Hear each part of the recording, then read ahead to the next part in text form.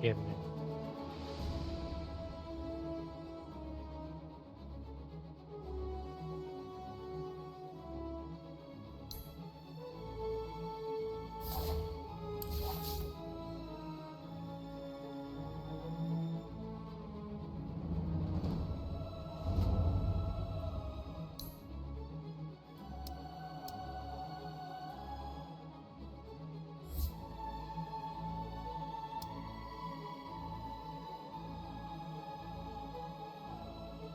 นะครับ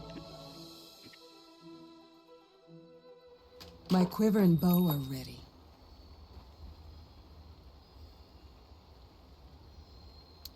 Forward, haste. All right, get ready.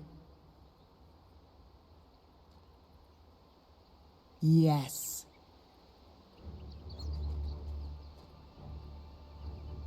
Silent as mist.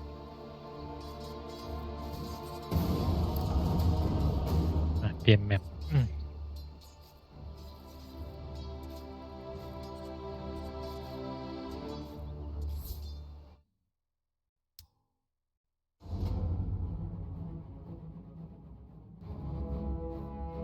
It's your band.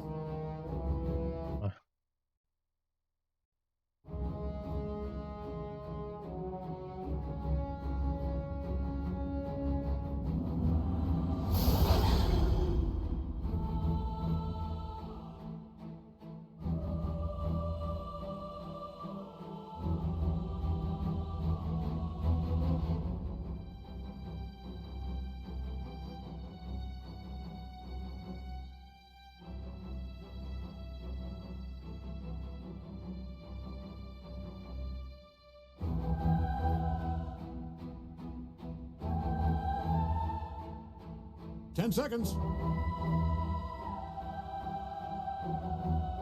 5 seconds.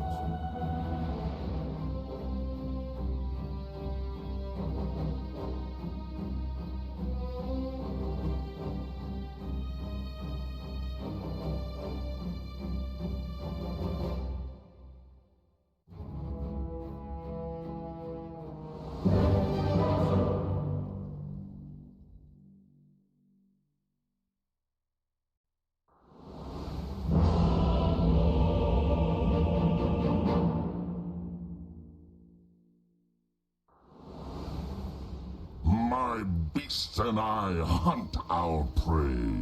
It's in the bag. All right, get ready. This way. Eita!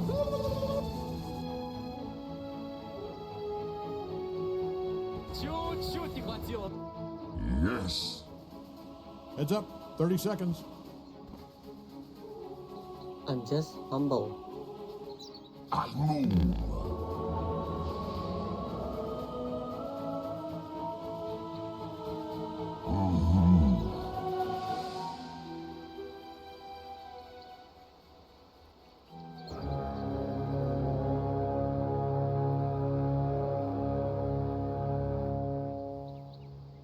On the Centaurs, track. wizards, Medusas.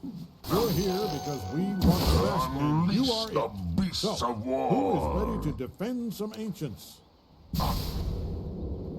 Whose spore is this?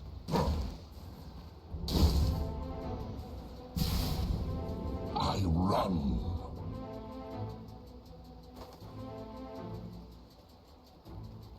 On the trail. แมปนี้ดูสะอาดตาขึ้นเยอะเลย I'm under attack. Fight or flight.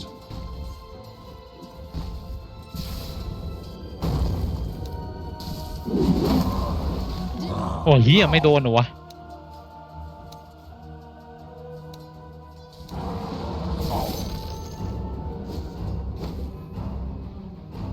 Can't evade me. To battle.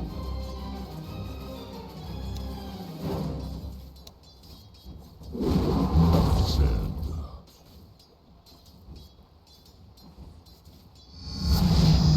Greater master.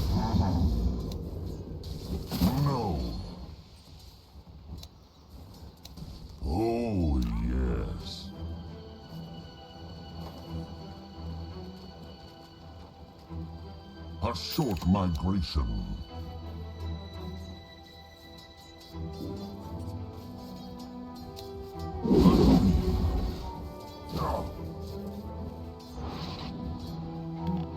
Oh, yes.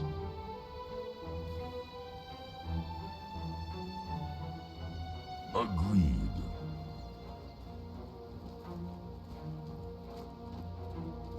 A short migration.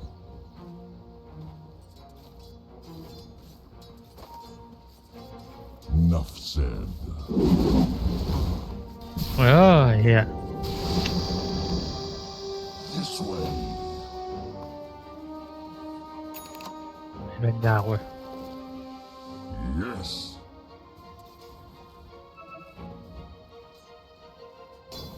On the track.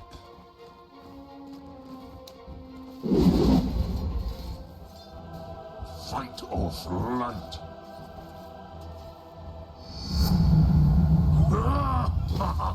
Attack.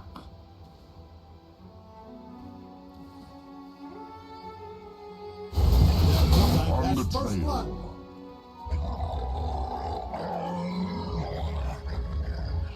Whose spore is this?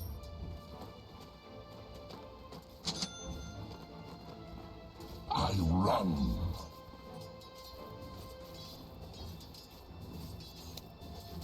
To battle. โอ้ยไม่ดู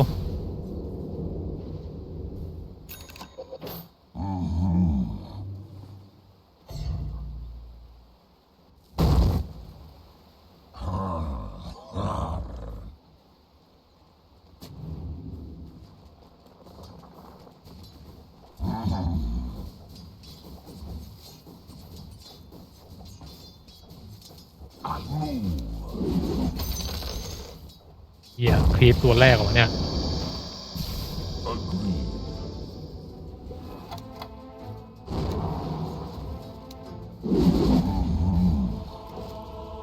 The middle tower is taking a beating. To battle. Don't get a big head about it. This But your way. structures are fortified. Your middle tower might need a little attention. I don't see the benefit of letting them kill your towers, but you're the expert.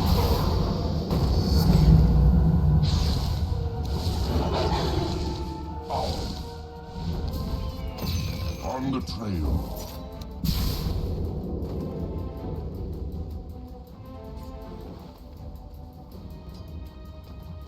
Fight or flight.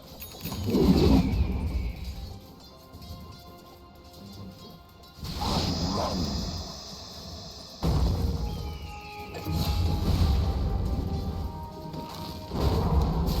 Explore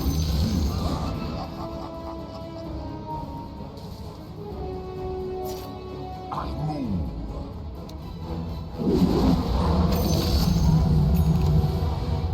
Nature takes its course.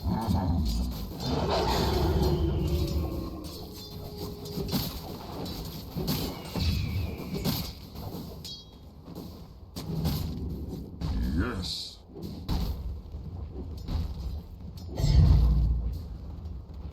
Enough said. Your middle tower is taking a beating. Yeah, I'd get over there if I was On the you. track. Your middle tower might need a little A attention. short migration. You know, just because your tower's being attacked doesn't mean it's not. It's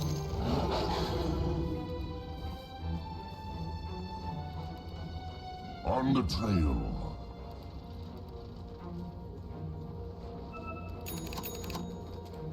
On the track.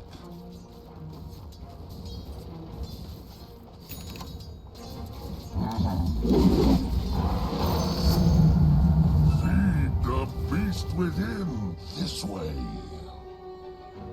ah, kill spree. Look at you go. Hacking at limbs, blood A spraying short everywhere. migration. Just adorable. I'll take that. Oh, yes.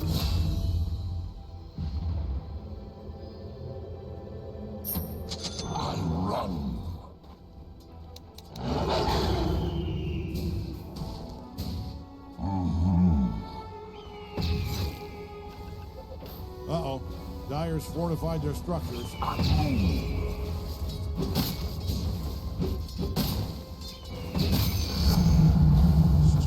Stronger! Agree. Yes.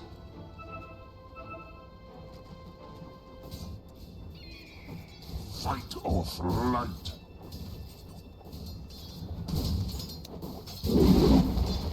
To battle.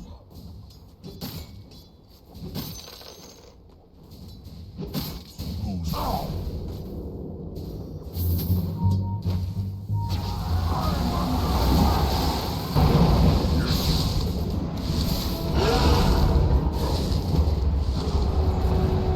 enough said.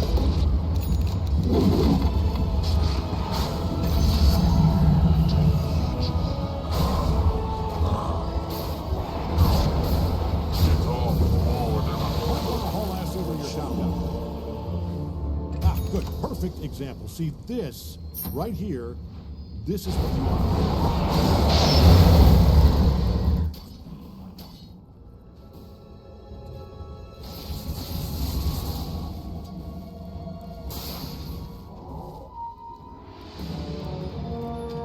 Hey, the top tower's under attack.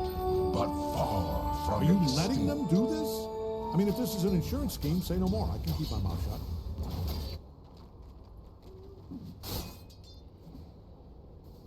Silence.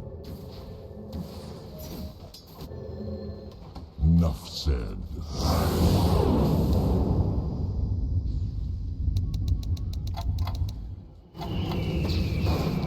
On the trail. Middle tower's taking a beating.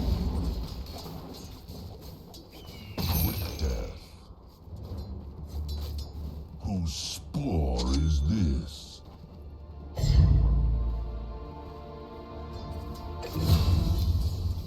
Oh, yes.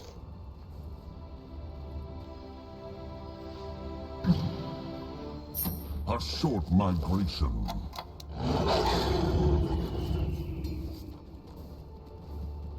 This way. My strength increases. On the track.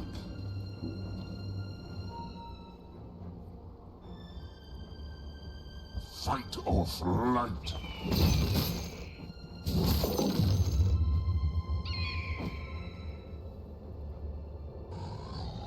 I run.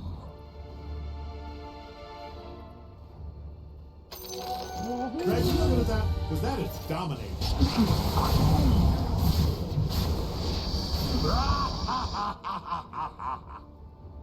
To battle.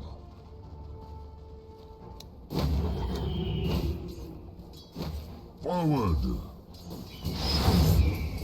Nature's bounty. I know my negative. And this is a negative.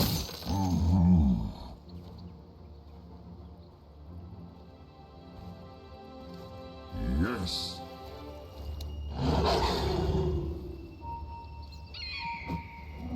Regeneration.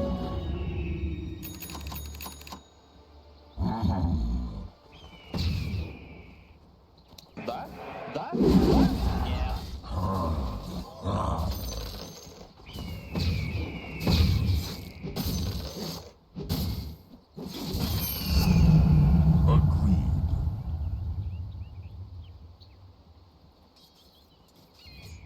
Agreed.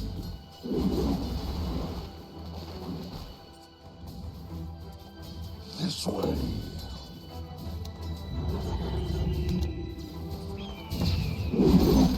You should pray. You are prey.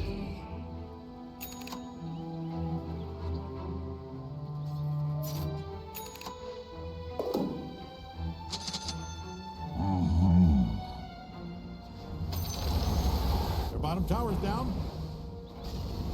Wait till they see what you have in store for an armor. Sicko.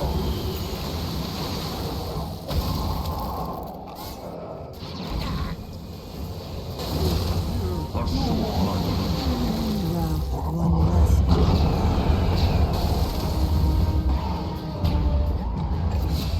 I run. You need your top tower? I'm only asking because it's being destroyed. Let's shake things up. Oh, yes. I'm not ready. Enough said.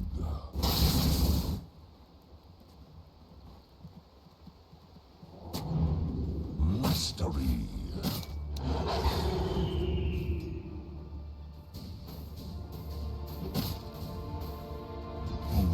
Dyer's fortified their structures. That's no good for us.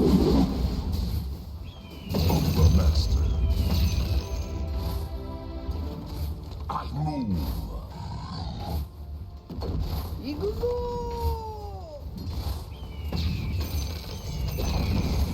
Nice. On the Their top trail. tower smashed all to hell.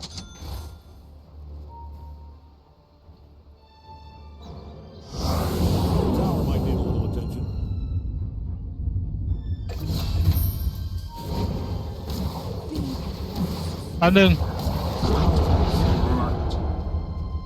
I don't like your odds here.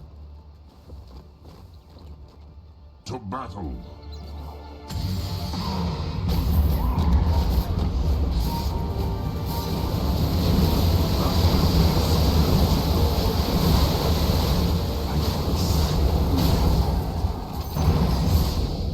Is silence.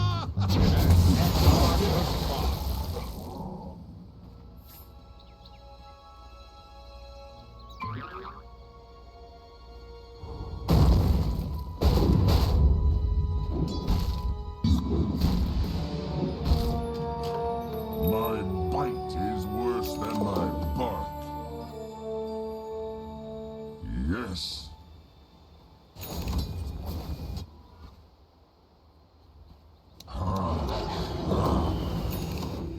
Might want to look into your bottom tower.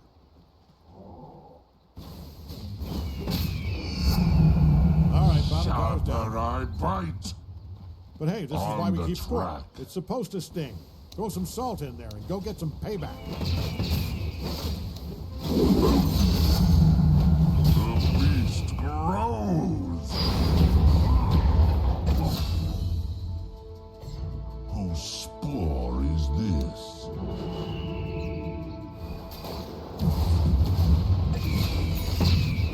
I'm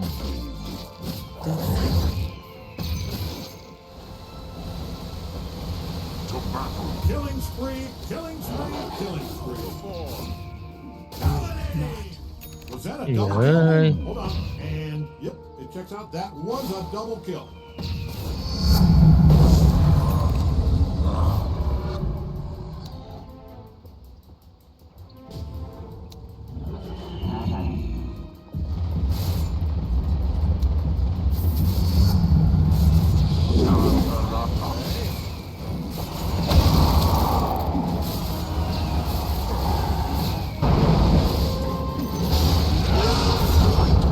I'm under attack.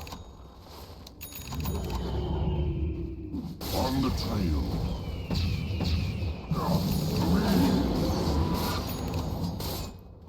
This way.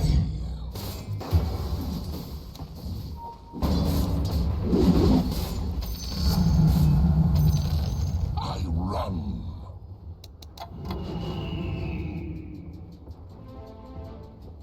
Oh, yes.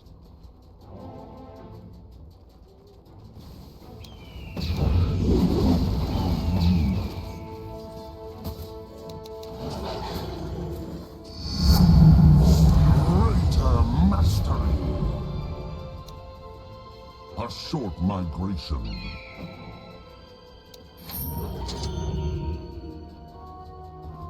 Yes.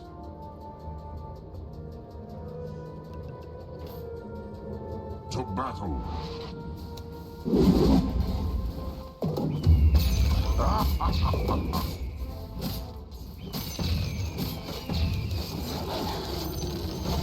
Not time. On the trail.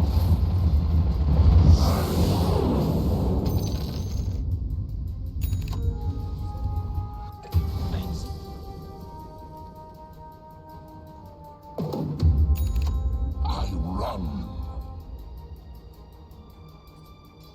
Not yet. Yes. You are killing it out there. Double killing it. We need a term for what you're doing. I move.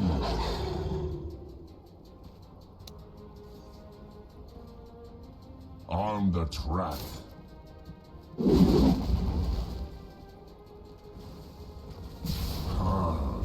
The tower's taking a beating. Oof, this is gruesome.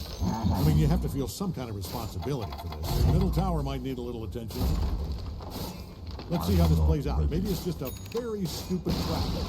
Bottom tower is no longer tip-top. It's just, well, it's just tipped. Do you need your top tower? I'm only asking because it's being destroyed. It is pretty fun, destroying towers. Your opponents must be having the best time up there.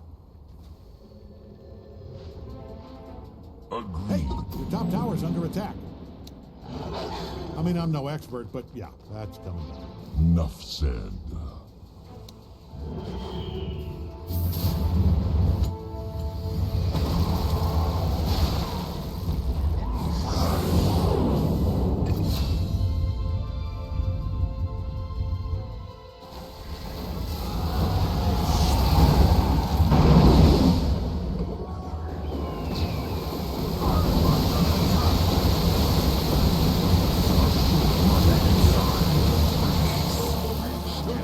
เฮียยังไม่ได้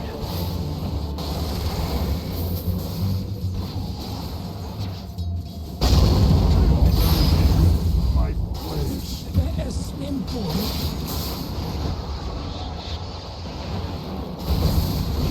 You are unstoppable. Full stop. Don't actually stop. Might want to haul ass over to your top tower. Yeah, เล่ that นไม่ได้ doesn't เล look ยเก good. มนี้ Oh, no, your top tower. Former top tower, I should say. Whew, this is trouble. Look at those structures. Woo, 45. Hey, your top tower is under attack. Oh, man, there they go. They are destroying the hell out of it. Might want to haul ass over to your top tower. Good stuff. Little towers. Sad. The top tower just fell over.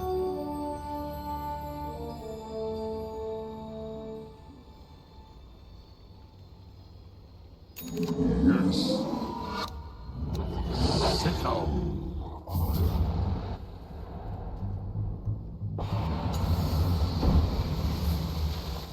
To battle.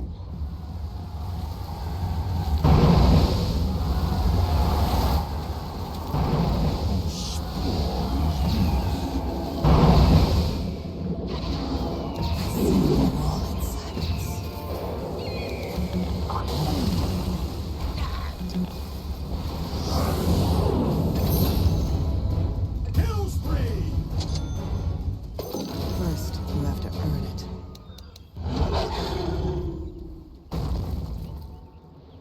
On the trail.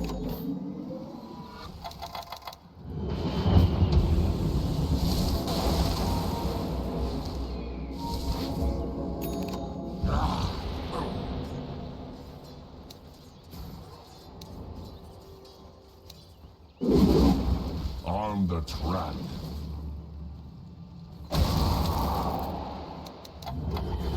Agreed.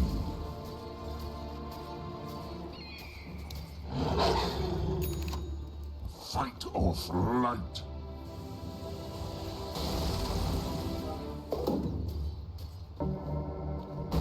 This way.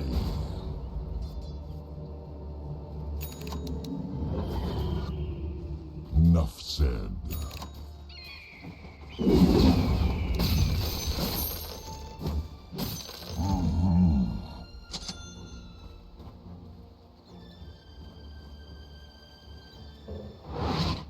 I run.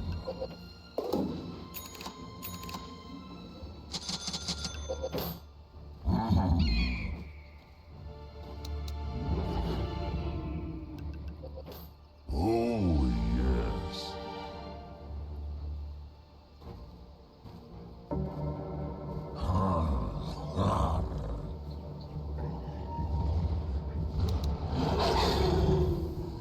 Might want to look into your bottom tower.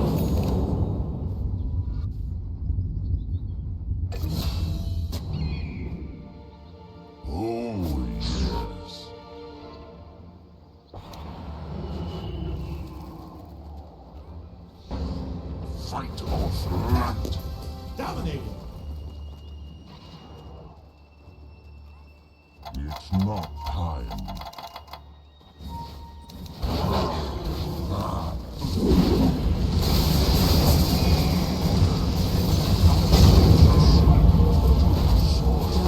Your mind for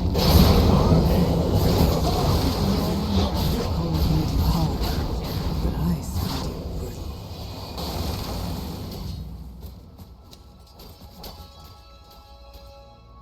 I think they found your top barracks. You fortified your structure.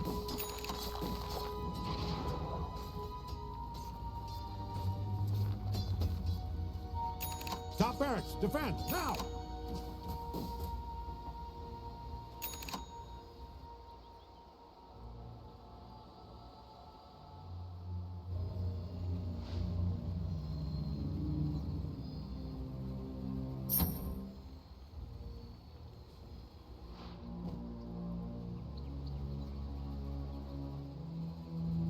No?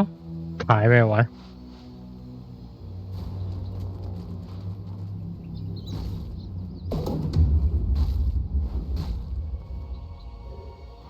shit อ๋อรวมแล้วนี่หว่า Can't fence me in. On the track.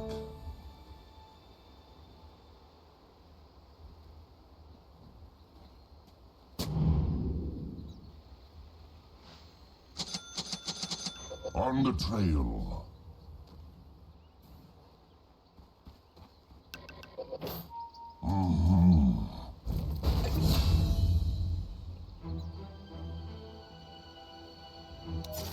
Get to me.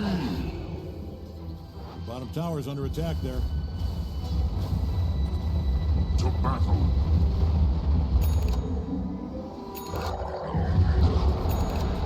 Spore is this.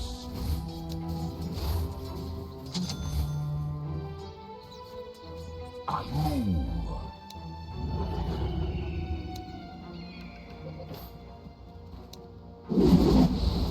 On yourself.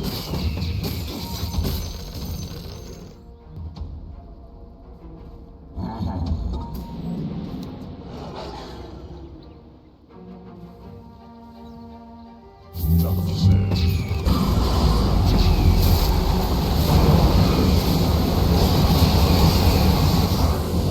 Good work down there. Also, just so you know, I have called the police.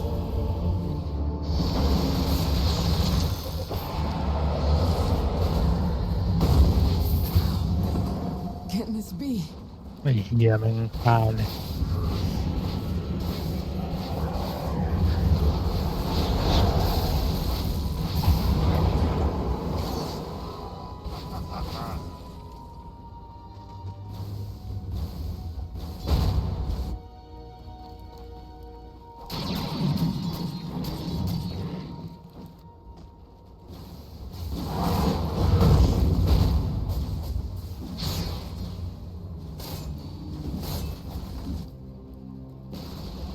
Break time's over. They're at your middle barracks. Middle barracks, gone, destroyed. Great work! Wait, now good news, you have the final destroying your barracks. Bad news, it used to be your middle barracks.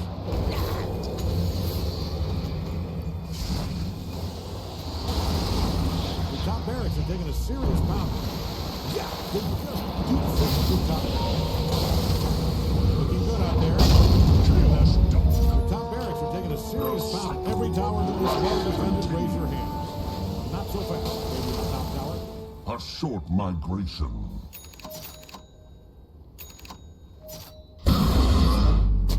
Agreed.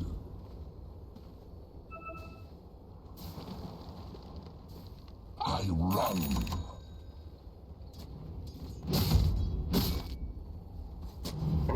Oh, yeah.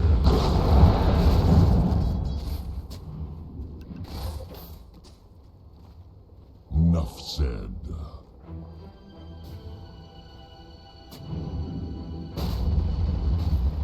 Agreed. To me.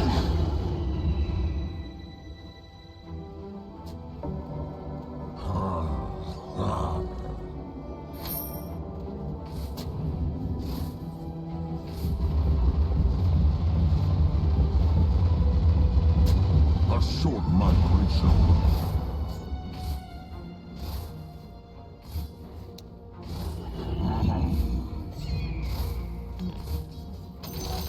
Yes. The mauling.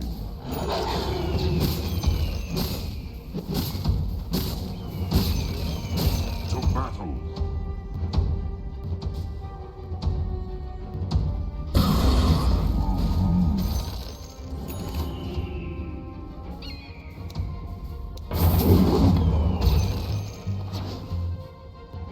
I move.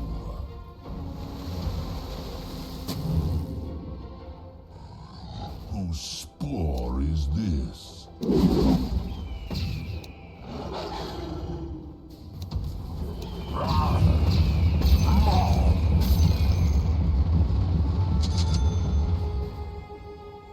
Fight or flight.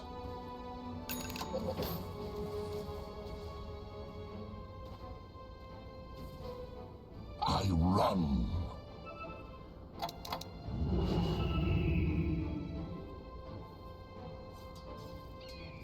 On the track.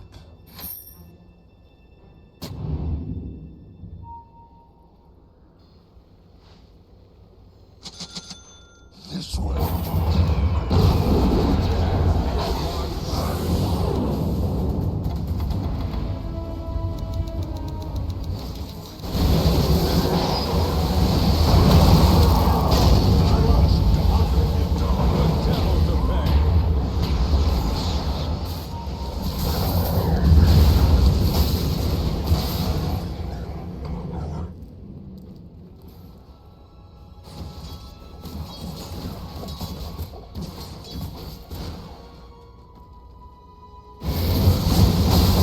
So safe harbor, eh?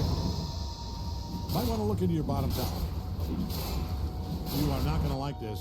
They are really tearing that thing to pieces. Bottom tower is under attack there. I have good news if you hated your bottom tower. Great news, in fact. เล่นไม่ได้เลยเหี้ยเกมนี้ Might want to look into your bottom tower.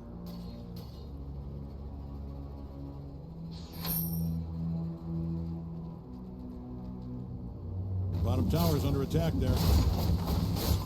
Look, Greg called the cops, and apparently assaulting bottom these towers is bit the not a crime. So you're going to have to handle this yourself. When you can get to it, your bottom barracks is being dismantled. Bottom barracks, genius.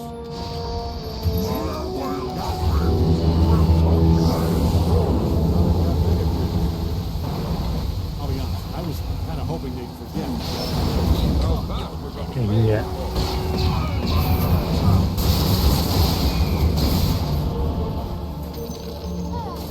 Your middle tower might need a little attention. Wow, that thing can really soak up some water. เล่นไม่ได้เลยเหี้ย Your middle tower is now past tense. Your middle tower is taking a beating.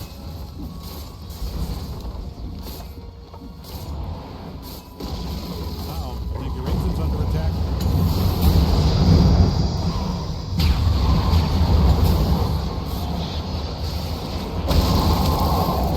Kill spree. What a punk.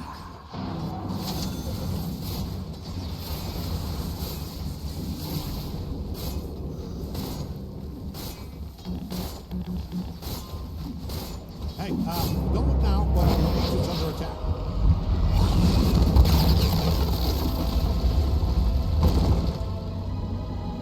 Defeated.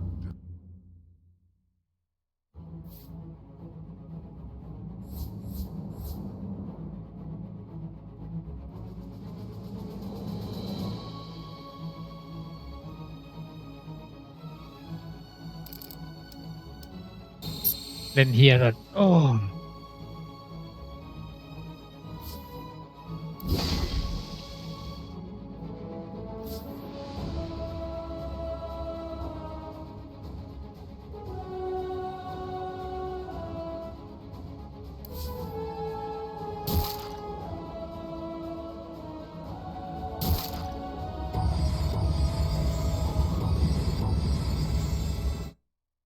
เล่นแย่สัส เออเล่นไม่ได้เลยเกมเมื่อกี้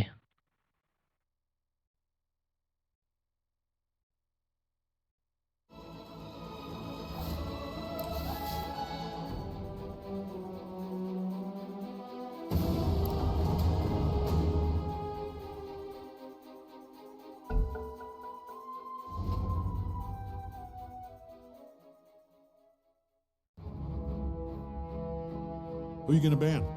Oh, how about that 5 one? seconds. I've heard things about that one.6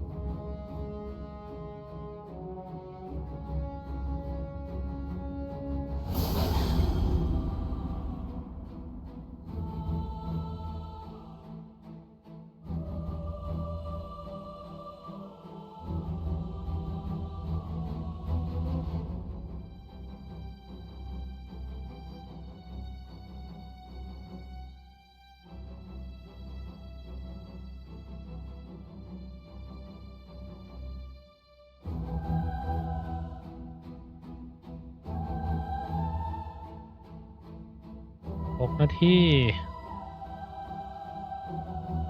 5 seconds.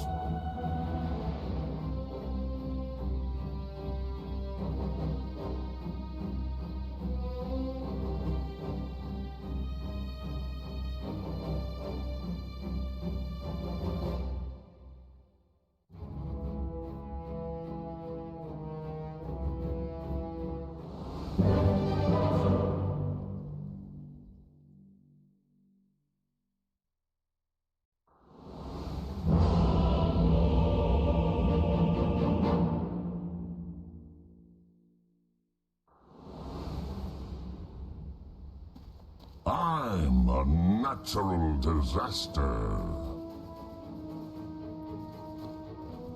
All right, get ready. It's in the bag. Yes.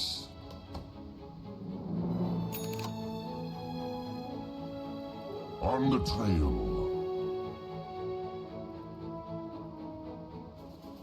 All right, gang, 30 seconds.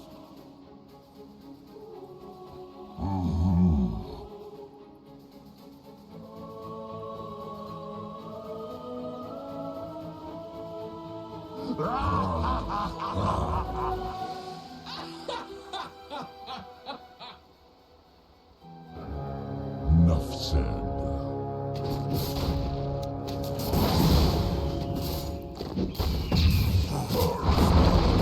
In the bag the moment I want. Beasts of war. First blood, as indeed I am first in everything.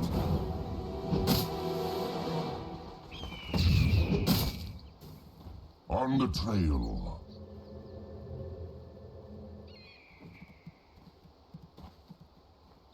To battle.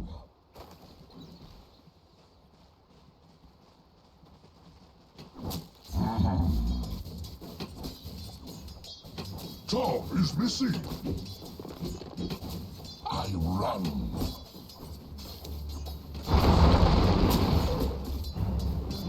I move.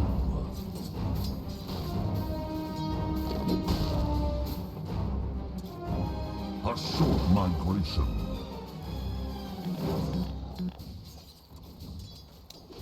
Sickle.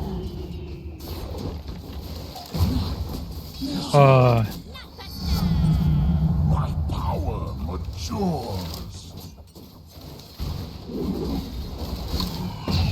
Oh, yes.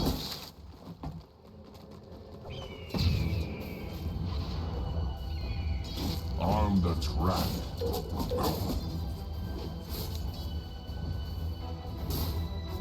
Fight or flight.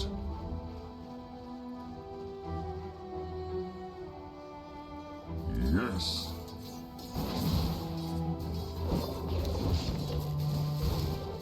Explore indeed.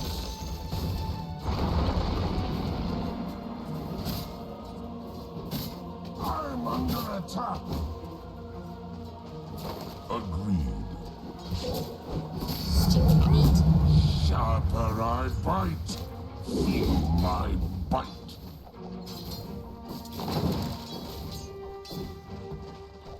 This way.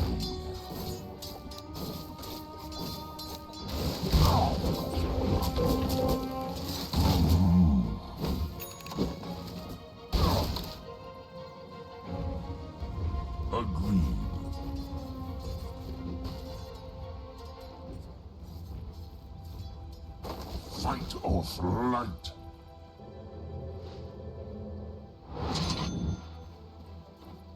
On the track.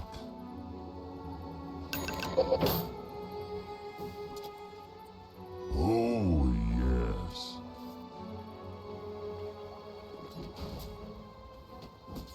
I run.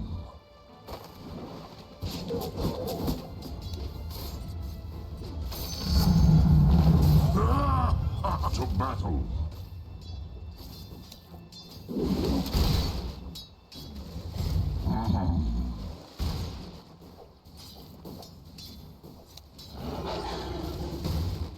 Yes.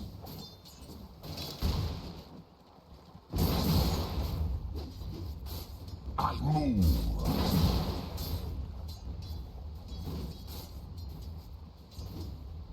On the trail.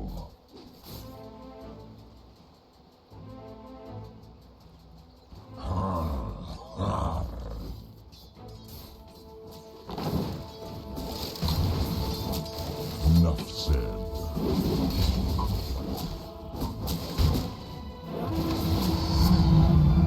My strength increases. Limber up. They've fortified their structures. I'm under attack. A short migration.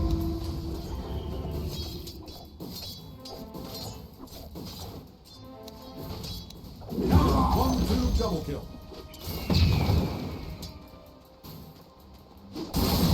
A short migration. Do you need your top tower? I'm only asking because it's being destroyed.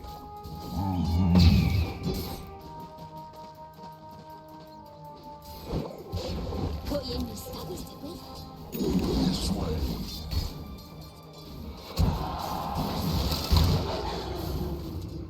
On the track.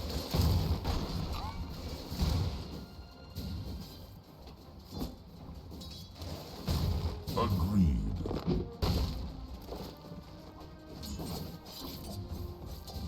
Whose spore is this?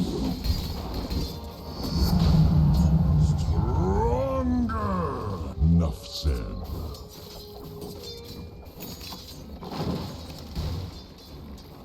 I run. Oh shit. Yes. Thanks.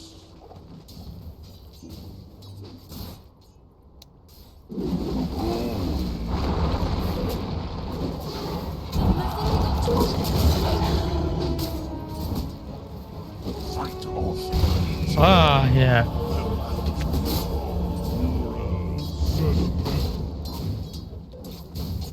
Your middle tower's taking a beating. I wouldn't worry about it though. It's not so. That looks pretty bad.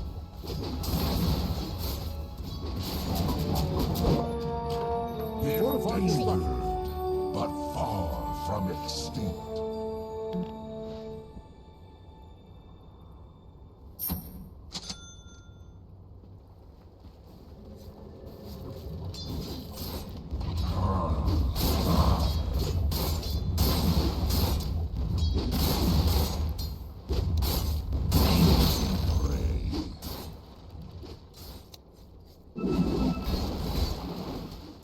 On the trail.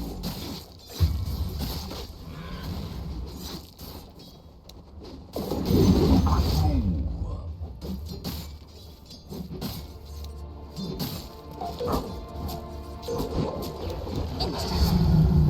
Greater mastery.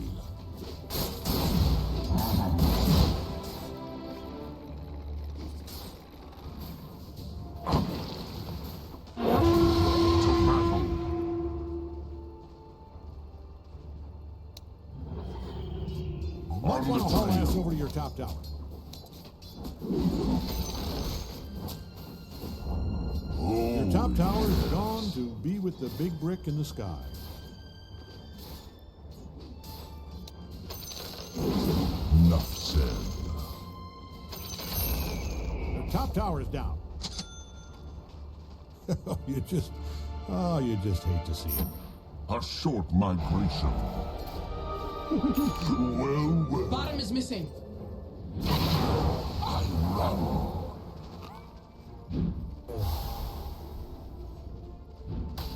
Uh-oh. Radiant fortified their structures. Not yet. Feed the beast within. Lord, don't put me. Battle.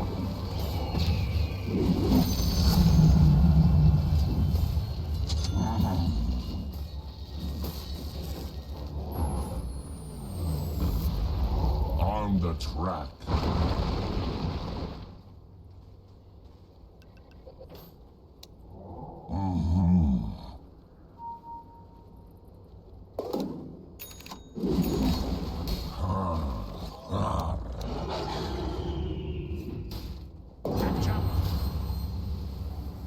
Yes. It's not time. I move. The time. Healing and harm. That's the formula. Fight or flight.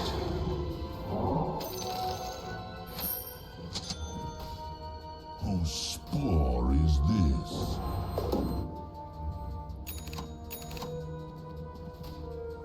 Agreed.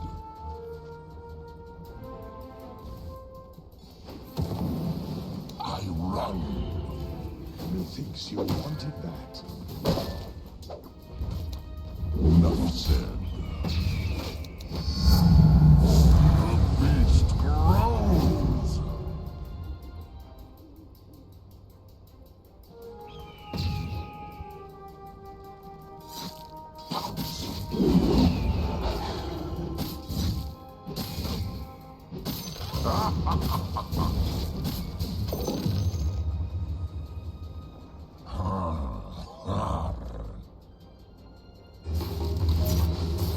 Hey!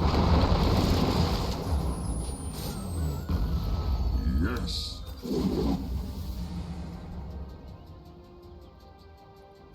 I move.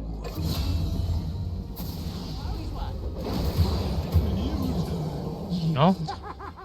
Whose spore is this?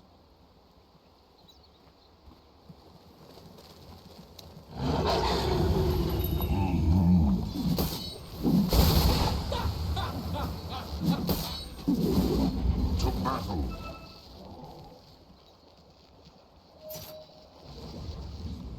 On the Might train. want to look into your bottom tower. You people, I'm using the term loosely here. I know you're probably a bad or a robot made out of fairy water or whatever. But you people need to handle this, and I mean yesterday. Fight or flight.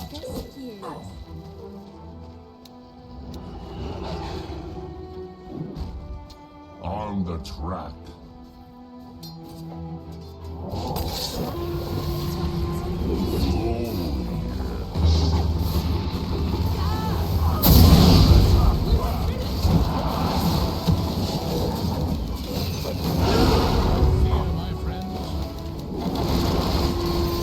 A short might.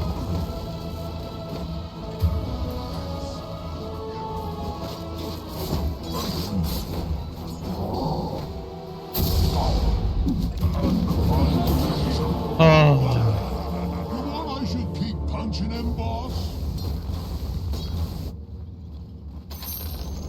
Ha! Their middle tower is down. Bottom tower is under attack there. Ah, it'll be fine.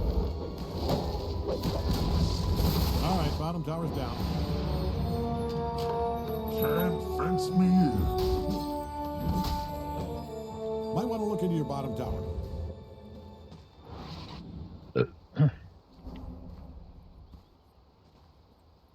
I run.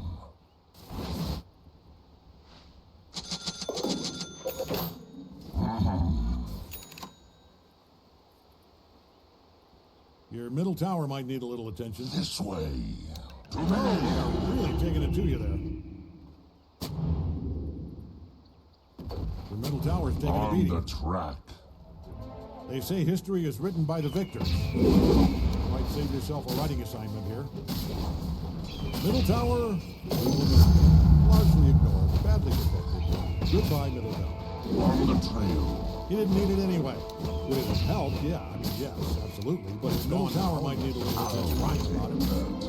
That thing is getting stomped on so hard it's going to turn into Fight wine. off right.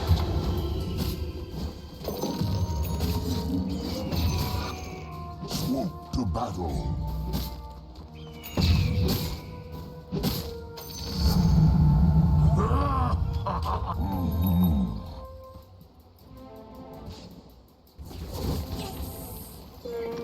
Agreed. Whose score is this?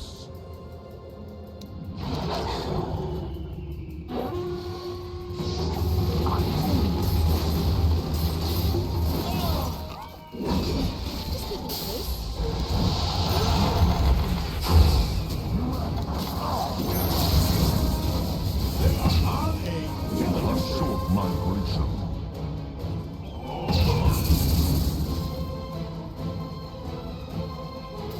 Oh, yes.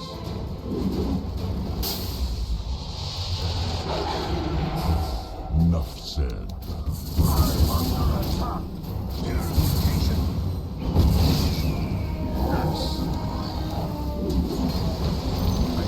Tower's taking a beating. Easy. Kill spree. Not what is this? Your middle tower might need a little attention. Are you letting them do this? I mean, if this is an insurance scheme, say no more. I can keep my mouth shut.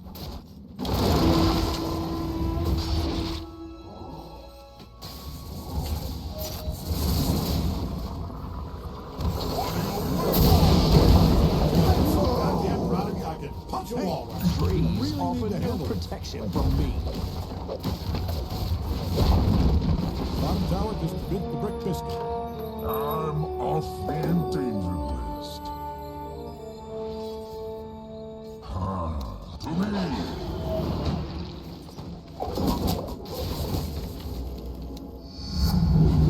To battle.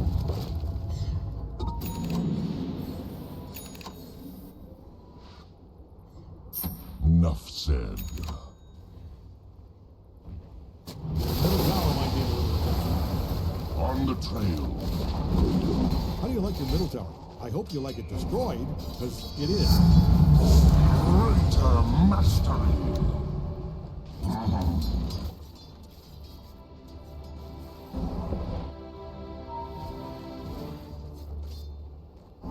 Whose spore is this?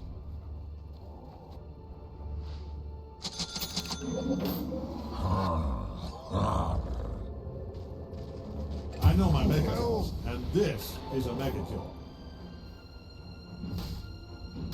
A short migration.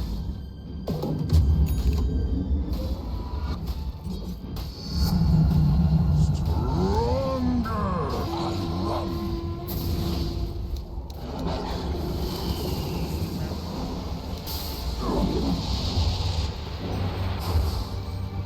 Fight off light.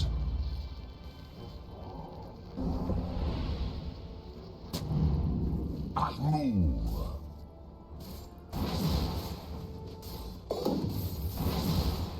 On the track.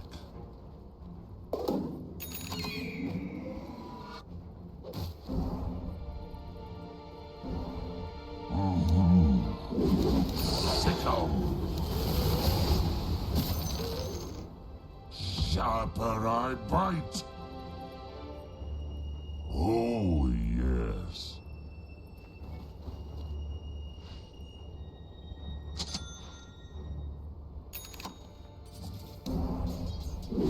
Yes.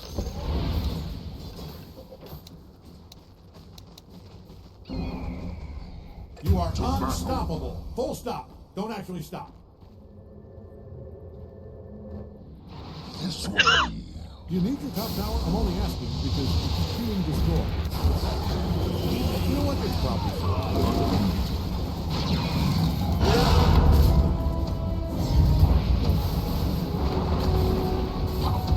Hey, the top tower's under attack.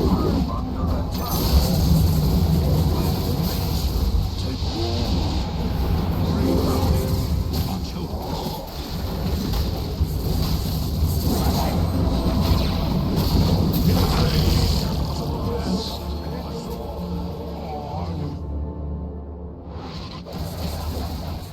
You need your top tower? I'm only asking because it's being destroyed.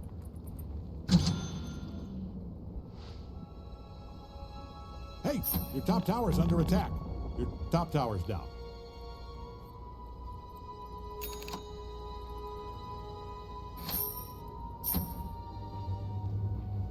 Might want to haul ass over to your top tower. I wouldn't just ignore this. You gotta show these idiots who's boss, or they'll never stop bullying the poor tower. Top tower's down. Man, we are in trouble. Yeah, just deep six to your top barracks. Every tower that was well defended, raise your hand. Not so fast, Radiant's top tower.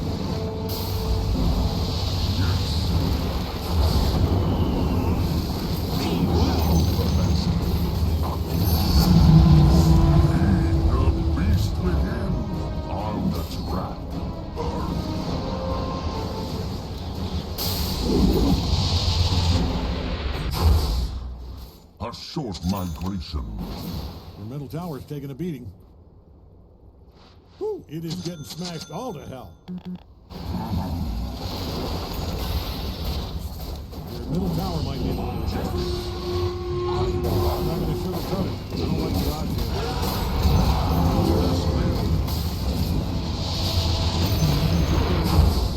To battle. It's the mission.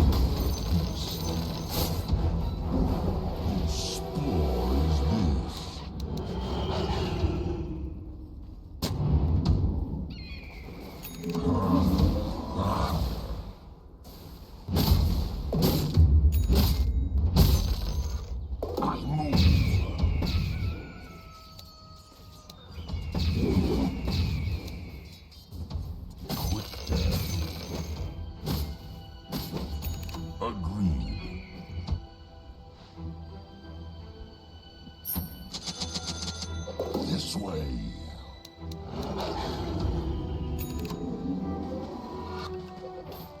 Enough said.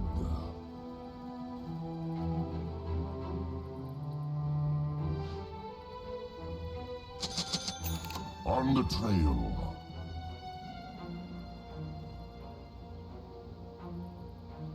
Fight or flight.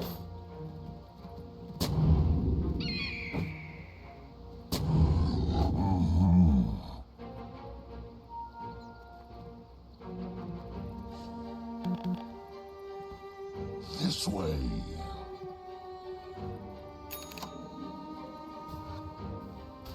Whose spore is this?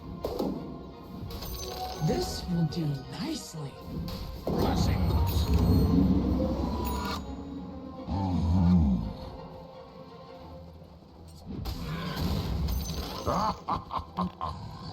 I move. Might want to look into your bottom tower. I wouldn't sweat them. These things are built to take a lot of punishment.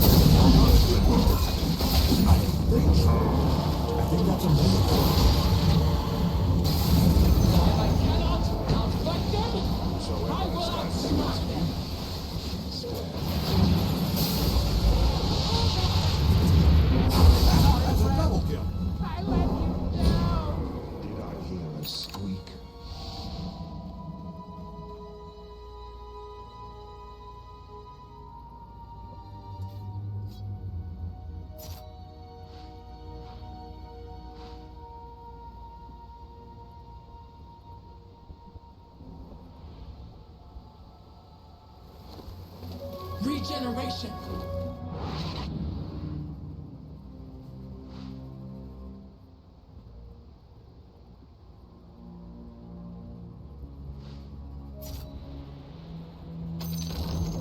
Great, their bottom tower's all busted up.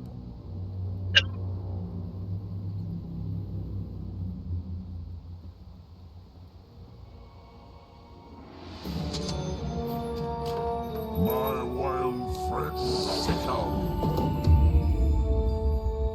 A short migration.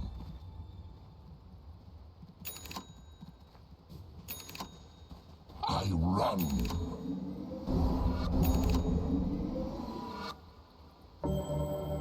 Yes.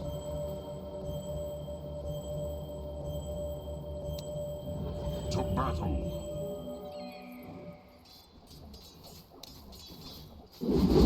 I'll take that.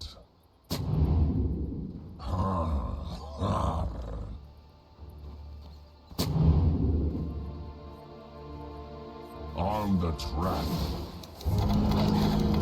I am immortal! Fight or flight.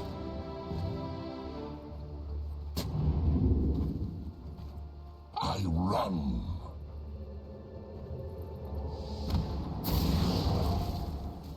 I stalk.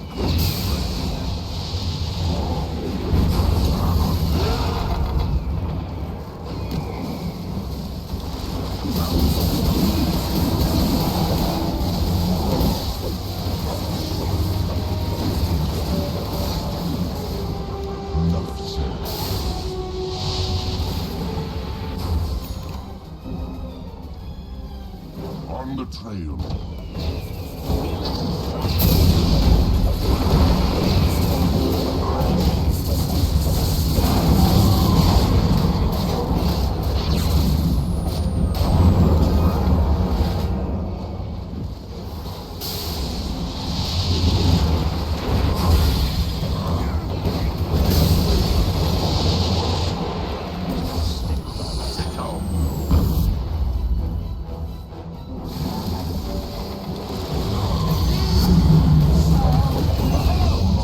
Double kill. Middle tower's taking a beating. To battle. I knew we'd see a domination today. It's like watching a lion take out middle tower might need a little attention. Agreed. Middle tower's taking a beating. I'm under attack. Maybe don't let it do the Fight middle or tower's down. flight.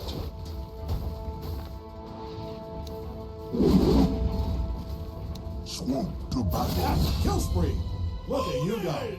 Hacking at limbs, blood Not spraying everywhere. A short migration.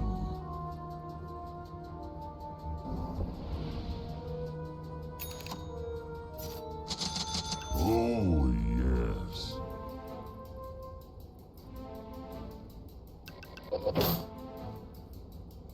I move.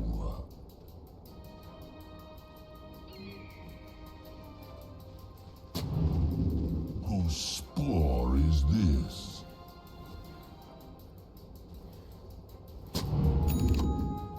This way.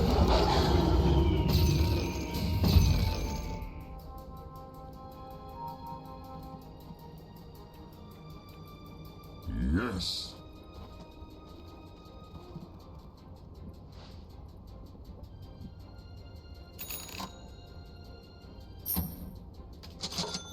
On the trail.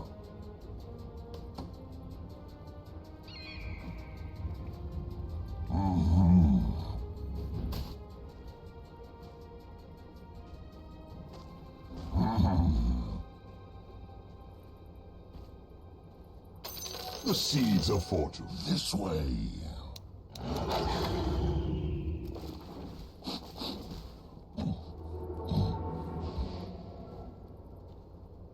Agreed.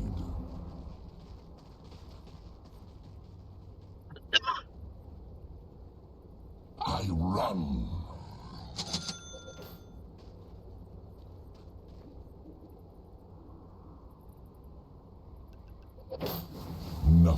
said.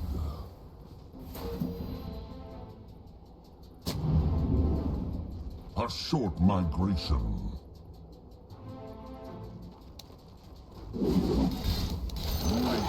Out. On the track.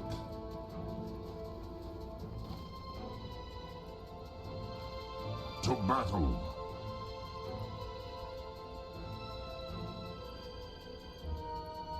I move.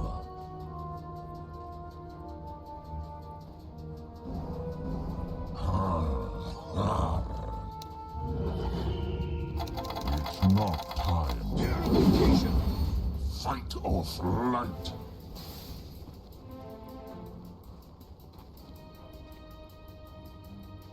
Whose spore is this?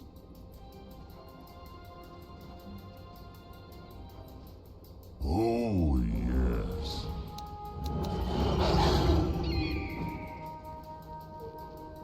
Oh, yes.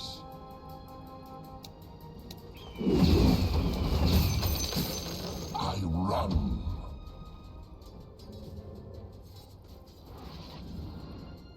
On the trail.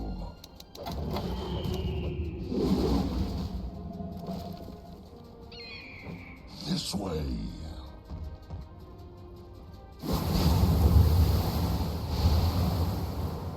A short migration.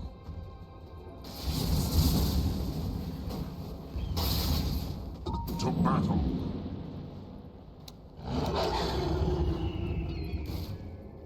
I move.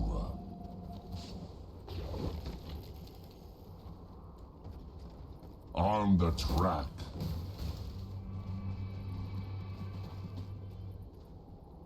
Whose spore is this? Not yet.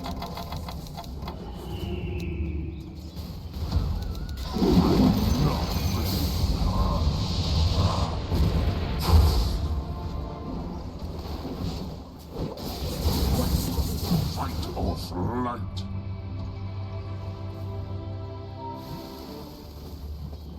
Enough said.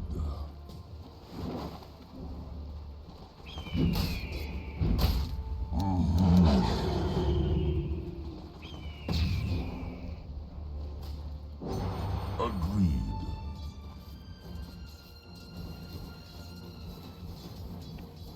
Yes.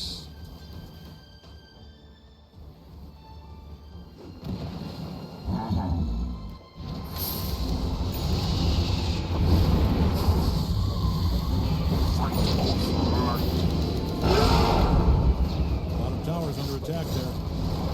Good news. Great news. Also, we're going to take on the bottom barracks. Middle barracks. Good news. You have a pile of bricks. Middle barracks. That dog used to be your. Hate to break this to you. They've got mega bricks.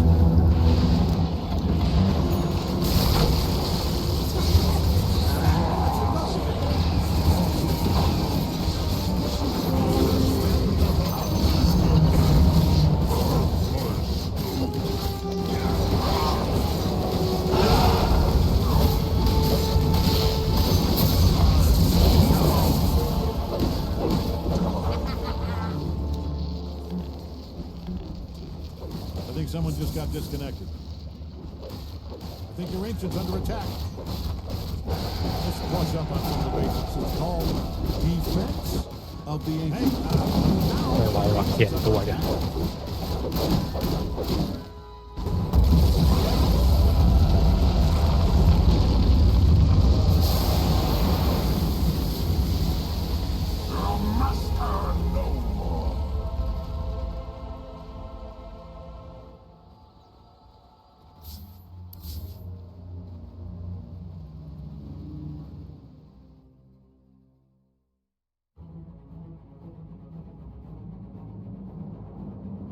โอ้โนแพ้ไป2 เกมรวดวันนี้เล่นไม่ดีเลย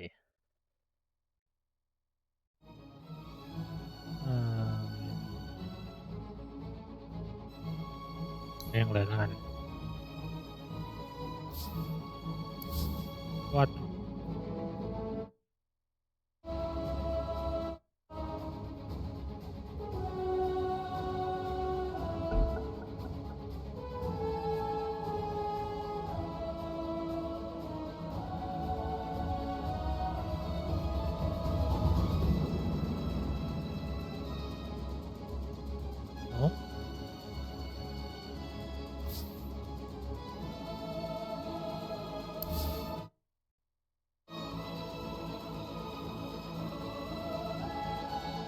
ไม่ไหวยอมแพ้ดีกว่า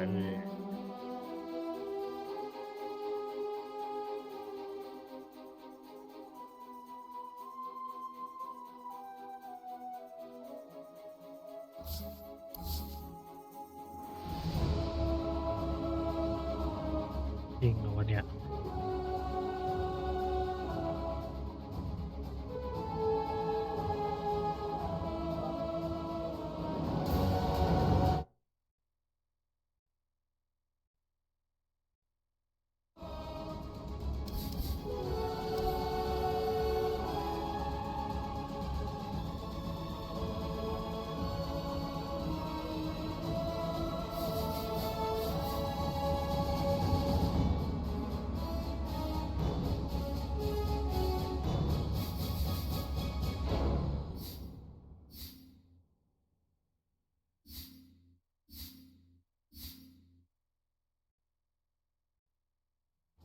ครึ่งชั่วโมง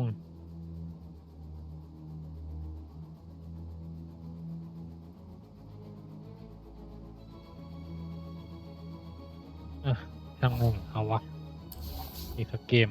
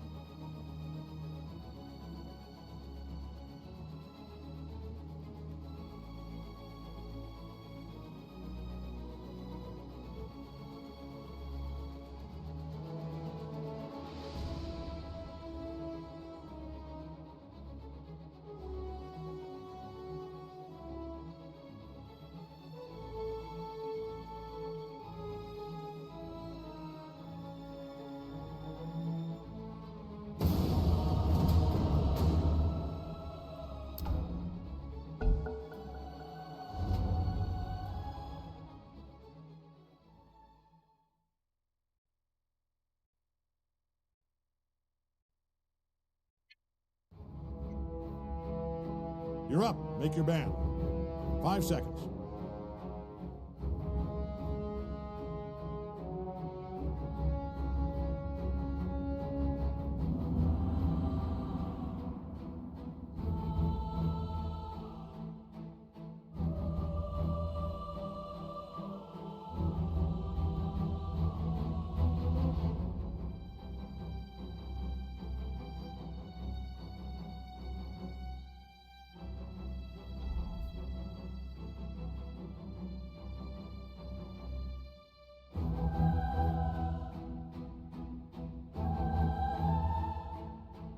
We're 10 seconds out. Plenty of time to tell an announcer you love them if that's what's in your heart. 5 seconds. 4, 3, you get it.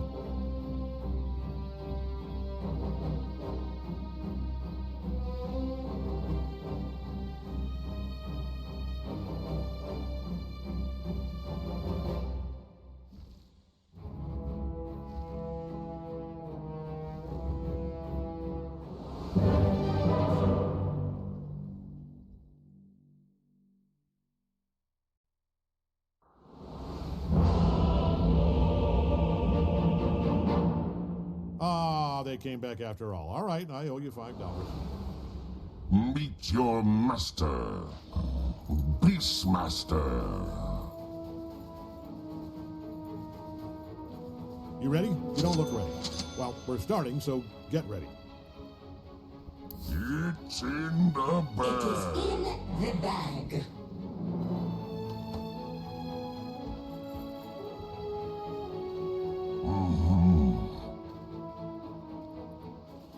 All right, everybody, 30 seconds. 30 seconds to showtime, folks. Let's see those game faces. Not you. You just don't make any faces. On the track.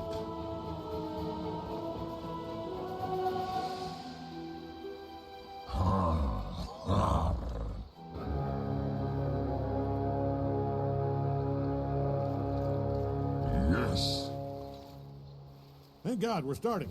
The main event. Big dance. The sport of Oh. killers. Unleash Field of the dreams. beasts of World war. of war. All right. Bloodsport.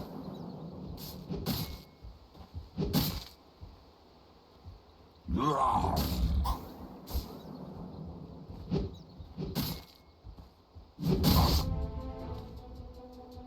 I run.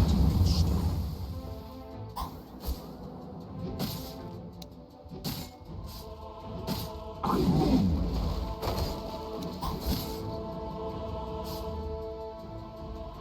To battle.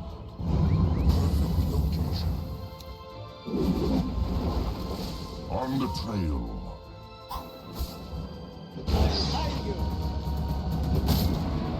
Feel my fight. Enough said.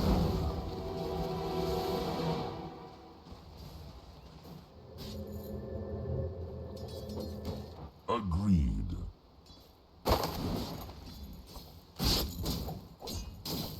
Whose spore is this?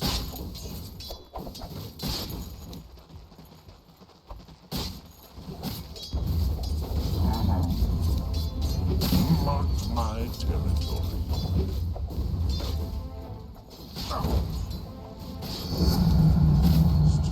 Stronger!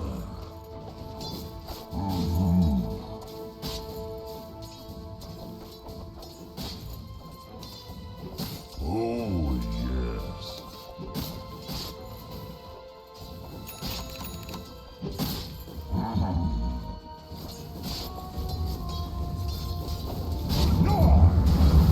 This way.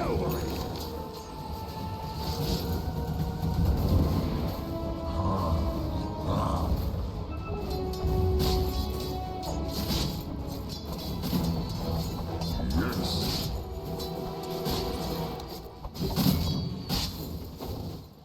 Caught your scent. On the trail.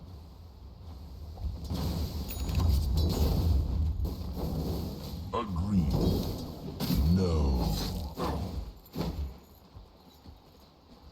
I run.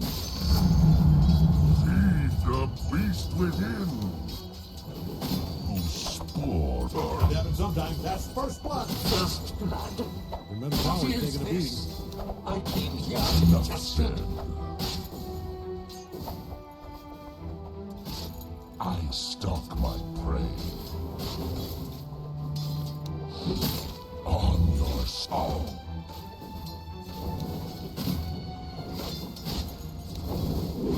A short migration.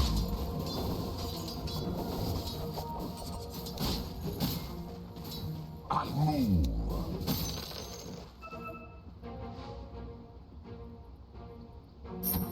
On the track.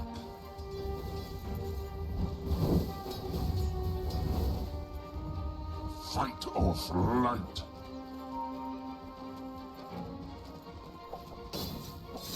To battle.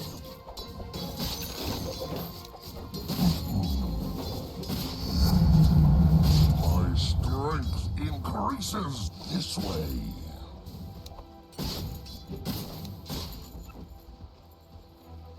On the track.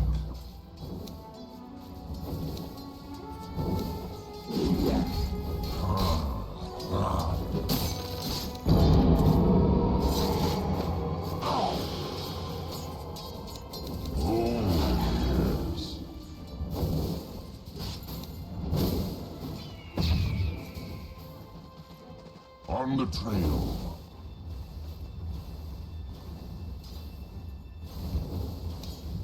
Enough said.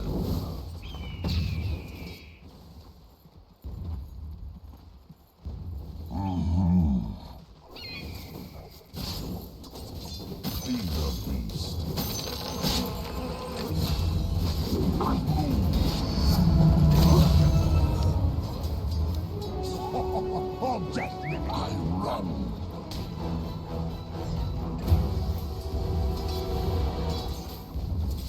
Fight or flight.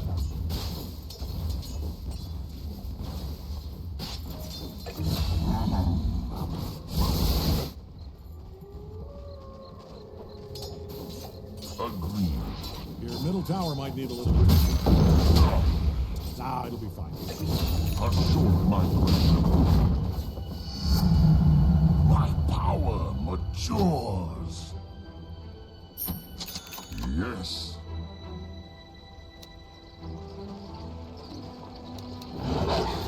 To battle.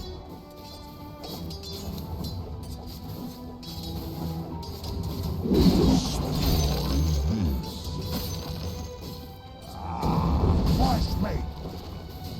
Overmaster. I run.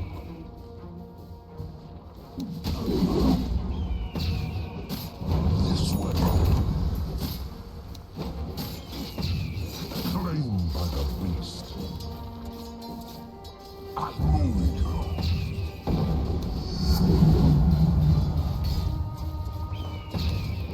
Whose spore Killing spree, killing spree, killing spree. heist.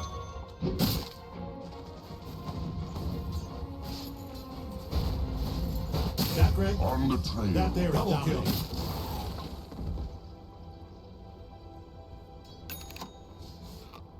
Missing bottom.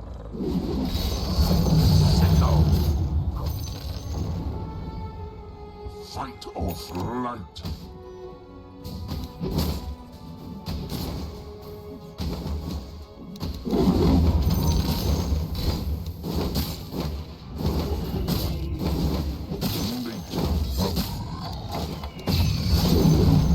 The Mauling.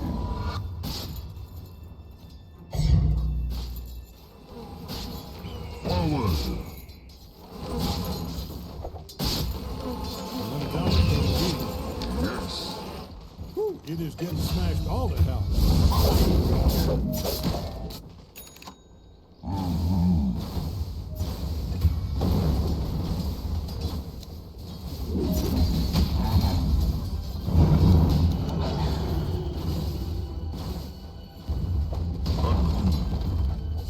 Here might need a little attention. Hey, you really need to handle this. The middle tower's taking a beating. Enough said.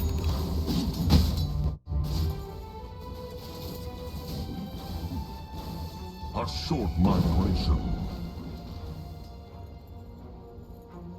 Not yet.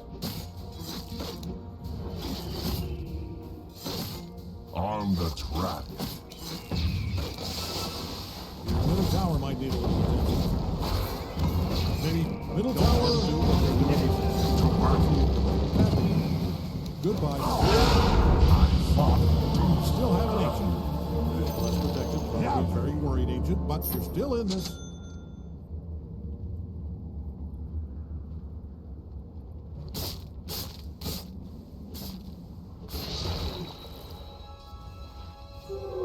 Invisibility?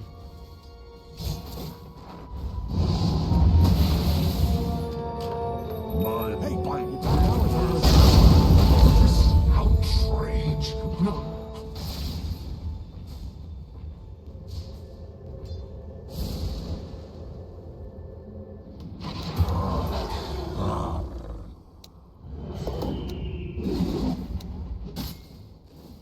Bounty for your hide. Missing bottom. On the track. The beast grows.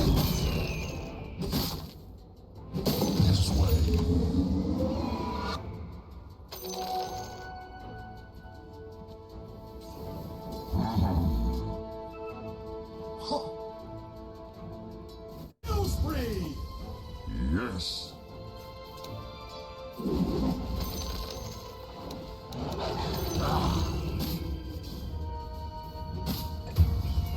Look at you down there. You are dominating. Double kill. I'm so goddamn proud of you. I can punch a wall. That was a double kill.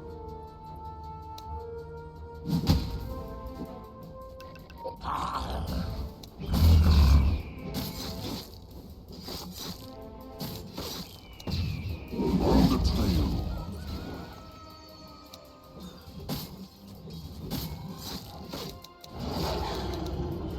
Might want to look into your bottom tower.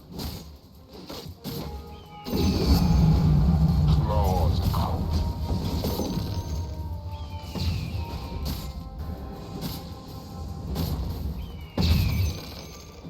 I move.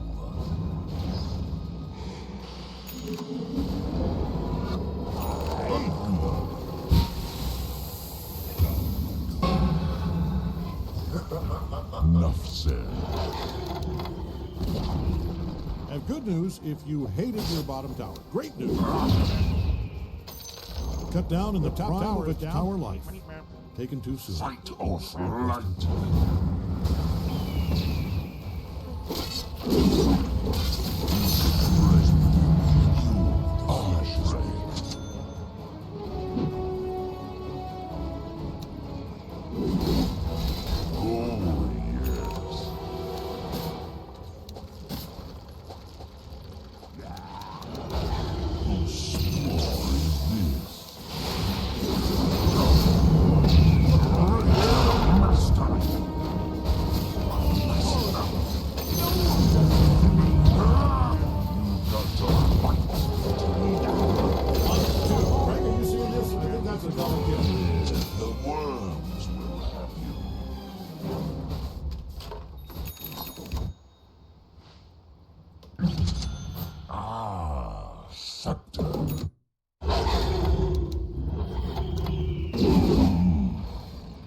Limber up. They fortified their structure.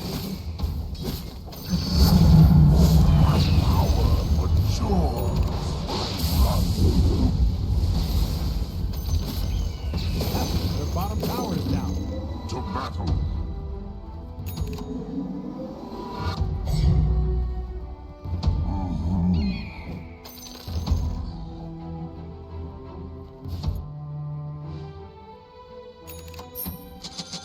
This way. Do you need your top tower? I'm only asking because it's being This should make destroyed. my life easier. Agreed. I'm not going to sugarcoat it. I don't like your odds here. Might want to haul ass over to your top tower.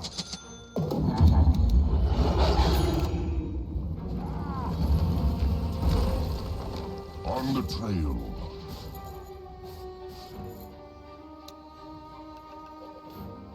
Yes.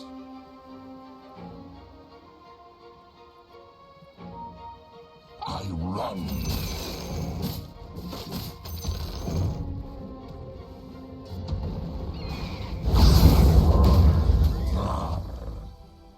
Is it a regicide?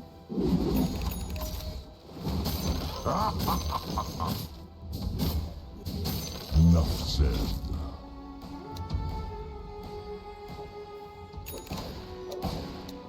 A short migration.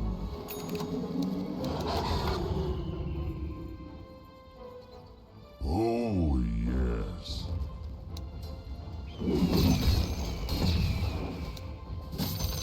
Fight or flight.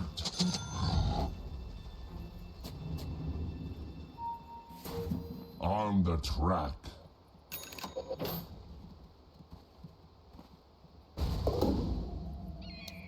Hey, your top tower's under attack. This. I wouldn't sweat it. These things are built to take a lot of punishment. Well, maybe not that much. To battle. You need your top tower to hold this.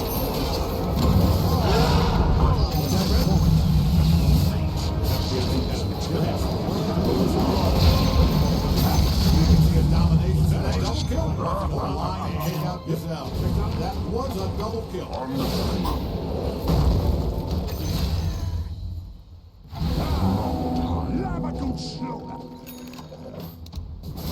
To battle.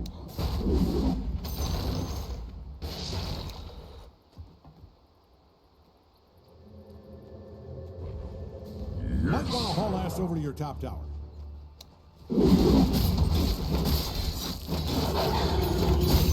one life spent stronger.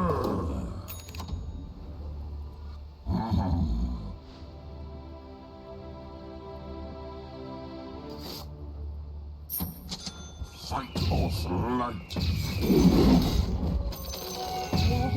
Middle tower might need a little attention. Are you letting them do this? I mean, if this is an insurance scheme, say no more. I can keep my Not mouth. time. I run.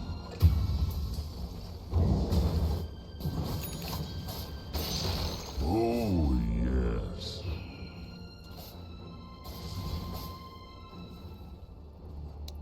I move.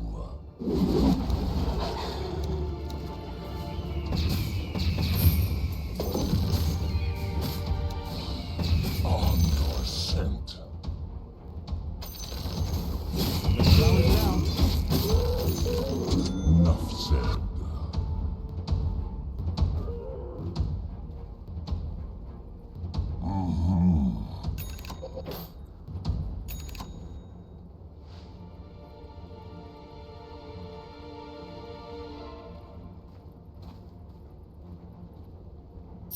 On the track.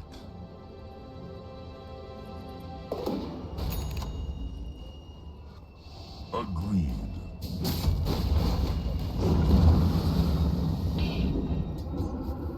This way.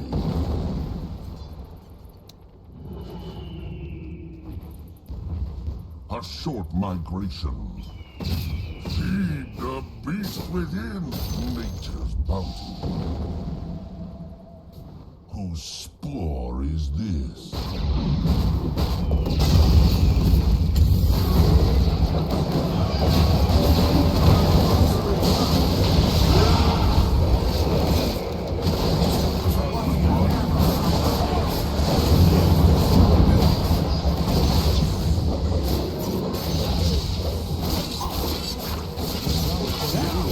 Textbook double. I mean, I'm no expert, but yeah, that's coming. Kill spree.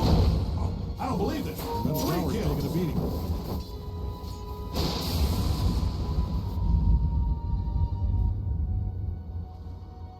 Your middle tower might need a little attention. Ah, good. Perfect example. See, this right here, this is what you want to avoid. Your middle tower is taking a beating. Trust me!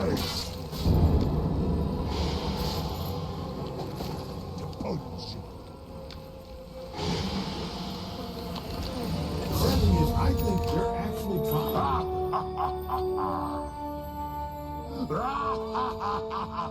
Move.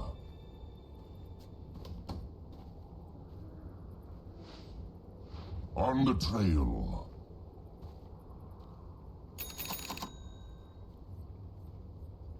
Uh-oh.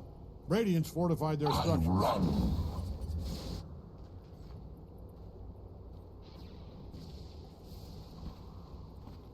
On the track.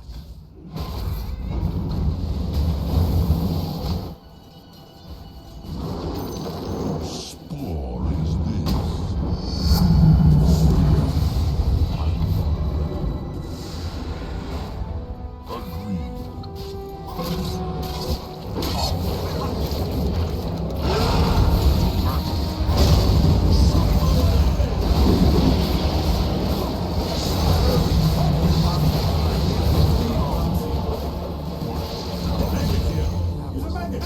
Double kill.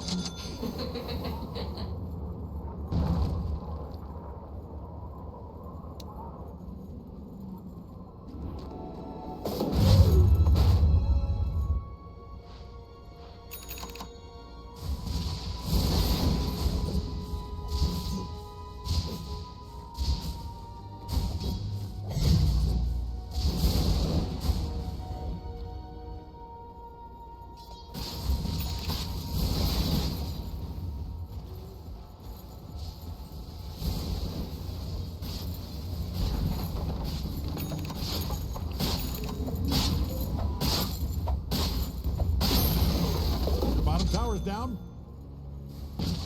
It was standing, it stood, you smashed it. Sunrise, sunset. It's the circle of life. Can't fence me in.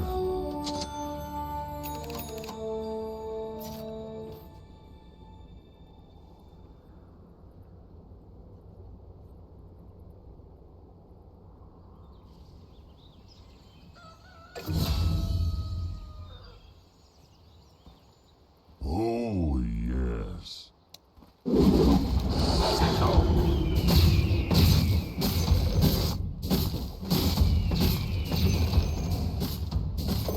A short migration.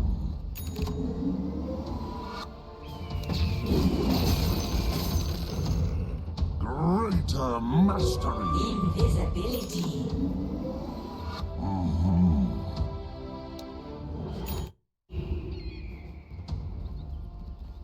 Yes.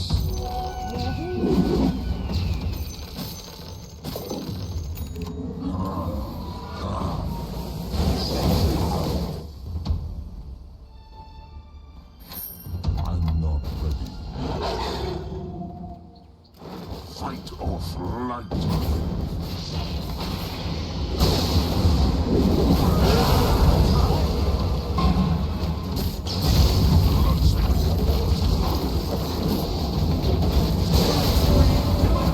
Killing spree. Enough said. Be a beast.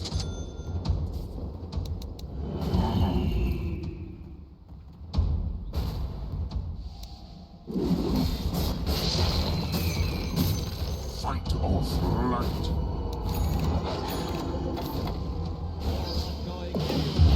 Not time.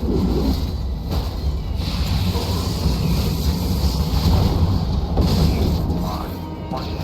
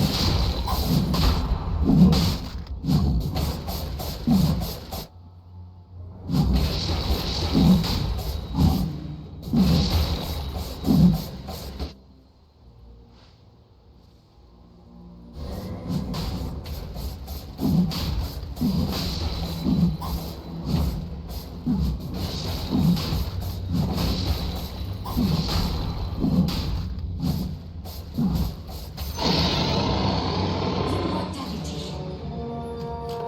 Endangered, but far from extinct. Enough said.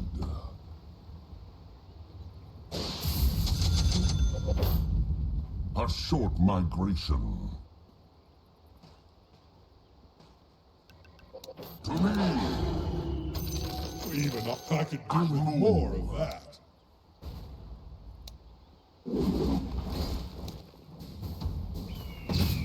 I'll take that. On the trail.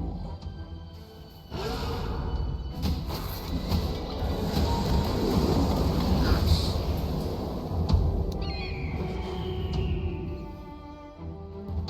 I run. To me. Spore is his. The beast grows. To battle.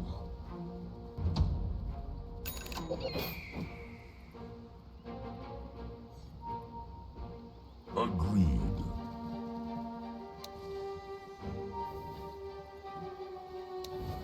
The tower might need a little attention. Sicko. Oh, yeah. I'm under attack.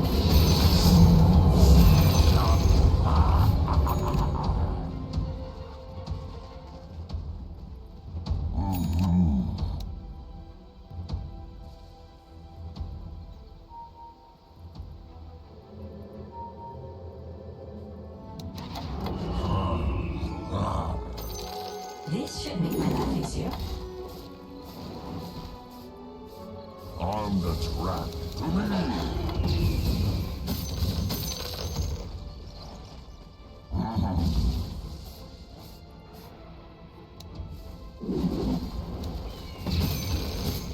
To battle.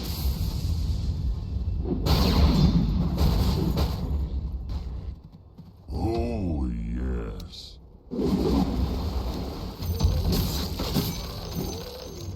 Agreed. It's not time.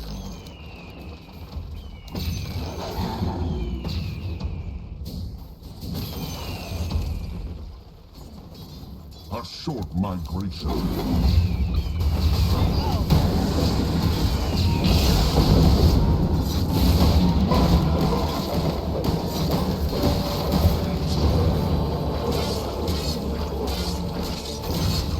You are unstoppable. You cannot be stopped. That's what that means.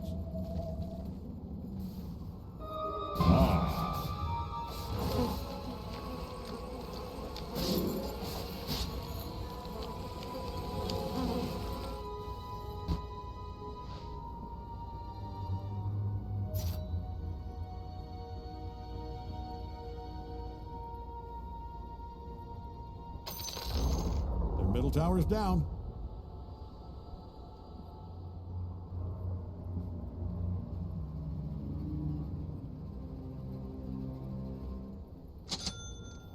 Ah!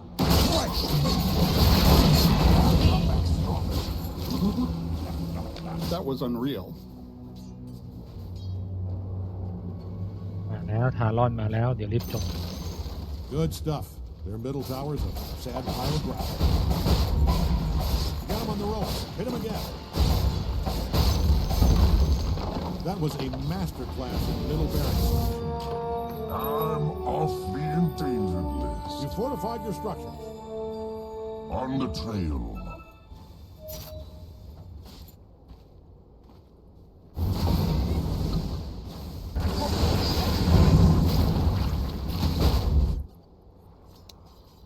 I run.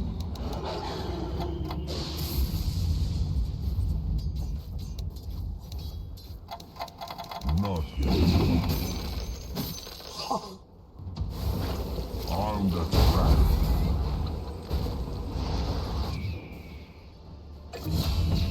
I thought I was excited before. You are killing it now. A kill spree term for what you're doing.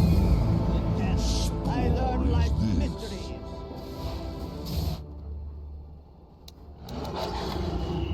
I move.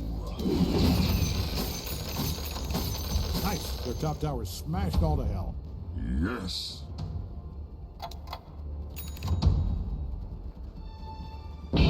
Fight or flight. I'm not ready. I'm game. Great. Their bottom tower is all busted up. Enough said.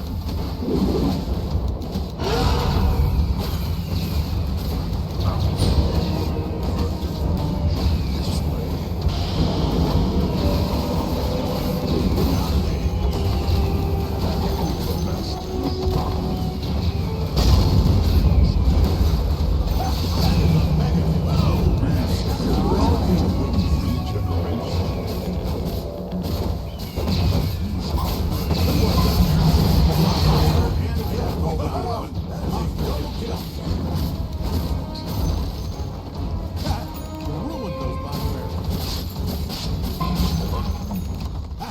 Their bottom barracks is a smoking pile of gravel.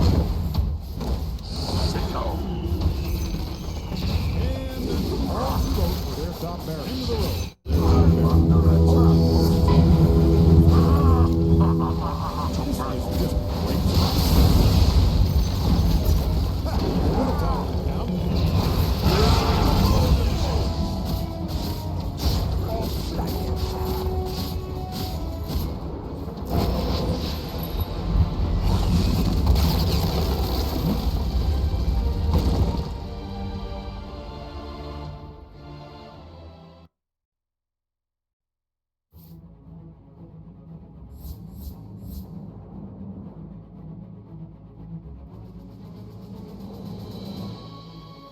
สเนี่ยมันว่ามันพันด้วย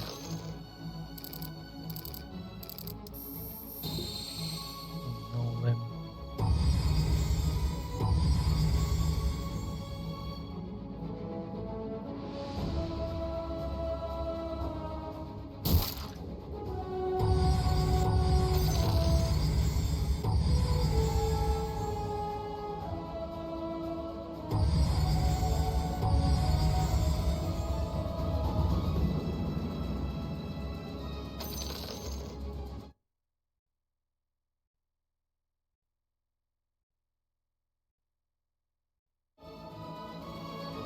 มาแล้ว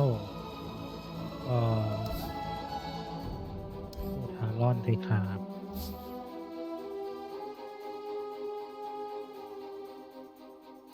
Talon Esports turn to pick. Just because I don't feel like Tusk is one of those heroes that's necessarily going to get banned out.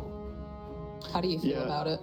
It's not really about whether or not he gets banned out. It's about trying to pick something that doesn't get countered by too many things. Like if you picked Lich here, for instance, which would be a Grimstroke Lich combo, then you're showing two range supports and a little bit squishy, you know, can be abused in certain ways. But Tusk is just 5 seconds. Solid. I think it's nice still to show him like this, and it makes Talon's next pick here very difficult. Because now they have Pango and Tiny, so we're expecting this to be a support Tiny, +4. But do they want to pick their second support as well, or are they going to pick an offlaner? What's coming out for Talon here? They need to show something, and they don't know any core hero on Vivo yet. Okay, all right, we get the Pugna. That is something that they actually really enjoy playing. In fact, they pair it up with quite a few things. I think they had like Pugna and Underlord has a 100% win rate out of like 6 games or something ridiculous, and also Pugna and Void Spirit has like a 62% win rate. Although we're pretty sure that Pangolier is going to be in that that position, which we've talked about too, right? Pangolier suffers now with his mana pool. Having a Pugna as a little battery will be very influential and auspicious here. There's the Muerta. It's a hero that can help a little bit in that regard. And Muerta as a reaction to the Pango here is very nice, because now the Decrepify is not going to be a guaranteed save for people. You can always pop the Muerta ulti and just shoot through it. So she's very, very good at bursting Pugna. He doesn't really have a good save against her. And I'm expecting this to be their carry. They go for the Earth Spirit as well, so getting a bit of stun and silence, more silence I should say. And I like what Vivo are building here. This draft looks really nice so far. Yeah, I agree with that for sure. Also, a detail to mention, the Grimstroke, if he gets a bind on someone, Muerta can aim the dead shot between the two targets, and it double shoots, like from both the targets to each other. It's a lot of damage. A lot of chaos. It's a high skill on that too. Naga picked up for the side of Talon, so that's revealing what their safe lane is going to be. Yeah. Going for the Naga. I mean, they could still try and do some weird stuff with the offlane Naga, but carry Naga here against what Vivo has looks a little bit scary to me, because Muerta very commonly goes for that Maelstrom build, will kill off the illusions pretty well. I also just feel like Naga, she definitely moves faster, but we talked about this earlier. If you have a core, especially position 1, that can hunt, the game is more likely going to go in your favor right now with the way that the patches are. And Muerta, I would say, is one of those heroes that can hunt. Looking at the lineup coming out from the side of Vivo Keystars, like, these guys are going to be hungry. They're going to be moving around a lot with like an Earth Spirit, a Tusk, a Grimstroke, but then also, you know, having a very active core in that position 1 role is definitely going to be advantageous, in my opinion. Yeah, she can definitely use all the space that the Grimstroke, Tusk, and Earth are gonna make with their rotations. She can maybe look for some, you know, Shadow Blade or something to find herself in a position to get some solo pickoffs. But yeah, this lineup looks very active from Vivo. Talon, it's a little bit of a weirder draft. I don't really see the same harmony between the heroes. Like, obviously Pango is great for team fight and Pugna is good in the patch, but I don't really see how well the heroes are going to play off each other just yet. I mean, they've got some good concept going on for sure, like, you know, but they feel dated, if that makes sense. Because like we saw in the old patch, there was quite a bit of Naga being played, but it doesn't quite gel quite as nicely. Like, you don't see, when you look at these heroes right now, you don't see a hit squad like you do looking at the side of Keystars. You see, you know, Pango's going to be active, Tiny's going to be active, Pugna's going to, you know, try to fill in these gaps, but like the Naga, again, I just feel like she's so slow comparatively. Yeah, she it's can going to put be a lot of difficult. pressure on side lanes, though, and her spirit at some point will not be able to kill the illusions, so I guess it's not a horrible Naga game in that sense. She can definitely get to the point of just pushing all the lanes all the time, and that can stifle the aggressive intentions of Vivo. If lanes are getting pushed in by Naga illusions, then they basically can't make moves of their own. So we'll see how active he can be on Naga in taking control of the map like that. Now they're banning out some more annoying AoE damage in Darkseer. Also would be really frustrating for them to play against if they get pulled back into the calling or controlled by the Tusk shards and vacuum. They just can't move around. I think that's the other thing too, is they just have a lot of control coming out from the side of Keystars. You've got a bit of control, right, coming out from Talon, but not to the same extent where you have that catch. Or latch, I guess, for lack of a better explanation. Okay, the Dawnbreaker's nice. I don't mind this. I like the idea of, you know, being able to protect the Naga while your other heroes are moving around. If for some reason, you know, she's by herself, she's isolated, the gank squad comes in, Dawnbreaker can come buy her a little bit more time, potentially. So it looks to be a Dawnbreaker plus Tiny lane on the off lane, and then Pugna most likely gonna be laning up together with the Naga. They can of course swap the supports around if they want, but it's not the most punishing off lane. Dawnbreaker, Tiny, I think Murta Carey is very happy against that, since she has Deadshot to push Dawn away when she uses Starbreaker. This doesn't really look like a bad lane at all for Vivo. The other thing looking at too is just the not the likability, but the likelihood of rotations, right? Rotations going into that mid lane. Like, Tiny's great for rotating. And honestly, Dawnbreaker is okay with being left alone in a lane. I'm curious how it's going to pay out here for Vivo Keystars. What their final pick is going to be for their off lane, right? Because you want to have this capability to rotate early, especially punishing Pangolier or, you know, punishing this Earth Spirit. Earth Spirit's just a little bit more elusive though too, as long as he's got that vision. Yeah, I feel like they probably want to play high tempo and get one more really active hero, so they can just let Murta be extremely greedy here in this game as well and use all the space.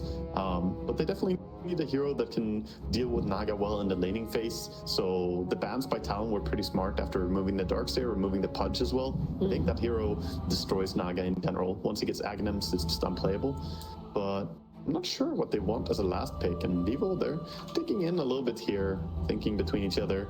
Yeah, it's incredible to see how far the Brew made in this draft, considering the Team Spirit games we cast the other day. I felt like Brew was like snapped up almost instantly for collapse whenever available. I think Vivo might not play it because it would have been really good for them as well in this game against the Pugna and the Naga. But they got Bristleback, another hero that has, you know, risen in popularity. His Aghanim Scepter is proving to be very good for bursting people. And we'll see how this is kind of fair against the Naga. Naga gets pretty high armor though, so with all the physical damage from Bristle, she can deal with that pretty well, I think. This is a very aggressive lineup coming out from Vivo Keystars, which I think fits the playstyle of what they like to do. And that's one thing I always like to see going into like group stages, is that, you know, you adjust, but at the same time you stay true to your core principles. Looking at Talon, I like what they have. They definitely have this later game. But I'm concerned that if they don't, like, if they start losing these lanes, it's going to be really hard for them to bounce back and find that space. Yeah, I'm not really sold on Talon's approach here. I think Vivo have a better like setup for themselves, both early, mid, and late game. I kind of favor what they're doing. A lot of pressure though is on Bristleback actually having a good start and getting into the game in a good way. I expect Vivo's safe lane to be pretty fine. Mid lane is not that exciting between these two matchups here, but the offlane Bristleback, how well he does in the beginning against this support Pugna as well can be interesting to see. I just realized it's the drinking buddy lane with the Bristle and the Tusk. This is very appropriate. I'd like to see some King RD take skulls in chat. Thank you very much. It's an old. I just want to punch some meme. people. Yeah, no, that's pretty funny. But yeah, I think there's definitely, you know, very high tempo. I feel like Vivo Keystars, honestly, they have a better, I don't know if it's necessarily grasp on the patch, but I feel like their playstyle lends itself better to the patch, if that makes sense.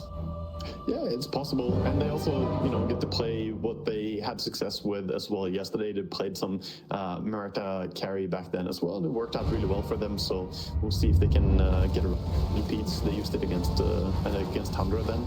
So we'll see how it's going to work out here. I think generally, I don't really like the idea of being Naga against Merita. It's a pretty tough matchup, but we'll see when we get into the game how these lanes are going to start out, Moxie. For me, it's going to be all about the safe lane of Talon and the off lane, of course, of Keepstars. Who gets the advantage on that lane and how it plays out will be really telling for this mid game. You mean we're not going to focus on the mid lane, Wagga? That's usually the one lane that we always zero in on right at the beginning. You know what? I'll tell you a little secret. I don't really focus on mid lane when I see a Pango, because Pango is just Pango. You know, he's usually this hero that is incredibly hard to shut down. He just has 2 spell farm abilities, and he normally just kills the creeps really fast, and then that's it. Like, the creeps are dead, so now the mids aren't fighting anymore. So it becomes less interesting for me to watch. But yeah, we'll see. We'll see. Maybe some upsets will happen on the mid lane as well. We'll have to be wary. I'm curious to see how early we're going to see rotations to the mid lane. Typically, we see them around the 6-minute mark just because of those action runes, but we have been seeing them just slightly earlier trying to get that advantage. They do ping out that they drop a ward over here on the side. They didn't smoke. This is like the first team out of all the games we watched. We watched 6 games yesterday, Moxie. This is the first time I see a team not smoke out on level 1, and they immediately get punished for it. They drop a ward under enemy vision that they could have dropped in a smoke, and then that would not be information the enemy got already. I'm not sure. With the way that they were positioned, would it still have broken, though? No, they weren't close enough. When they dropped the wards, I mean, their smoke would probably break, but they wouldn't be aware that there was a ward planted. Right. They literally just saw them put down the ward.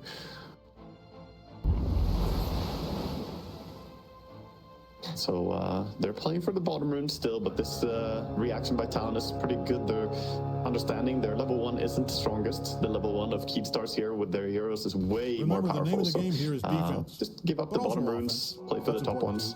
I think this is the most action that we've seen for runes, though, considering, right? Because I feel like all of our games yesterday was mostly just everyone sitting in the mid lane like, oh, do they have a ward? Do they have a ward? Let's make sure they don't put a ward. Yeah, it's, they tried with a little invasion there, but Keystars, it was surprising to me that with those level 1 heroes, not to try and go for at least a smoke move, and they always see the D ward happen by Aldi. Oh, this is interesting. Okay, so they're putting King Jungles down here with FCR. So that's not what I was expecting. I thought that the Tusk would be here, but it makes sense, right? Because you...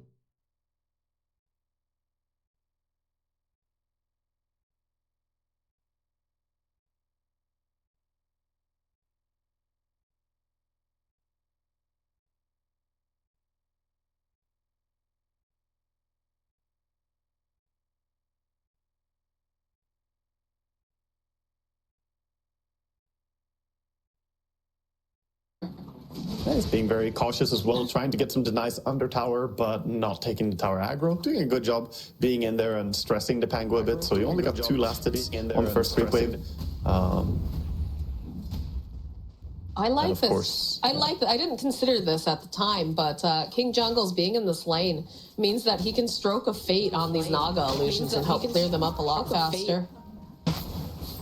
Yeah, it's a little bit of a nice tool, and they also have a great Inkswell carrier in Bristleback. A downside to having safe lane Grimstroke would be that Merita doesn't really carry the Inkswell very well, so the lanes are just way nicer for them like this. A little bit of aggression coming out here on the top lane as we'll drop the calling.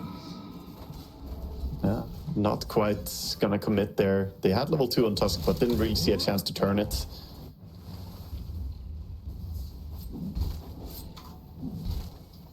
The water runes are up and running. Bottle is on analog, so he can go retrieve one of those if needed. Nothing just yet here for Pango. Oh, looks like the courier's got his on the way. Yeah, he's getting it. He struggled a bit with the last hits there on the first 2 creep waves, but he still gets Bottle in time to go and pick up Water Rune, and he's going to get his mana back. top lane. Blood Grenade committed here. Yeah, they really would like to get Q, but they need a little bit more damage. And now with Jabs jumping for it is silenced, so not going to be able to use that Starbreaker. But it's enough to push them off with their Tiny.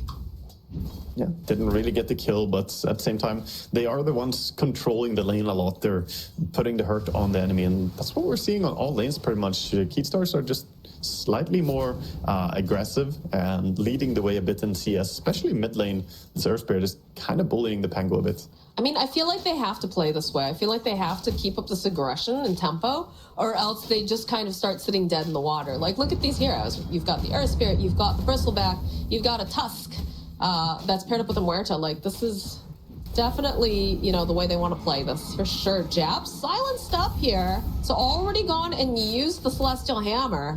Kingardri trying to put out a little bit more damage. Is going to get a little close, but has himself a salve, expecting that harassment to be very strong. Also a good read by Jabs to just turn around there and go for the smackdown onto King RD, realizing that even though he was kind of 1v2 as Tiny was zoned out, he could just turn and trust that Tiny is coming in soon.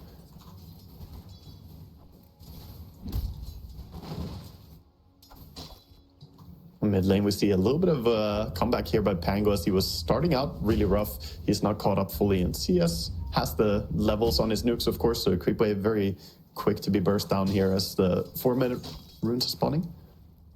You see a little bit of this rotation here. King Jungle's going to be taking care of his jungle, but there's the payoff because he's walked away. Early End Snare, yeah. Level 3 End Snare on Naga Siren. Not a lot of people, you know, expect Nagas to actually do this. So many Naga players just ignore skilling End Snare, but going for it, definitely worth it here for 23. Very important, too, to, like, start slowing down this Bristleback. Although there is a courier. Oh, look at this. It immediately turns around. Sees King Jungle's on his way. Top lane. Little bit of pressure being placed here on King RD. He's got the shards, but not going to be able to survive this, as now Costa is forced to run to the safety of his tower. Yeah, good kills for both off lane and safe lane here for Talon. So they weren't really the ones leading in aggression, but now they are finding these kills, finding the openings as supports kind of get out of position a bit.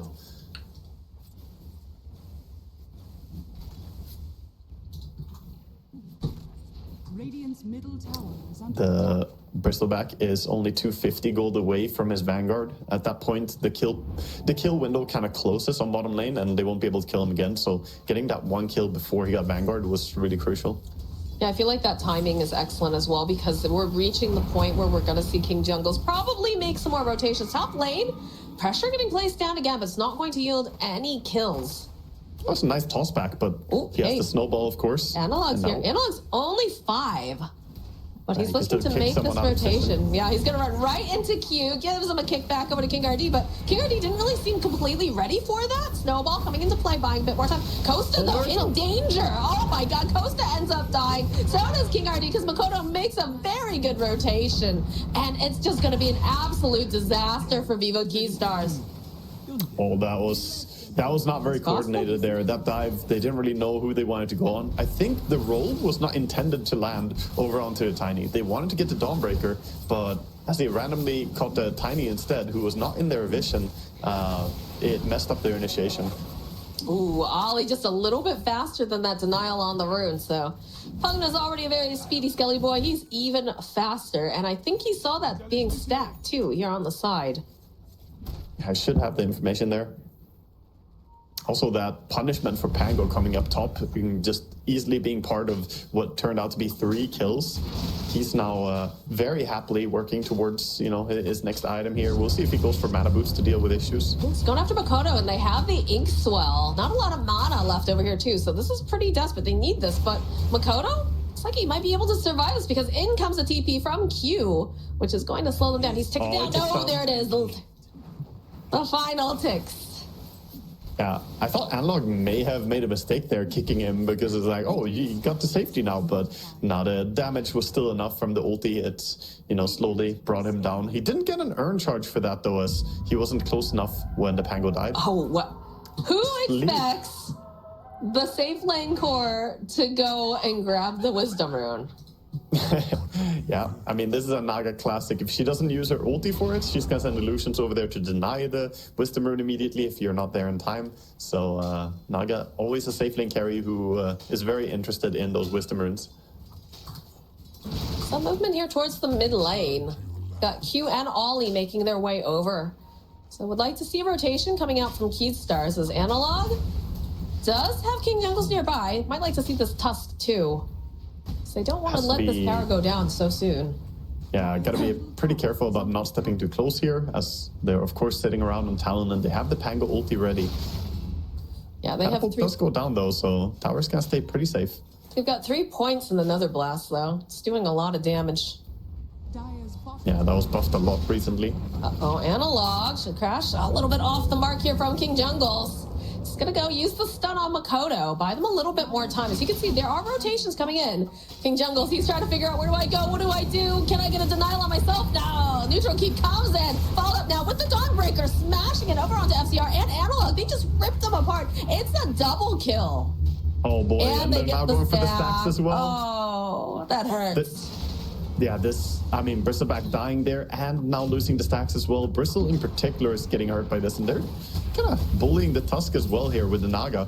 He's got no one to save him right now. What can he do? Right underneath the tower with all those people there. There's 4 heroes in the spot lane.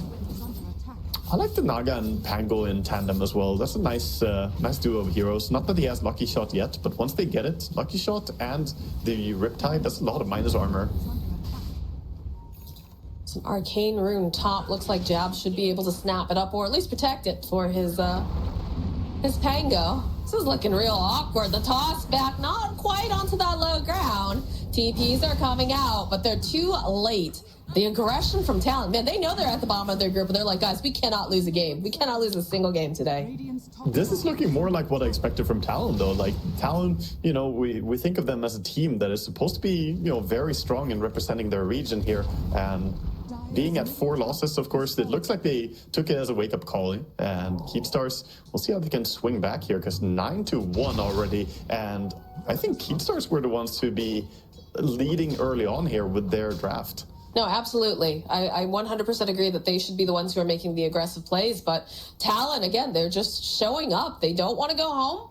And I got a lot of respect for that. I think when I was doing my research, Talon has the highest MMR of any team here at TI as well. Oh, is that true? Actually the highest? I believe so, yes.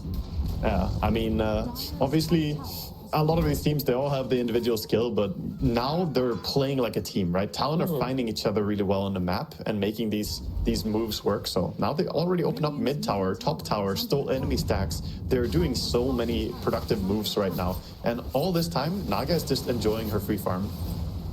I mean, yeah, I was concerned about the tempo that they were going to be taking with the heroes that they picked, especially considering what Vivo Keystars has. But I don't think Keystars was ready for the assault that I'm seeing in this game. Like, look at this Tiny. This Tiny's so close to getting that Blink Dagger because he's been so active. He's been part of 8 kills already. It's only been 10 minutes. Yeah, they're giving him a little bit of time as well to sit and farm towards it. So just enjoying the mid lane for a bit. And meanwhile, they're playing more around the Pango with the Pugna. For now, he's finishing up his Diffusal, only 200 gold away from that. Once the Diffu is up on Pango, that's non-stop action. They're actually going to smoke immediately, even before he has it. Bristle is the target. You need the Dawn ulti, otherwise it doesn't die. Typically, it's one of those things where, like, you don't go after a Bristleback early on in the game, but he has not had the... Oh, a little bit off the mark. In comes the Dawnbreaker. They get the Suck the Rolling Thunder. Big Starbreaker, not quite on the mark, but it doesn't matter. Ollie's in a good position, and they'll get a kill. So there's, again, 4 heroes in this bottom lane. Yeah, we can see how FCR, he was just way too far out there because they messed up that initiation entirely. They used the Crepify at the same time as Swashbuckle. The Swashbuckle missed anyway, so it was definitely not looking great for Talon, but they had all the resources to bring him down with the Dawn ulti as well. And no real reaction by Keepstars right now, just clearing some stacks, farming up a bit. This is not what Earth Spirit wants to be doing, though. He wants to take fights. Sees a Naga. Does he know it's real? He did just run in and buy an ultimate orb under his nose. I think he just was a little like, oh, wait, wait a minute. Didn't have time to react to what he saw there. No. All right, I want to see... he's in position, I guess. I want to see this Tusk get active. I want to see Tusk... I want to see Grimstroke, and I want to see either this Earth Spirit or the Bristleback start doing things. Yeah, I mean, for now they've been playing such a slow style here. King Jungle, I guess his name is appropriate here. He had 11 stacks made already in 12 minutes, and that's fine and all, but half of those stacks were stolen, and all that time stacking is time that you're not making your own moves. Now we have the Blink Dagger on Tiny, so Q is going to become an even bigger threat. Let's see, does anybody have a smoke on them? No smoke on King RD. They do have a smoke on Grimstroke, so perhaps they'll make something happen here once they're done clearing these stacks. That is a very, very early Blink Dagger for a support Tiny. And he has the Tumbler's Toy as well, so he can pair it up with the double jump. Really nasty to catch people who go just a little bit out of position. Yeah, he's got a lot of reach. Talon or not? There's the reveal. Hello, King RD. Good shards, but is it going to be enough? It was close, but nope. Yeah, he's gonna go down, and the full Manta style completed as well for Naga coming out here, and gets a little bit of a top off by the Pugna, gets the mana back. This build as well by Naga going straight into Manta style. So happy to see it. A lot of Nagas go for, you know, random stuff these days, and I think it's not very worth. You're a traditionalist, is what I'm hearing, Waga. Yes, in this regard. Well, there's a kill on Analog, and this is looking like it's going to be a kill on FCR, although, nope, they'll turn back around. They've got the Inkswell into position. Oh, it cannot get the song off in time as they'll turn back around. They've got their eyes on Ollie. They're sitting a little bit low as the rest of the team is making their way over. Look at Talon. Look at this response. They're not happy that they got that kill. Oh, they're looking for King Jungles. Okay, so they get a really massive kill, but they get punished for it, and the bottom tower is now removed as well. So all the tier 1 towers already gone. They didn't take a single tier 1 tower of their own. So even when they get something here, it's still going Talon's way at the end of the day. Keatstar's now 8,000 gold behind. Let's see, what does Costa have going on here? He's got himself the Falcon Blade, he's got the Maelstrom. But I would like, I'm not seeing that deadly, like, hunter coming out from him. I'm seeing it actually, honestly, I can't say I'm seeing it from the Naga in the sense that she's out pursuing, but they just keep coming to her lane, and she's like, okay, yeah, I'll fight. I'll have my team there in a sec. Don't worry. I think Costa Bill is doing pretty much what you expect him to do in the draft here. Like, he so far needs to hit creeps, but his team just hasn't been able to come online. The Bristleback getting shut down in lane, getting his stack stolen. Now they're trying to make a move top and find Naga using the smoke. We'll start opening over onto Costa. Q nearby. Roll a little bit off the mark. It's a little bit sloppy. There it is. There's that song. It's just a little bit too late for the Phantom. Now King Jungles will end up getting jumped on. Costa, he's had to use his ultimate. He's got the Pierce the Veil, but he's sitting so very low. In fact, it's going to be the Pugna Ward that finishes him off. Ollie doing work this game as now Analog running away. Q and Makoto, that blank, the follow-up, Avalanche, swashbuckle toss back. Taking a little bit of a bath here in the hot tub. But he's still alive and kicking. Just how long can they get him there for, though, as Javs finds the opening on the Tusk. Analog still alive. Still playing GTA over here. So he's going to try to teleport out, and I think he's going to make it.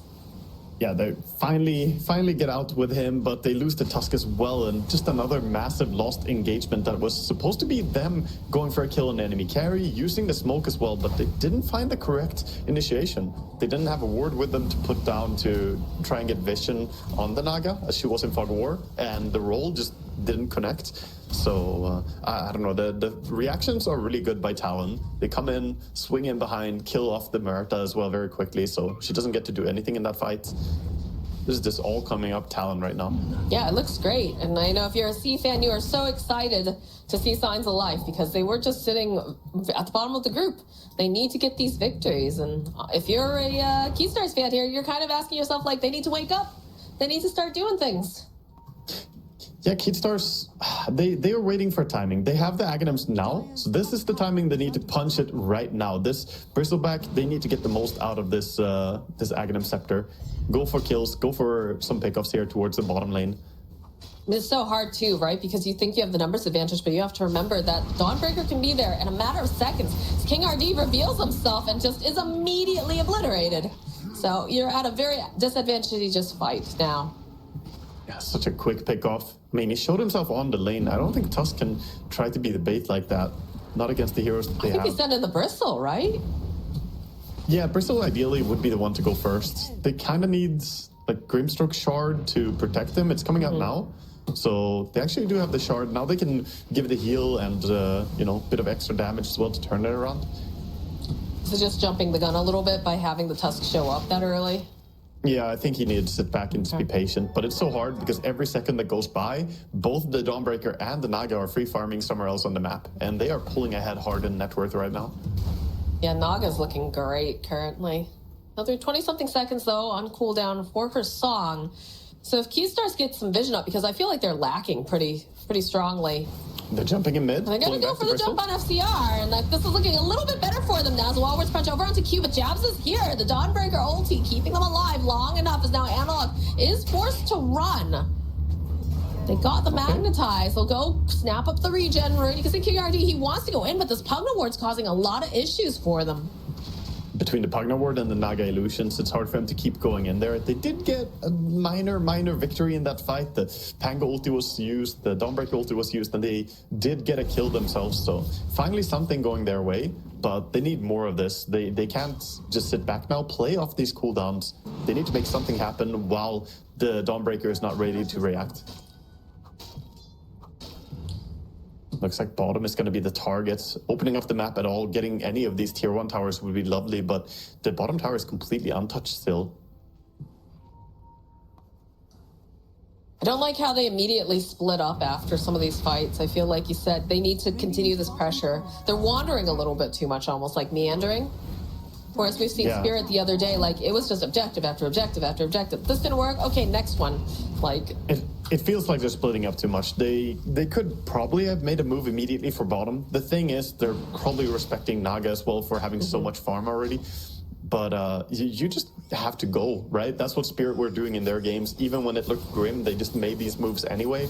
And if you don't make them right now, you're going to get pulled into a late game where the Naga is just completely outscaling you. And even the Dawnbreaker is keeping up with Naga and net worth. Like, Jab's got insane farm on his Dawn. He's opted to go for the Mage Slayer, and he's got the Blade Mail. A little bit different of a build. Typically, I love it. I love the Mage Slayer against Bristle. It's really ingenious here against Bristle and Earth Spirit. I think it's a perfect build.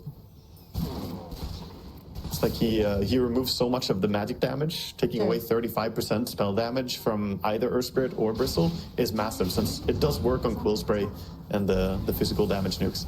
Costa.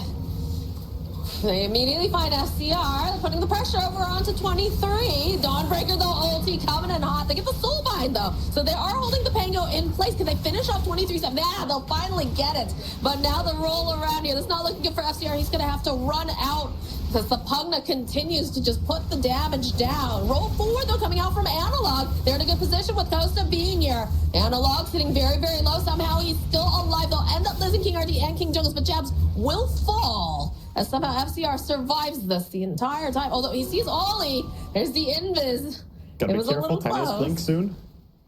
Running away very wisely, just legging it out of that. But that was a perfect fight for Vivo there. They took it in a really good way. The bind completely won that fight. Grimstroke gets a clutch bind, not only catching the enemy carry, but also binding him to the mid, who is in ulti on the Rolling Thunder. If it wasn't for that bind, I think they can't win the fight. But because of it, they get the Naga kill. Pango didn't do anything, and during that time, they managed to just set the fight up to be really good for them. We're showing signs of life. In fact, we go back, look at this replay. That silence, like perfectly timed on Naga, so she's not going to be able to get that Song of the Siren. And then again, the latch holding on to both of them, making it so Makoto can't create all that chaos, and it becomes a split fight. Yeah, that was really well taken by Keystars. Back into the game live now. We see Talon going for the Tormentor.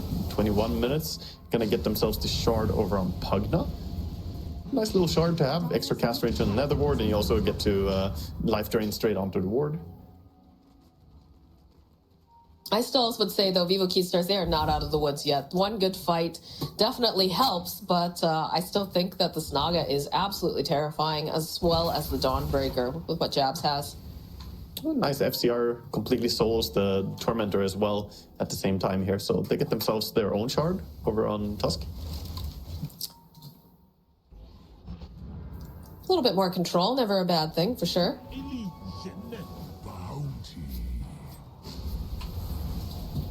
Yeah, Costa almost having that BKB is going to be a big deal. Yeah, really. Like, Murta is one of those heroes who desperately needs it because she wants to be as effective as possible during her ulti. During her ulti, she doesn't want to be randomly tossed away by a Tiny or decrepified. You know, I guess decrepified doesn't matter, but like slowed by Lucky Shot or some procs. Anything can really mess with her. But yeah, she can just guarantee that she can be active now. No end snares coming in and silences. This is big too, though. Speaking of mobility, we will have the Blink Dagger being picked up right now for Makoto. So he's going to be able to sit a little bit further back if he wants. Doesn't want to be too far back, right? Because he is one of the primary initiators for his team, but they can kind of be a little bit more patient and making sure that King Jungles doesn't get that perfect soulbind like he did in the last fight.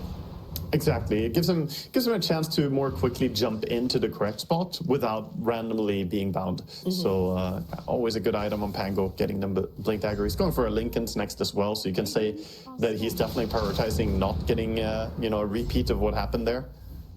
Again, though, even after the fight that we had that went the way of Keystars, feels like now it's falling back into this lull of just farming up that I have to say favors Talon. Talon are finishing up now. They get the BKB coming out for Dawnbreaker pretty soon. She's looking very, very big as well.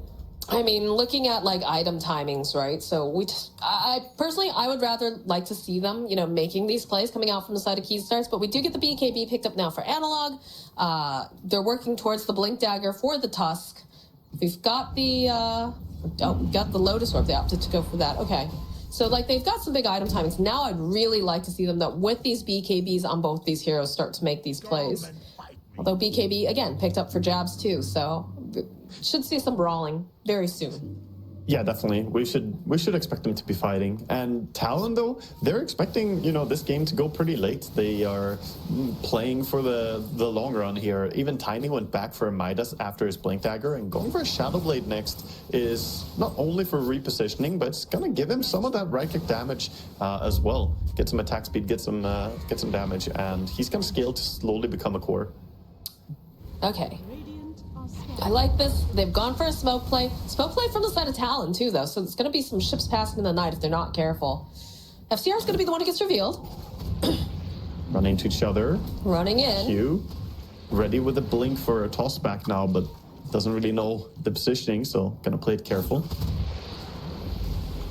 And we see them moving over towards the Roche pit here. So they do have great heroes to take Roche over on Keystars, but do they know that can just send in the illusions as well to scout this. This is very risky, especially because it is a Naga, right? They have BKBs, but they have to be on top of this. In fact, they'll see the illusions. They got to get out of this position. This is not the spot to be for Keystars. No, they drop a ward too, so they have very good vision as they're going to find the opening immediately over onto King RD. He's just gone. BKB gets shown now from Analog as he's going to try to roll himself a little bit further out of position. And it just feels like they don't want to actually fight, especially not with King RD. Well, King RD, he buys back, but it's going to take him a bit to get over here. FCR shows himself. He's got the Lotus on him too, but he's taking a lot of punishment because where's the rest of his team? They're not in position. They're not ready for this. They'll end up losing the Bristle. They see Costa over here. The Dawnbreaker ulti coming in hot. Will finish him off as King Jungles will end up falling. And just a disaster for the side of Keystars here. Absolutely disaster. They put themselves in such a bad spot to just go. They run into the smoke, know that they're there. Maybe they didn't realize that it was the entire team of Talon up there when they broke the smokes on each other, but it was very, very risky to go straight into the Roche pit, because if Naga is around, she's just gonna send illusions and that's it. And now she catches the Earth Spirit here without BKB available. There's no way that he's gonna get out. No way he gets out of this, especially not without any mana. Yeah, so nice you can end snare now before the song ends, so you can always guarantee that the person is rooted before they start rolling away or something. I absolutely agree, though. The second that they saw those Naga illusions, honestly, don't feel like they should have gone in after that smoke broke, but the Naga illusions, they should have just left. I'm not sure why FCR stood there for so long. Like, he stayed in the lane, and like everybody else is so far away. It was a desperation move. The Roche in general was desperation because they know they can feel like this game is slipping out of hands. Yeah. We know, of course, as spectators, this is a 19,000 gold lead at 27 minutes. It's looking extremely grim. And the players, they can feel it too. So they knew they needed something big to try and swing the favor of the game. But now they just got to play towards timings again. I think the next big timing for them is the Mjolnir on Merta. Try and play towards that. She needs only 100 more golds, and that massively increases her DPS, getting the extra lightnings. I love the way they're using these illusions too to scout, give information. Yeah, just sending them in. I mean, the illusions have heart now as well, so they're pretty hard to bring down. This is a very tanky Naga. She's got herself the Eagle Song, the Orchid. Yeah, this is also entering the phase of the game where Naga can just keep cutting the creep waves here. So she's sending them in, Bristleback trying to deal with the illusions bottom, but he can't even kill them. So they still kill the entire creep wave. I feel like they missed their timing completely on the side of Keystars now. I feel like this Talon is just like, they're so big, but they're just going to continue to outpace them at this point. They're suffering a lot because of the first few rotations or lack of rotations where they were primarily focusing on stacking up as well. But the dive top under a tier 1 tower, where 3 of them died and they killed nobody, that really set them back and gave Talon a really strong early advantage. And Talon are just not letting go. They're holding on to this advantage really hard. Yeah, that's exactly what they need to do. Meanwhile, we see smoke all the way over from the Ancient's bottom, but... It's a long walk to get up to this tower. This tier 2 tower is going to fall already. There's no way they're getting there in time. They're just trying to find anyone alone.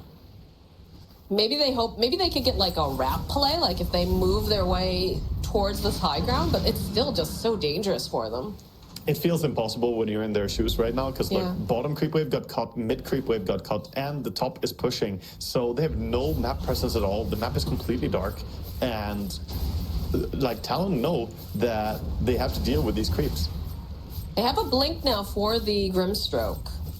So again, a little bit more time to position, find that opportune moment to land the Soulbind, but it's still very tricky, especially like when you're going up against something like the Naga, like we said, or the Pugna Ward. Like, there's so many things that can cancel out a blink.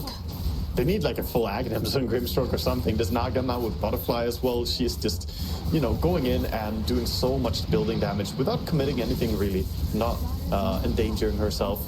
And all of Keepstars are there trying to defend, but still the tower's going down. The Pugna is poking, and tier 3 tower is just about to fall. Yeah, I mean, they have King RD. He did join up, but he still does not have that Blink Dagger that he's been working on for the last, 2-3 minutes. Okay, they have Vision on Dawnbreaker, but there's no way they can get over there even. They want to gank Dawnbreaker, because if you jump her, then her team can't help her, but it's still tough for them to move out of their base. I mean, the second that they move out of the base, they know something's up, right? Yeah, it's too many creep waves jumping in, so it becomes very obvious.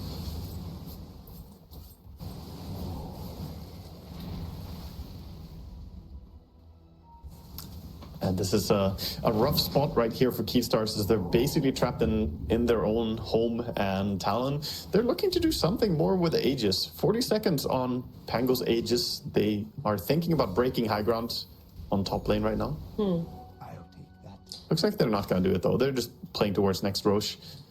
I mean, they're seated so pretty. There's barely any breathing room right now for Vivo Keystars, so there's honestly no rush. Yeah, at this point, Talon can just enjoy the entire map control that they have. The entire map is just free farm, and Keepstars, for them to make any move here, they need to shove out the lanes a little bit, but Naga is just not relenting, sending more and more. Got the Manta style, got the mirror image. And they don't have a great hero against the Naga Siren for killing off those illusions quickly. No, but that is the...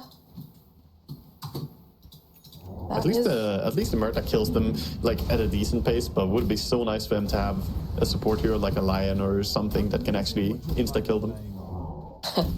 That would be nice.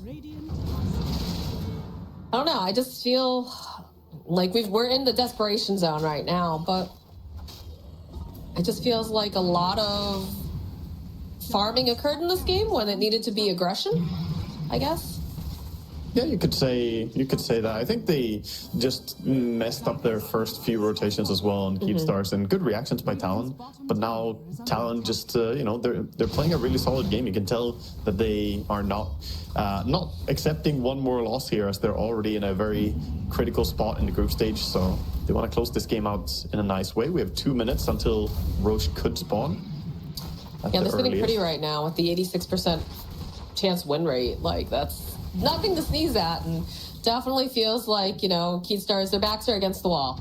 They're going to go for a smoke play, hoping that maybe they can clear out their jungle, perhaps. You can see that we've got wards over on King RD. So they're doing a little bit of hunting. The other person they might find is the Tiny, but they're not going up to the high ground just yet. It's a pretty good smoke. They might get the Tiny at least. They find Q. All right, there's the blink showing up into play, and they have the dust. So they should be able to get themselves a kill on the Tiny, which is very much needed, but it's going to need a lot more than that. Yeah, just the kill on the support, though, gives them 1,300 gold. That is so much money for a single kill right there. So it's going to go a little bit of a way for helping them. Good reaction by Talon, though, not using the Dawnbreaker ulti, just saying, you know what, it's the support. Let them have it. Don't commit for this one. They're just playing back, gonna go for their own Tormentor. And Keat Stars, this time after getting a kill, they strike straight towards the mid and get a tower. Can they grab Makoto, though? That would be the big one. King RD makes his way over, opens up with the Walrus Punch, holds him in place. This is not the position that Makoto would like. He's gonna try to teleport away. Should be able to do it, but for half a second there, it was a little bit spooky. Very, very nice for him to have the Lincolns as well there. Tough for him to lock him down. Can't just try and catch him. But he gets out to safety in a good way. And now Keat Stars trying to use the bottom part of the map. Roche could spawn in 20 seconds. I mean, Merta's doing good damage now. Like, they just ripped down that tower, so... Yeah, there's, a small window where they could maybe stick around bottom and try for that Roche, but it's so risky before it moves to the top part of the map. Just 40 seconds. The earliest Roche spawn would be right now. I feel like Naga also just putting pressure on the top lane. Like, they have to go back and deal with it. And if they're not together, they really can't take a fight. Yeah, pretty much. And Tusk now gonna get caught out, trying to do some warding. Gonna get pinged out that he gets jumped, so at least he knows where a ward is from Talon. There we go. Look on the bright side of things. Now he at least knows there's a ward. He knows there's a ward, but he's down for 1 minute, so pretty long time, and the Wisdom Rune is gonna be stolen here for sure. 5 seconds time. Dire's top barracks are under attack. Bottom creep wave is extremely far, so this tier 2 tower is gonna be pretty safe for now. Again, I feel like Talon just doesn't really care. They're like, okay, we'll just wait. We'll just let our Naga get bigger and bigger. Completed Butterfly, you got the full Silver Edge. 23 savages, he's stacked. Yeah, he's absolutely massive, and he's going for that Bloodthorn next as well, so they'll have 2 Mage Slayers built in then against this Bristle and the Earth Spirit, like I mentioned. And even just attacking, if Murta is not in ulti and you hit her, the Mage Slayer effect is pretty damn good against her. Lowers the Mjolnir damage a lot as well. So, gonna be a tough spot for them here. Murta's going for that MKB to deal with the Naga. Gonna have really good True Strike with Mjolnir and MKB. Completed just now. Oh, checking out the Roche pit. Problem is that the Murta basically needs a refresher here. She needs 2 ultis, she needs 2 BKBs to be able to actually take an extended fight. It's so easy for Talon to just, delay her or kite her a little bit during her ulti, especially if they use Naga. Would you like to see this Bristleback pick up a BKB earlier? I think his build makes sense. I think the Lotus Orb is extremely good when you're playing against the Orchids and the Decrepified and Snare. There's a lot of things they need the Lotus against. I think his build is fine, but I wish they would have enabled the Bristleback before he got his Aghanims. Like, play around him in the early game, because they didn't really try and play around him as a power spike. And I think with the Murta just farming and then Bristle also just farming towards the Aghanims, they gave so much time for Talon. Yeah, I feel like the Bristle needed to be making these moves, setting that tempo, and like Costa was the one that, took the time, hit the creeps. And the Earth Spirit too. I would have liked to see more from the Earth Spirit earlier on, especially with the supports that they have. Like, these are very aggressive. Yeah, after the first rotation didn't work out top, they just couldn't really find any move that would work either. Now their Roche is up. They're going to take it very, very fast here. I like the positioning of Oli. It just goes to the top left corner of the map, sitting in a very safe location so that he doesn't get jumped. He knows what his job is. His job is to go plant the Nether Ward and then keep everybody else alive. Pretty much, yeah. 4-staff, Glimmer Cape, maybe some decrypts and some ultis here and there. He's basically your little medic running around on the field. I mean, he's a medic who hasn't died once. He's 5-0-10. Yeah, he's playing so clean this game. Only player who hasn't died, actually. Even Jabs died that one time. I think I was reading Yatro in an interview said that they have the best supports, in his opinion, on Talon. Yeah, especially Ollie. I think Ollie was like the big one that he mentioned. Yeah, some big praise, especially coming from Yatro, because Yatro, of course, Team Spirit themselves, they know a thing or two about the support play. So, it's like real recognizes real kind of thing. Game recognizes game. Yep, yeah. Absolutely.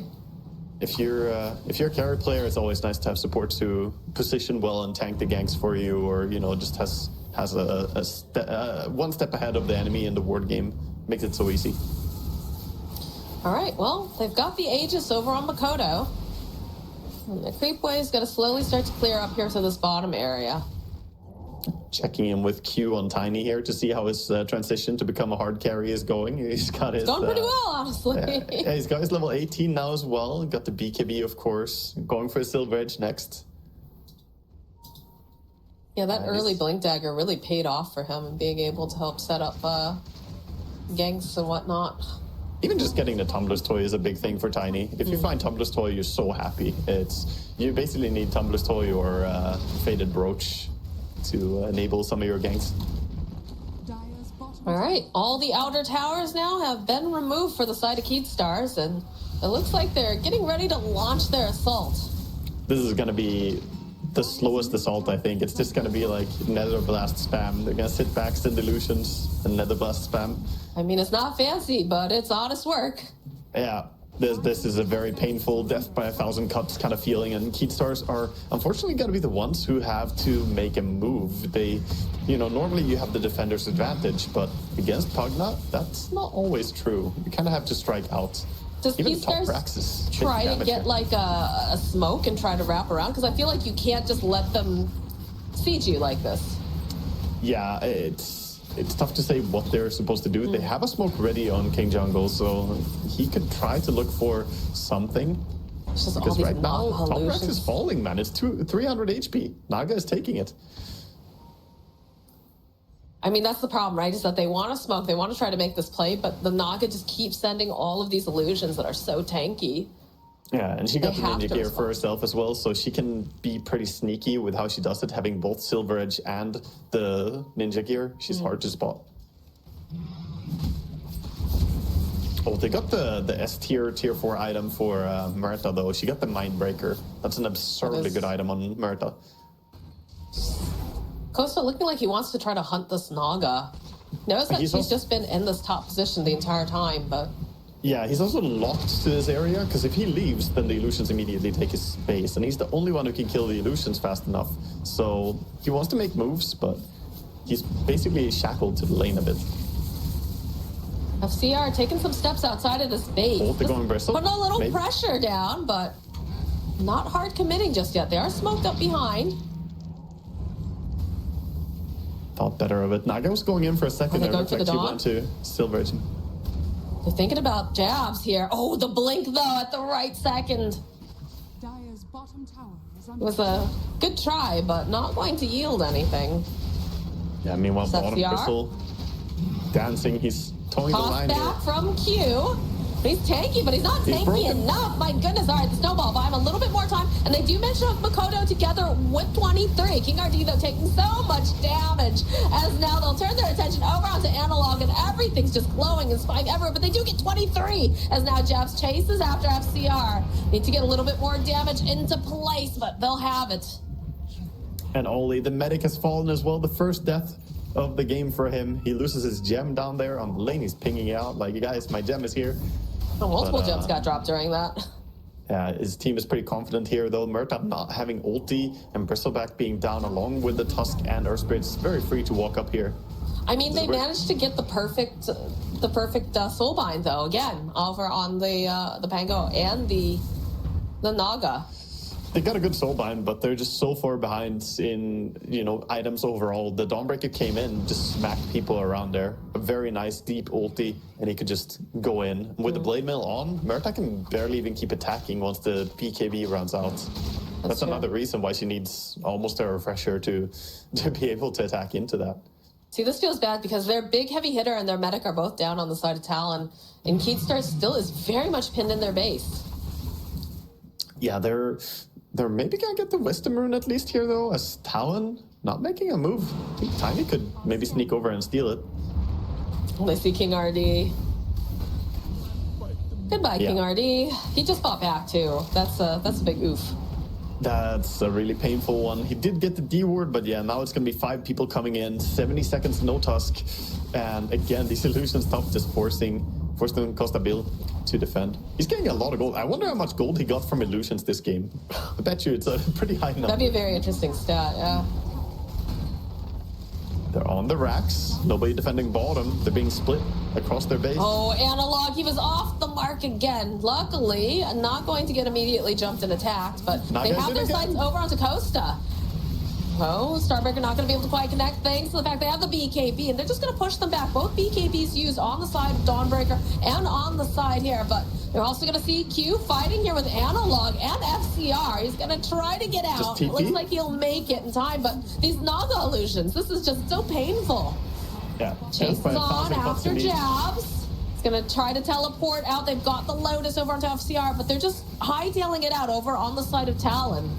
My God, this is so brutal to watch. This hurts. Yeah, it's like watching a cat play with something it's caught. It's like, come on, just finish them. But now they're not giving them a single straightforward fight here because they know they can keep doing this, poke and prod, and there's not much Vivo can do to defend it. They now only have range racks on bottom lane. They do have a melee racks on mid, so it's regenerating. But 1 racks against that lineup.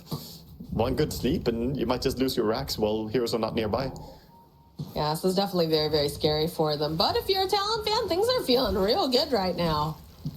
Yeah, they're going to keep scaling here. They even have Oli saying, you know what, I died once this game, unforgivable. I am going to buy a Reaver right away. I'm working on a heart. He's getting a heart? Yeah, he's going to build up a little bit. The little boy is getting chunky here. He's getting his gains, He's been eating a lot of protein, doing some lifting. Having a heart on Pugna feels amazing. You can just non-stop heal people, so... He also swaps in a smoke just now, so they're looking to put the final blow here. Gonna get everyone in on the smoke. Oh no, FCR and Costa both getting caught. They do have Pierce the Veil, so if they can get that off in time, perhaps they can turn this. Oh, look at the jump, though, immediately from Makoto, finding Costa. Costa, though, he's got the BKB. So he's going to try to make his way over as Q stuck in the middle of everyone. Use the calling. Q is not looking too great. All right, they'll be able to get the Tiny. Tiny is down, but they've already lost FCR. They've lost themselves King Jungles. And now they're just fighting for survival. They buy back on the Grimstroke as they're chasing all the way into the base. Costa looks like he's going to survive, but Makoto now is going to have to teleport away as this little battery. No, he sticks around. He decides to stay.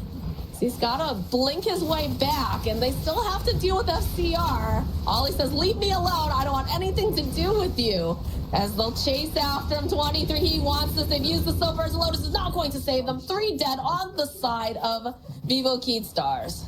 Yes, buyback on Bristle, but you already lost Mega Creeps, and you have 4 heroes hanging out outside your base here, and they're taking down all the buildings, going for the small little moon wells as well. I mean, they still have Pierce the Veil over onto Coast if they want to try to do something, but it's just so difficult to get into these fights now. These towers are going down. Rolling Thunder from Makoto. gonna chase after FCR. Costa giving off a couple of these little clicks here. They're trying to keep this throne alive, but it's really difficult as now. Oh, the jump forward from Jabs! He just kills them. No Muerta available. The chase is on FCR, and that's another death. It is going to be Talon that takes game number 1. Yeah, Talon in a very controlled manner here after a very strong start, being I think 9-1 in kills in an early game where I expected Vivo Keepstar's heroes to be easier to play out the early game. Talon just outplayed them though. They had more moves themselves that were going their way, and they managed to get some really nice rotations involving Mikoto as well. The counterplay top was really massive. Where Vivo, I don't know, man. It feels like they didn't really enable this Bristleback to his fullest, and Earthspirit was just kind of looking around like, hey guys, I can't fight alone with 2 supports against Dawnbreaker and Pango and the supports. Like, it's too much for me. So sadly for Vivo here, they're gonna lose game number 1. I thought was really interesting is we talked a lot about yesterday, especially, right? Having the core, your position 1 become a hunter, being a killer. And in this game, we really saw like 23 was not being a hunter, but he was absolutely being a killer because these ganks, unfortunately, were just going a little bit too sideways, and he happened to be in the vicinity multiple times. People kept showing up to his lane. I think we had like 4 heroes in that lane from his team like 3 times during laning or just right out of laning. Yeah. I mean, they utilized the Naga in a very good way, both to push out the creep waves, but also to look for kills here and there. And even towards the end, we saw them go for the sleep into taking the 2 final Raxes, while also setting up on 2 heroes. There was some very nice utilization. Here we see one of the big fights that looks like it may have gone a little bit better for Keepstars as they do bring down the Naga, but ultimately the fight was just a little bit too one-sided due to items. Like, they were too far behind in terms of net worth. Yeah, like I said, I liked Vivo Keystar's draft initially because it did feel like they were being very true to themselves and being very aggressive. But then we just never saw that aggression. We saw, the failed gank, and it just kind of, the will to fight almost felt like it evaporated. They just started farming nonstop. They stopped making these plays, stopped, trying to slow them down, and they ended up paying for it. One thing that's kind of fun, like I'm watching these highlights and replays, is take a look at Ollie. Like, watch Ollie in a lot of these replays. Go back and look at these, because like this is a masterclass on positioning. Because he did die once, but honestly, like in all of these fights, his positioning has just been so chef's kiss. Beautiful, absolutely beautiful. He played very well. He played very well for sure. And, he realized that he doesn't have to go that far in during the fights, just sitting back, kind of doing his thing and making sure people are staying alive and being useful from a distance. But that's also easier to do when you have this massive Dawnbreaker by Jabs at 10-1 and 18, just a monster going in and crushing the enemy. I feel like in this game, Jabs, you couldn't really ask someone to play better on a Dawnbreaker. So would you say that Jabs is your MVP? Or I feel like Q too early, his rotations were so good. He got that Blink Dagger, like what, sub 15 as a position 4? Yeah, he got, I think, 13 minutes 13 already. Rather, He got it very early. I think for me, it's probably Jabs. Like the decisions when he ulted in and how he ulted was really impressive. And also, a big thing is he kept up in net worth insanely well. Like, he had a Naga in his team, and he was always within like 500 gold of her in the first 25 minutes or something. That's absurd. Like, Dawnbreaker does not farm very fast compared to a Naga Siren. So he definitely was super efficient about how he moved around, and still, of course, joined a ton of fights. I love too, like you talked about the itemization, right? Because like we see a lot of these Dawnbreakers that opt to go for the Echo Saber into death. So he realized, Bristleback's going to be an issue. Let's get that Mage Slayer. And I feel like that's super important, especially playing at this level, is just realizing, okay, that build's not going to work. We're going to use this one instead. It makes the most sense. Yeah, I mean, there are multiple other builds that people go, either the Blade Mill into the Heart or the Echo Deso build, but he went for what was best in this game, I think, and shows great understanding. I love his photo as well. I was going to say, like, the pointing upwards, like, hey, this guy. Yeah, that shows some good confidence. I mean, it's good to have a photo like that, because when we put up your picture, it's because you were the MVP, right? So it makes sense. True. That's absolutely true. Yeah. Nah, he was shining, and overall talent, they just looked like a team that knew what they were doing from start to finish this game. They didn't ever stress out too much, and Keystars, I think they had a lot of moments where they made some pretty big mistakes. The dive top was not very coordinated. They had some smoke ganks where they missed rolls and didn't put down vision before initiating, and also losing their stacks early on there when they got picked off close to the stacks. That set them back so much. So I think they have to go back to the drawing board a little bit with how they want to execute. I wish that they would find a way to activate their offlaner a little bit more in game number 2. Yeah, Keystars, you're on land now. The training weights are off as we joke around with the SA, having that little bit of lag with ping. So you got to bring it because Talon, they're looking to stay. They do not want to get eliminated. Today is, of course, elimination day. So every single game really, really counts. But we're going to have game number 2 coming up real soon. You don't want to miss it, but it's going to be after the break.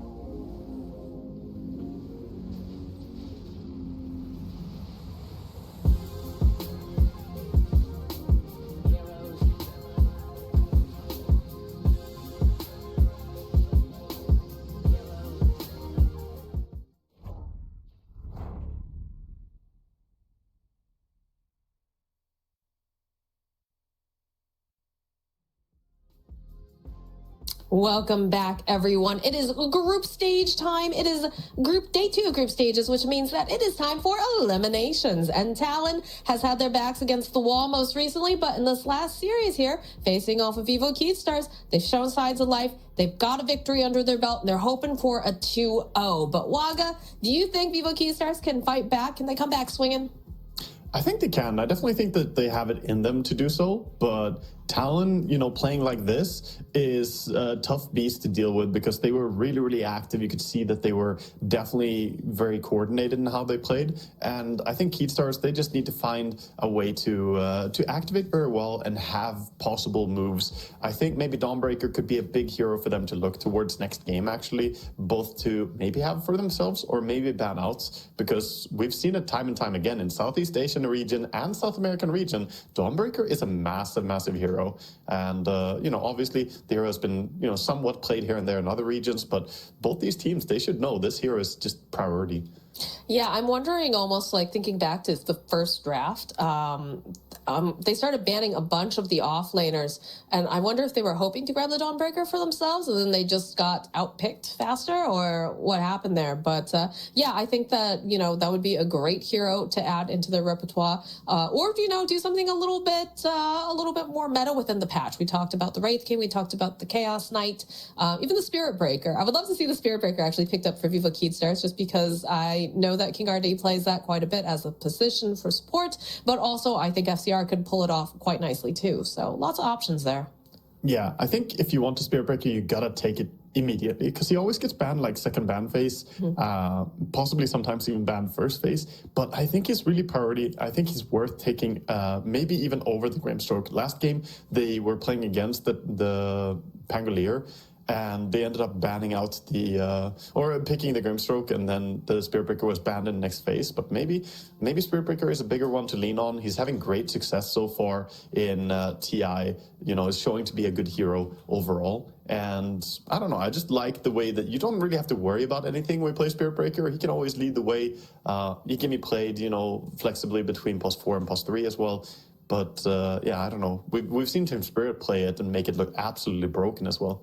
To be fair, that's also Collapse, and Collapse is, he is a TI winner, so that's a lot of pressure, but no, for sure. And also, we saw Muerta picked up, and Muerta's a great hero. We've been seeing a huge uptick in these qualifiers specifically. The problem, I think, wasn't necessarily like completely the draft for Vivo Keystars. I think a lot of it just came down to being aggressive and keeping the aggression up. How many times do we see Spirit, like they would go for, some sort, and again, it's Spirit. Let's, put that out there. That's a very hard standard to live up to. They are TI winners, but we watched them with their backs against the wall in one game. And even though their backs were against the wall, they never stopped executing. It was always, this didn't work, on to the next thing. And I feel like that's something that Keystars, with the draft that they had, especially last game, needed to do. They needed to be like, okay, that gank didn't work, next gank, next move, let's go.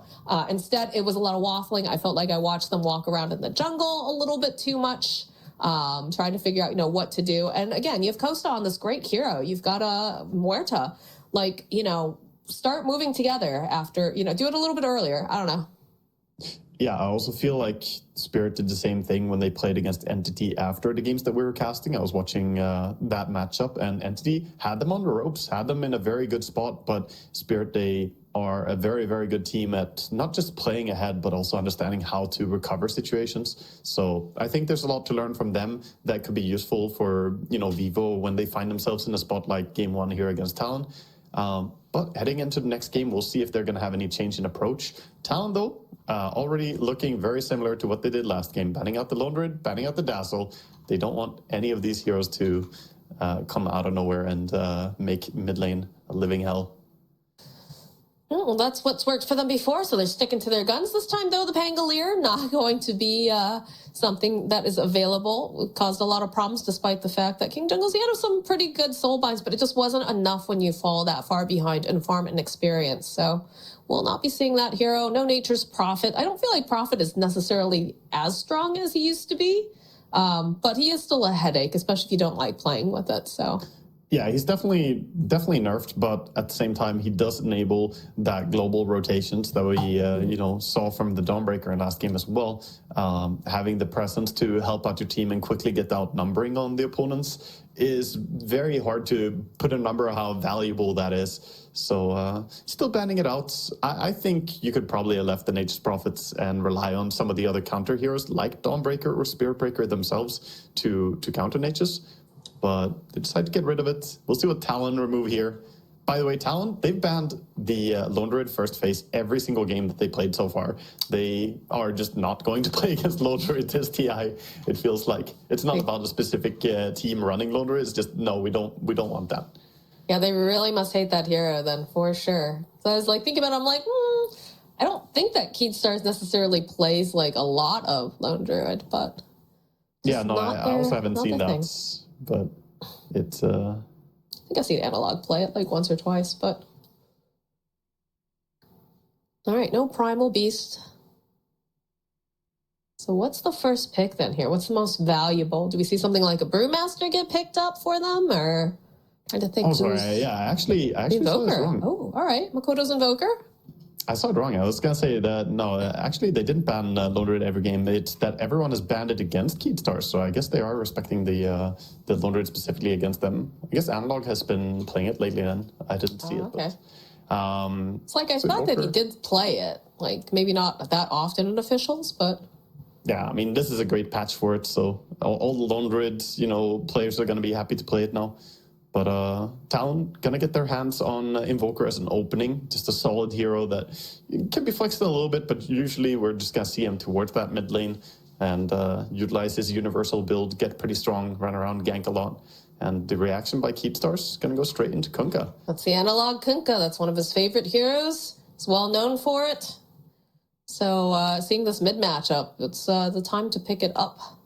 It's pretty easy lane for Kunkka. It's not really problematic to be against Invoker. You don't get bothered that much by the MP since Tidebringer doesn't cost any mana. You can always be effective.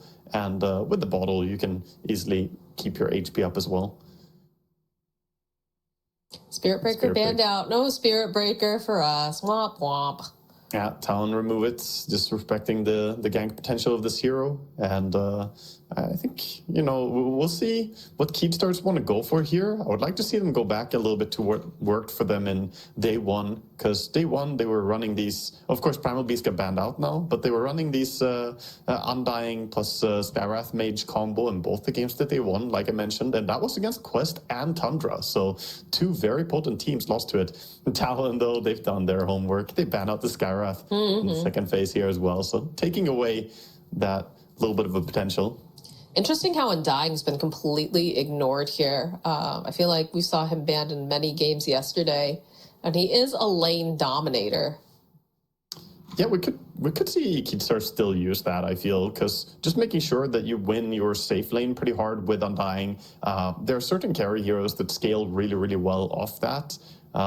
So they used it together with the Murata before to give her a really good start, and also together with Luna, some of these ranged carry heroes that can be vulnerable.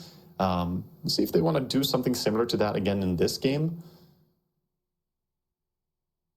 That's true. Luna was starting to see a trend of moving upwards recently with some of the changes. Yeah, the glaives are amazing now. The damage reduction on the glaives is so little when you get if you get the talent as well. I think it goes down to like 25% damage reduction per bounce, which is really nothing. So they really, really hurt. Keystars digging deep here, thinking a little bit, going into their reserve time. Do they want, you usually would like to pick up a support here, but I'm thinking like, what about the Dawn? You can also flex the Dawn, right? It doesn't necessarily need to be in that position 3. You could run it as a 5. Might not be the worst thing to remove though. Yeah, it's a bit tricky because Dawn also doesn't really like playing against Invoker that much because of Cold Snap being great for locking her down and Tornado. They're gonna go Mirana, okay. I mean, they have X-Mark combo with the arrow, but Mirana is not a hero that we see a lot. I wonder how many Miranas we've even seen in this TI so far. That's a King RD special. Single game. 0 picks so far. So first Mirana game of TI. I guess the nice thing about a Mirana, right, it's low committal in terms of like you throw out an arrow connects, okay, great, you start that fight. If you throw an arrow and it misses, not the worst thing in the world. Also makes it so you have to constantly buy detection on your supports, right? Your supports are going to be very poor, making sure that they have those sentries, they have those dusts, eventually gems. Again, not really super traditional. Like I feel like there are better position fours, but in some ways, it serves a purpose. Like it can work. She serves a purpose and can work. That's pretty much how I would phrase it, but it's not really one of those big staple like support heroes of the patch. And I feel like this hero needs a little bit of help from IceFrog to become more relevant. I'm not sure how well she's going to be doing here. You're against the Tusk, so you can always jump away from the ice shards. You can get out of them. But the support duo coming out here from Talon looks really solid and nice. The Tusk and the Pugna together. You get a bit of lockdown, get a bit of catch. At the same time, you have that Oli Pugna. We saw what you could do in last game with it. I'm curious what the pick rate is on Pugna currently, because I feel like this hero is also very, very strong, especially, in the hands of a specialist, but... It's very low. He hasn't seen a lot of games, which is surprising. He's been played 3 games only, and I thought that we would see more Pugna this TI, and maybe it will evolve to feature more Pugna as the game, or as we progress to later stages. But at least Oli is making it look really good. Oh, yeah. Yep, for sure. I was also surprised that we haven't seen more of it, especially because, if I go through all my research, seeing a lot of teams really liking that Pugna, especially paired up with things that are mana intensive and hungry. But I like this pickup. I like the Undying. It's going to be King Jungles on that for sure with Mirana, the Luna. So we've got Team Cat Lady. I can always get behind a Cat Lady team. And I think that's really good, right? Because, playing Luna, she feels a little squishy in lane, like it could be real dangerous, but having an Undying there to help secure the lane, I think will be very, very beneficial. I mean, this is pretty much what I was asking for at the start of the draft as well. I said, go back to what worked for you before. The Undying Luna, they ran that in the first game here that they played against Quest and got good success with it there. The reaction from Talon is going to go into this Terrorblade matchup that's pretty hard for both Undying and Luna here. The TB does really well against them, but at least they have the Kunkka. Kunkka, the Water Park build, does really well overall against TB. So they have some tools, but I fear Mirana. I don't know, man. I'm worried. The only thing that worries me in this draft is the Mirana. I am not fully convinced that she's good enough to be picked. My concern is that I don't see a lot of gank potential. Yes, a Mirana can throw out an arrow, but currently with what we're looking at, it's not as easy. It's not as clear cut. It's not as fast, bam, hit and run. It's going to take a little bit. I guess it really depends on what's going into this off lane, right?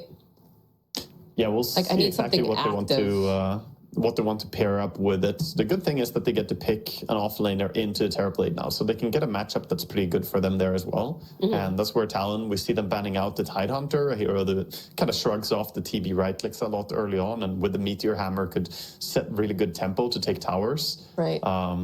Also would give tons of team fights. So I think that's what Vivo wants. They need a big team fight hero. Wouldn't be entirely surprised to see Talon possibly ban out even the Darkseer, but they don't have a great pairing for Darkseer in lane. Yeah, I don't think that the Darkseer... It's fantastic against TB, but it's not good when you don't have a hero you can Ion Shell. Normally you want some Spirit Breaker or Batrider or whatever to shell up. I want someone who's going to be able... right now their catch is not super great, right? You've got Shards, you've got, Cold Snap... part of me is a little do you just see, the Centaur? Do we see something with the Stampede to run away? But my thing with that is I want to see them active. I do not want to see FCR sitting in that lane farming, stay there, take the tower, but rotate these supports, make something happen. I think Centaur is great here. Just pick Centaur, go for the build that Collapse did with the max stomp. Don't go for the Miero max retaliate build. I'm not a fan of it. I think it's too slow. But the max stomp build that Collapse was showing to be very aggressive early on, that could be big for them here. Mm-hmm. I wonder if Talon want to let it through, though, because it kind of feels like they're going to remove it here. It gives everything that they need. Repositioning for the Luna, Stomp is great for them to get some stun and control, and even the burst of the double edge is scary for Terrorblade, so they might just ban it out. What else could we see potentially in this off lane? For both of them, right? They still both need an off laner. Yeah, it comes down a little bit to what they might want. The Brewmaster and Razor being removed along with the Tidehunter now. Also, like, Primal Beast being gone. A lot of good options are gone. I think Underlord could be a hero for Keystars as well if they want. No, I don't like that. It's not really a pick-off hero, but he's amazing against the Terrorblade. And it gives them something to play around with the Luna Deathball. I don't like it just because I feel like a lot of the times that hero just like sits there. He's a blob. He's just an immovable force. He just like plops himself down. It is what he does, but it also is extremely effective against what they're playing against here. They're still going to ban out the Darkseer, despite not being paired with a nice Iron Shell hero. They respect it, and they take the Dawnbreaker for themselves. Might as well. Jabs did a great job with it in the previous game. I like the Centaur here. I think that's fits them a little bit better. But again, like, I need to see active. I need to see, aggression, because we saw what Talon did in game number 1. They're going to be running at you. And especially with a Terrorblade. A Terrorblade is even more terrifying, in my opinion, because of that metamorphosis. Every time it's up, he can fight. Yeah, whatever it is that they want to go for, it needs to be one of the magic type offlane heroes. Even though there's like Wraith King and CK and so on available, against Terrorblade, it's just not even an option. You need to go into. I think Centaur fits really well, but we'll see what they want to prefer here. Night Stalker, okay. Not entirely sold on Night Stalker versus the TB matchup in lane here, but it does give them vision advantage, which is great when you have Kunkka and Mirana on your team, and they can make nighttime with Luna as well. Pop the Luna ulti and NS gets fast, always something. They have some cute combo. I'm like torn on this because, like, in some ways, like, okay, aggression. We're getting lots of aggression here with this Night Stalker, but on the flip side of that, you've got a Dawnbreaker. It's literally Nightman versus Daygirl. Like, every time you go for these ganks, unless you are consistently, like, running at them, there's going to be a Dawnbreaker there to save. You've got Ollie, who's going to be able to, be a little battery if he's nearby. You've got Q, who's going to have snow. Like, you've got, like, I don't know. I'm not sold on the Night Stalker. And I know that this is an FCR, like, hero, but... Well, it's a fantastic hero for them to try and shut down what Ollie did to them last game. Ollie wants to sit back and just keep people alive. Night Stalker is amazing at, undermining the positioning of the opponent's supports, because he can just run over the trees, fly in there on the backline, silence, and start wailing away. And that's when Pugna, he will have to have, like, Glimmer, Force Staff, and even then, if Night Stalker has a Dust, he might still chase you down. It's tricky to stay alive against it. The downside for Vivo is that they don't necessarily have great ways to deal with Terrorblade, I feel. They do have the Kunkka, which I mentioned I like a lot, but I don't think Night Stalker really does anything other than prevent maybe a Sunder with a Crippling Fear. Overall, his damage output with Void is very low. His auto attacks does pretty much nothing to TB, so I would have liked an AoE nuke, magic damage type hero a little bit more, but we'll see how they can make it work. Yeah, Talon, like, they're showing that they know exactly what they want to do. They've got a good plan. They're looking very, very formidable. And it's up to Keystars at this point to really, show that they've got signs of life, show that they can have that aggression. And not only have the aggression, but also, even if they end up failing some of these ganks, to continue to put that speed and tempo there. Yeah, they need to be pretty relentless, and at least it comes pretty naturally when you play the Night Stalker. If you have Night Stalker on your team, you basically say, oh, it's nighttime, then we are supposed to fight. So 50% of the time, you're going to very naturally be forced to go take some engagements. So he kind of incentivizes this gameplay. We see both the teams heading out for now, and again, Keystars going for the no smoke approach on level 1. Last game, I don't like that. It cost them a ward placement last game. This game doesn't look like they're going to run into each other, though. Yeah, why don't they... I don't understand why they're not using these smokes. Like, I feel that gives you, like, that little bit of speed burst. It makes what you're trying to do a little bit less telegraphed. It's greed is what it is. Greed. One extra Iron Branch on the Mirana. Like, there's no reason to not buy the smoke, in my opinion. It's just... It's not worth it to not use it, because you get out faster, you get the wards down. Quite often you will get some useful information from it, and maybe you even find a chance to get kills on the enemy. So I think you shouldn't be hoarding for these items like the Ring of Protection Undying, the Double Branches Mirana. I think the supports are too greedy on Keystars. Okay. So my question is, how do you feel like these lanes are going to play out, right? I feel like this is looking a little bit better this time around here with Kosta and King Jungles having the ranged and you just Undying being very, very strong. How is this top lane going to go with the Night Stalker? Yeah, I'm a little bit worried for Night Stalker's pre-minute 5 game here. We'll see how well they can utilize the Mirana, really. She's the big question mark if she can do enough in the lane. But from my perspective, a Terrorblade plus Pugna lane is going to be very, very effective here. They could, of course, also keep the Tusk top and just send the Pugna down to have the ranged melee combinations, but Tusk Dawnbreaker is amazing together, so... I think it's going to be Pugna TB, and I think Pugna TB wins against Night Stalker Mirana pretty hard. I feel like, yeah, this Night Stalker is not going to be able to do much. Like, it's one of those heroes that has to ramp up, has to get towards that nighttime, and even the first nighttime, like, isn't really going to be doing a whole heck of a lot here. And also the Mirana, I feel bad because I don't want to keep harping on it, because we just really don't understand, like, what the angle is in picking this over some of the other offlane heroes, but...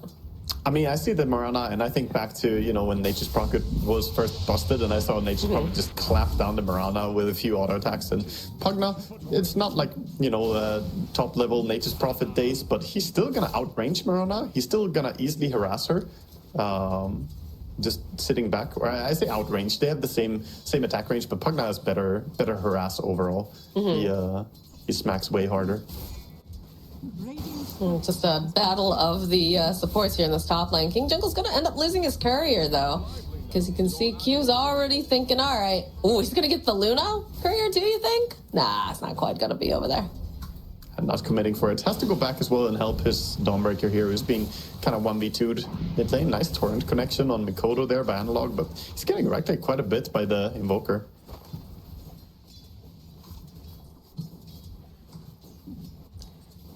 I'm a little concerned about this top lane because I feel like there's so much pressure on FCR to make that tempo be aggressive early. And again, this is a very strong lane against Blood Grenades, Reflection. It's not looking good for King ID. There it is. Ollie's off to a great start here with the first blood. I mean, that's why I expect seeing these two heroes, though. It's very, very tough lane. Ooh, this is not looking good here for Kosta. They use the Blood Grenade. They need one more hit. Don't quite have it. Q now. It's not looking too good here as they can maybe get the final hit off. They'll turn the tables, but now Kosta out of regen. Has to be careful. Is going to need those tangos from King Jungles. King Jungles is doing what he needs to. Oh my god, Kunkka dying solo? Look how low Mikoto is. Yeah, I mean, he played aggressive on the Invoker there, but getting a kill on Kunkka, this should not happen. This is a solo kill that is just an outplay. Oh man, he died before bottle as well, so Kunkka is going to get set back pretty badly by that. Yeah, Mikoto will happily take the water rune.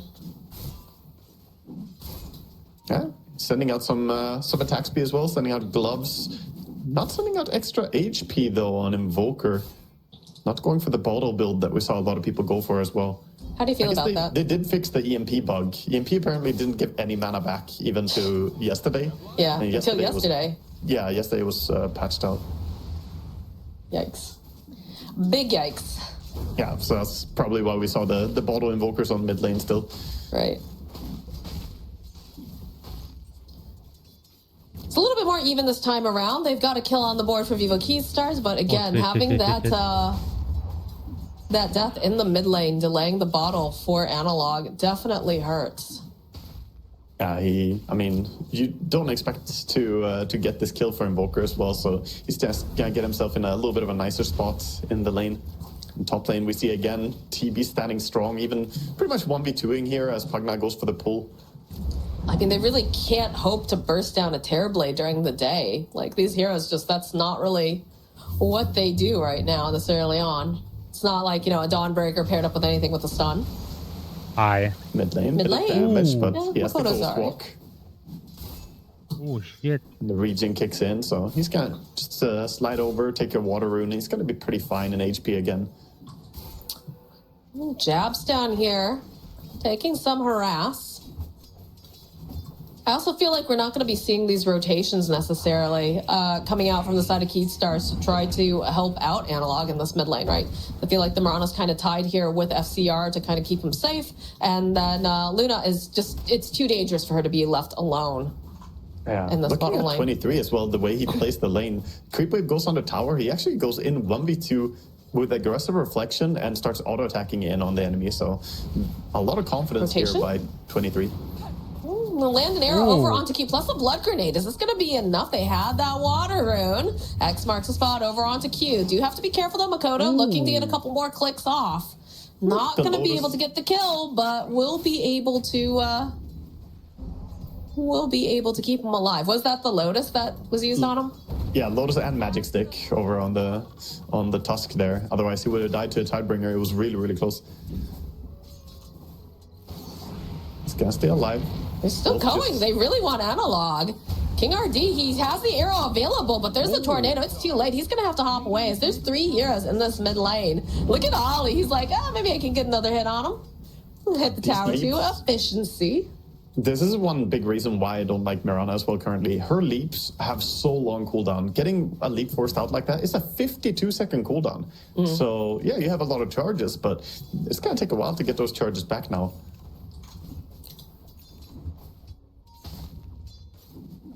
Luna and TB about neck and neck in terms of CS. Just a little bit more of a denial here for Costa. He's got 12 under his belt, but again, very close. Yeah. I mean, the big difference this game so far is that Jabs on his Dawnbreaker hasn't really found a lot of CS this game. Terrorblade, despite putting a lot of harassment over on the Night Stalker, has not really been able to stop him from CSing. I think that's the difference, too, is the fact that they have an Undying, right? The Undying's going to make it so that way it's more of domination, and it's a little bit scarier. Top lane, they've been chasing after King RD for a while. He's out of those charges for leaps, but we'll find FCR. He'll love to get himself a kill. Good Decrepify here from Ollie. Q should be able to make it out just in the nick of time. That was a good Decrepify for sure. Just running away. Ollie on point as he was last game as well, this Pugna. Just so annoying. His high movement speed as well. The early boots. Mirana teleports in. We'll find Ollie off to the side, but maybe not Makoto, who's made his way over. And there it is. There's that another ward we talked about. Hunt is on. It's going to be 7 minutes, that Wisdom Rune. They don't want to give this up, but I don't think they have much of a choice here. Yeah, this is... Yeah, look at this invasion. Oh, my God. And they do their own invasion on the flip side of it here. King Jungle's going to try to go for it. King Jungle's will be able to get what it. the hell? FCR, he's taking so much damage with the meta, with everything. He is absolutely toast. King RD now has to use that leap charge he just got back. And this is looking a bit spooky now for this Mirana. Arrow does connect. Ollie's on the hunt, though, along with 23. Should be able to get that Nether Blast down. Flavoring around the Rosie, but... Gonna get a kill on him as well with the Invoker and the Tusk. That was an awkward rotation as well for Analog, TPing in as Kunkka there towards the Wisdom Rune. Not gonna be able to use his Ghost Chip as well, and then running back towards mid. Not really getting what he wants from the first move from the mid lane. Bottom lane, they're making moves over onto Costa with the rotation. Makoto's just dominating. This Invoker, man, he's scary. Yeah, 4-0-1. Getting a solo kill at first, and then these rotations are really, really on point by him. He may not have the highest CS score right now, but he's just activating in a beautiful way, moving together with supports. I mean, that's kind of what it comes down to, right? We talked about, having a hunter on your team, having someone who's very, very aggressive. And this time it's just coming out of the mid lane, along with all these other heroes. Luna was coming through the portal. Just thinking about it. I don't know if you want to teleport over here, Luna. This is very spooky stuff. She tips in. The tower still has a lot of HP, but they have a ward behind the tower, and this is definitely a dangerous area to hang out. The Invoker now gonna Ghost Walk in, try and get vision on who's farming in the area. Oh, he's gonna see her here. See the empty camps. The chase Need to be ready with the on. Kunkka TP quickly here. Well, what can you do with this Mirana, really? Okay, you land an arrow? Maybe? No, you don't even land the arrow. Now Costa, he's just stuck in the middle of 3 heroes. There's no save for him. Analog's coming in with the boat, but they have that snowball. They'll turn their attention over to King RD. X marks the spot over onto Jabs, but there's just no mana left over here on Analog. He hasn't had the time to get the items that he needs to go for these kills, get that damage out. And Q, he's got it built in along with Makoto over here. Just getting the clicks. What can he hope to do? King Jungles joins back in. King RD finishes off Q, but they have the Dawnbreaker. And perhaps this is just a little bit too late coming out from Jabs now, because you've got a Night Stalker and a King Jungles are just chasing after him. Can't finish off Analog. And it's a lot of resources devoted to this bottom lane, but they do end up getting some good kills. Yeah, they get some nice kills, but at the same time, top tower almost already fell to the look Terrorblade. at Makoto. Look at King RD. Oh, no. Analog gonna go down to that. And King RD just barely gets out. One more of those precious leap charges used just to keep him alive. It's definitely worth it, of course, but losing top tower and losing your Kunkka there as well. Mikoto is just playing like a god this game. He's very, very impressive with just the realization of like, okay, now it's time to rotate. This is what I'm going to do. Haystron's going to be able to get picked up by him here too. This is the Makoto show right now. Yeah, he's just activating in a fantastic way. Just running around, has the urn, almost has the entire spirit vessel already, which is a super fast timing. And with the help of Pugna pushing mid now. They're gonna try to prepare, save this tower. So they'll use the Moonlight Shadow. King RD has it online, but they're really in a great position with these sentry wards. Look at them. They already know, okay, we're gonna probably have Moonlight Shadow coming up soon. We need to be prepared. Let's go and place down this detection. Nice play here by Talon. Yeah, they're set up for their mid push already, so not going to be able to get a catch there on Keatstars. But over on the side of Keatstars, they basically want to start getting this Luna over to the ancient area. I think they have the bottom tower still, but the stacks are being made for her. She needs to go over and start using this maxed out Moonglaves.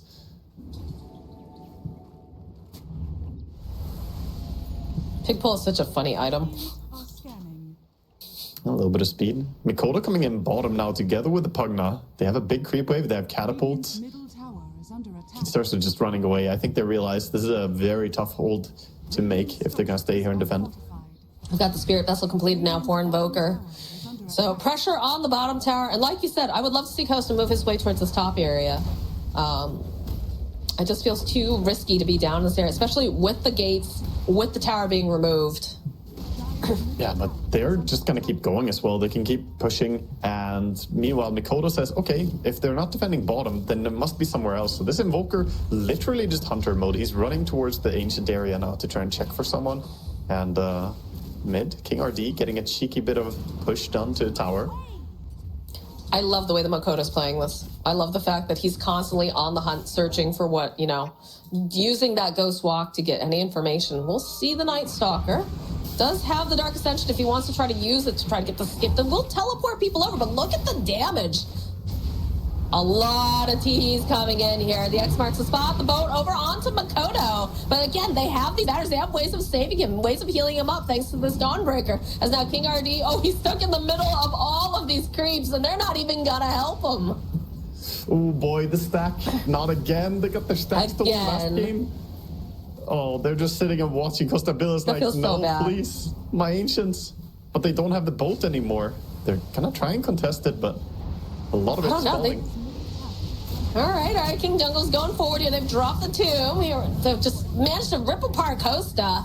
Q will be next to follow Analog on the run, because this Metamorphosis, it hurts. Chasing after King Jungles over here on the side. They need to have the detection. They don't even need it as they have a big Nether Blast. And now FCR, he's trying to see if he can find anything, but they're still just too healthy. They just don't really have a great selection. Okay, all right, maybe Jazz with the Cold Snap, they'll turn back around. They've got the Decrepify, too. This Night Stalker, he just can't do anything as King RD's fighting with this one illusion, and Jabs dropping the hammer will clean him up. Analog just running away. These ancients belong to the side of Talon, 100%. Analog was trying to maybe sneak the ancients there while the fighting was happening, but not gonna get them in time. And look at Mikoto again in that team fight. He just walked in so confidently. He's still looking for Analog now. Look at him. Yeah, he's gonna find him. He's got the Cold Snap, he's got the Spirit Vessel, and now he's got Q, he's got the Shards. That's just a dead Kunkka. man, this guy is just out of control right now. And the rotations by all of Talon are playing around it. They have 3 players who haven't died a single time. Ollie, who has been part of a lot of the action as well, just sitting back, kind of healing people. Still unkilled this game. The only ones dying are the frontliners of Tusken and Dawnbreaker. Radiant's middle tower is under attack. And look at this, he's already on the move again. I love this. I absolutely love this coming out from Makoto. Yeah, I mean, he's spending basically no time at all CSing. His CS has increased by like 10 in the last 7 minutes, but he's just running around looking for kills. And that's all he needs to do. He knows he has a hard carry in Terrorblade. He knows that he can rely on him. And all these moves are paying off. Well, that and you've got a Dawnbreaker, right? And like the way that Jabs plays this is he doesn't just kick back. He's like, okay, I'm farming. Okay, it's time to kill. Let's go.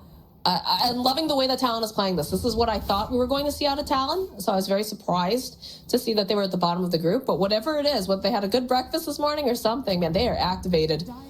Yeah, they're looking ready. And with the double Dealer in there, damage. Ooh. finding the mid kill as well. Now Mikoto is swinging in, looking for the Kunkka. Kunkka, who has no item yet at 14 minutes. Look at this. Look at this. Oh, no. Analog. EMP. Oh, shit. He's just gone. He's just gone. Even used the boat during that, so now that's not available. Yeah, got bursted super fast there before even getting the run buff on himself. The DD just ran out after they didn't get the kill, so Terrorblade did a ton of damage very quickly. And that's a wasted bolt that they won't have to defend as the push is coming in towards both mid and bottom tower at the same time. They've got like a 72% win rate according to Dota Buff right now, or win chance, sorry. Yeah, I would probably give them even more in my opinion here in the Waka Plus. I think it's the Waka Plus. Yeah, I love it. Subscribe now. All you get is me saying that the game is over. 70%. Man, that should have been your voice line, dude. Holy All you shit. get is me just saying it's over. I mean, my voice line is literally the opposite. I know, it's copium. Yeah. No, it's not copium, Moxie. It's not copium. Sorry, not copium. Yeah.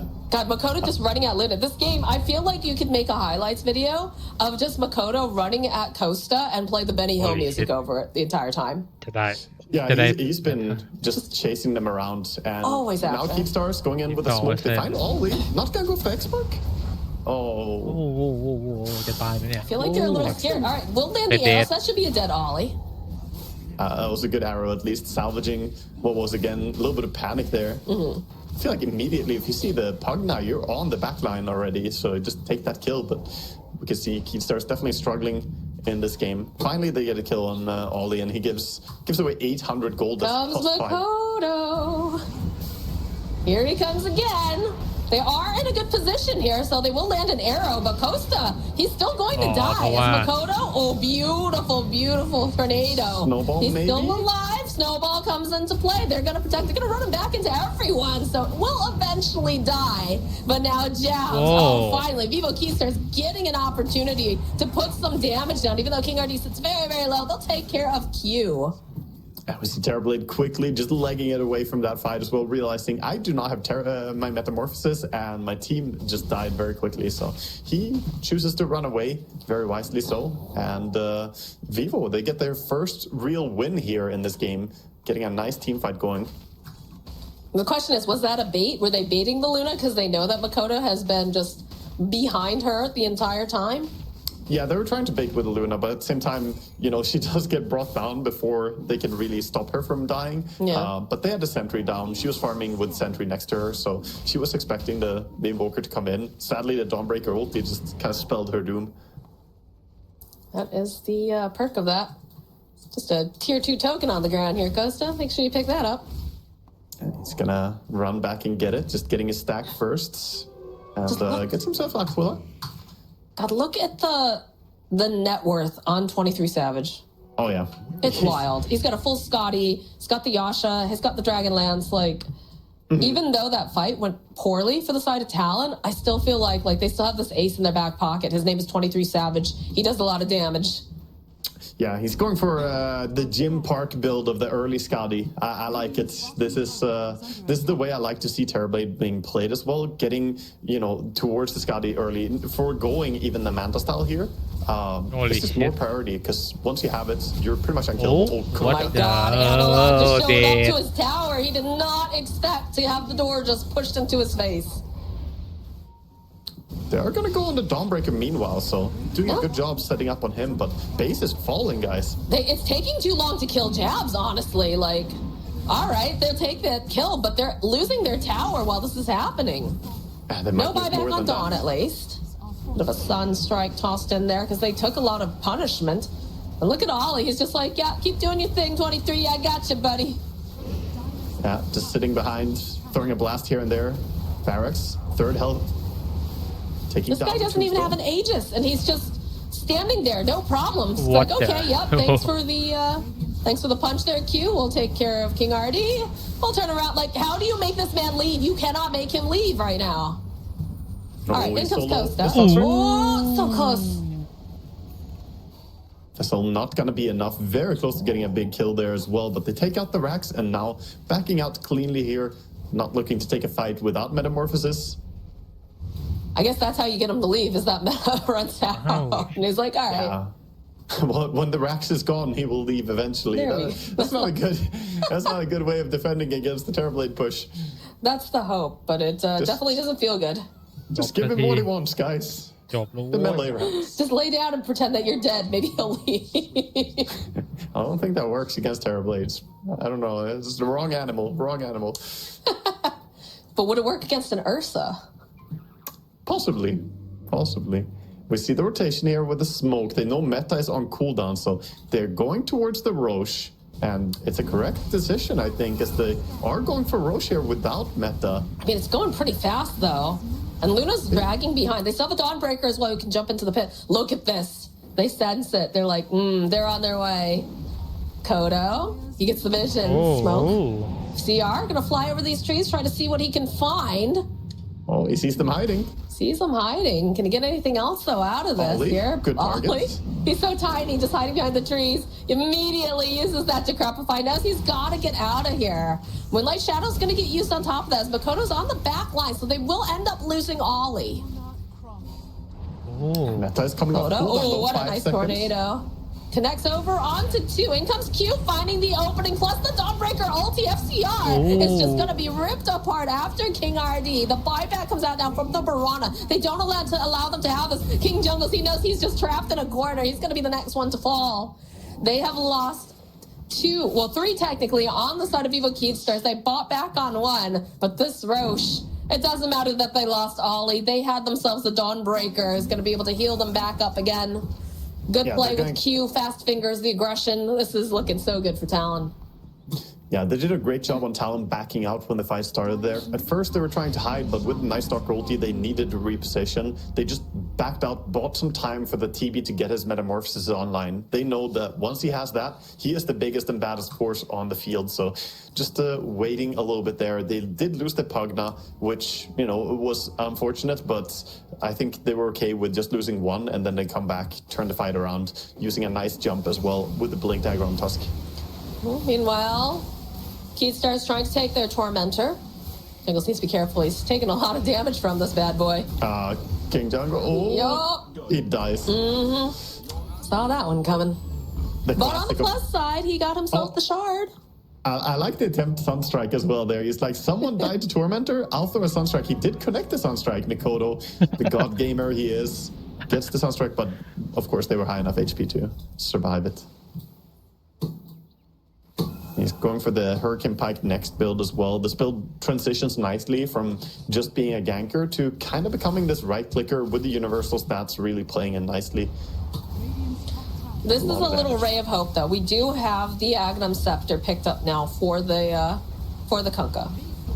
Yeah, he's missing stuff though. He's definitely doesn't have missing blade things, mail. but he's got an item, Waga. He has one item. He's Analog has had a very quiet game here in terms of impact, and this needs to have a big impact. The Torrent Storm needs to turn some fights around for their team now.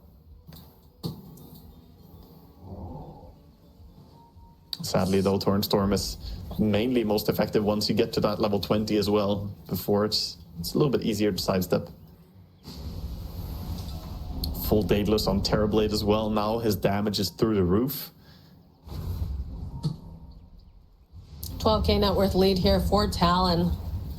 It's just very hard for this Luna to get out and do any sort of farming. They have such good control of the map. And if you look at the vision, so you've got this nice ward down here on the ledge. So they know that Costa's leaving. King RD is also making his way over. They have the Moonlight Shadow. But look at Makoto. Makoto has been sicko mode this whole game. Just like leering at this Luna the entire time. It is actually so crazy. And like, look at this. They ping it out. Q's on his way. They know that Costa's. He tries to go for the dodge. Doesn't quite manage here with the big hit. And in comes 23.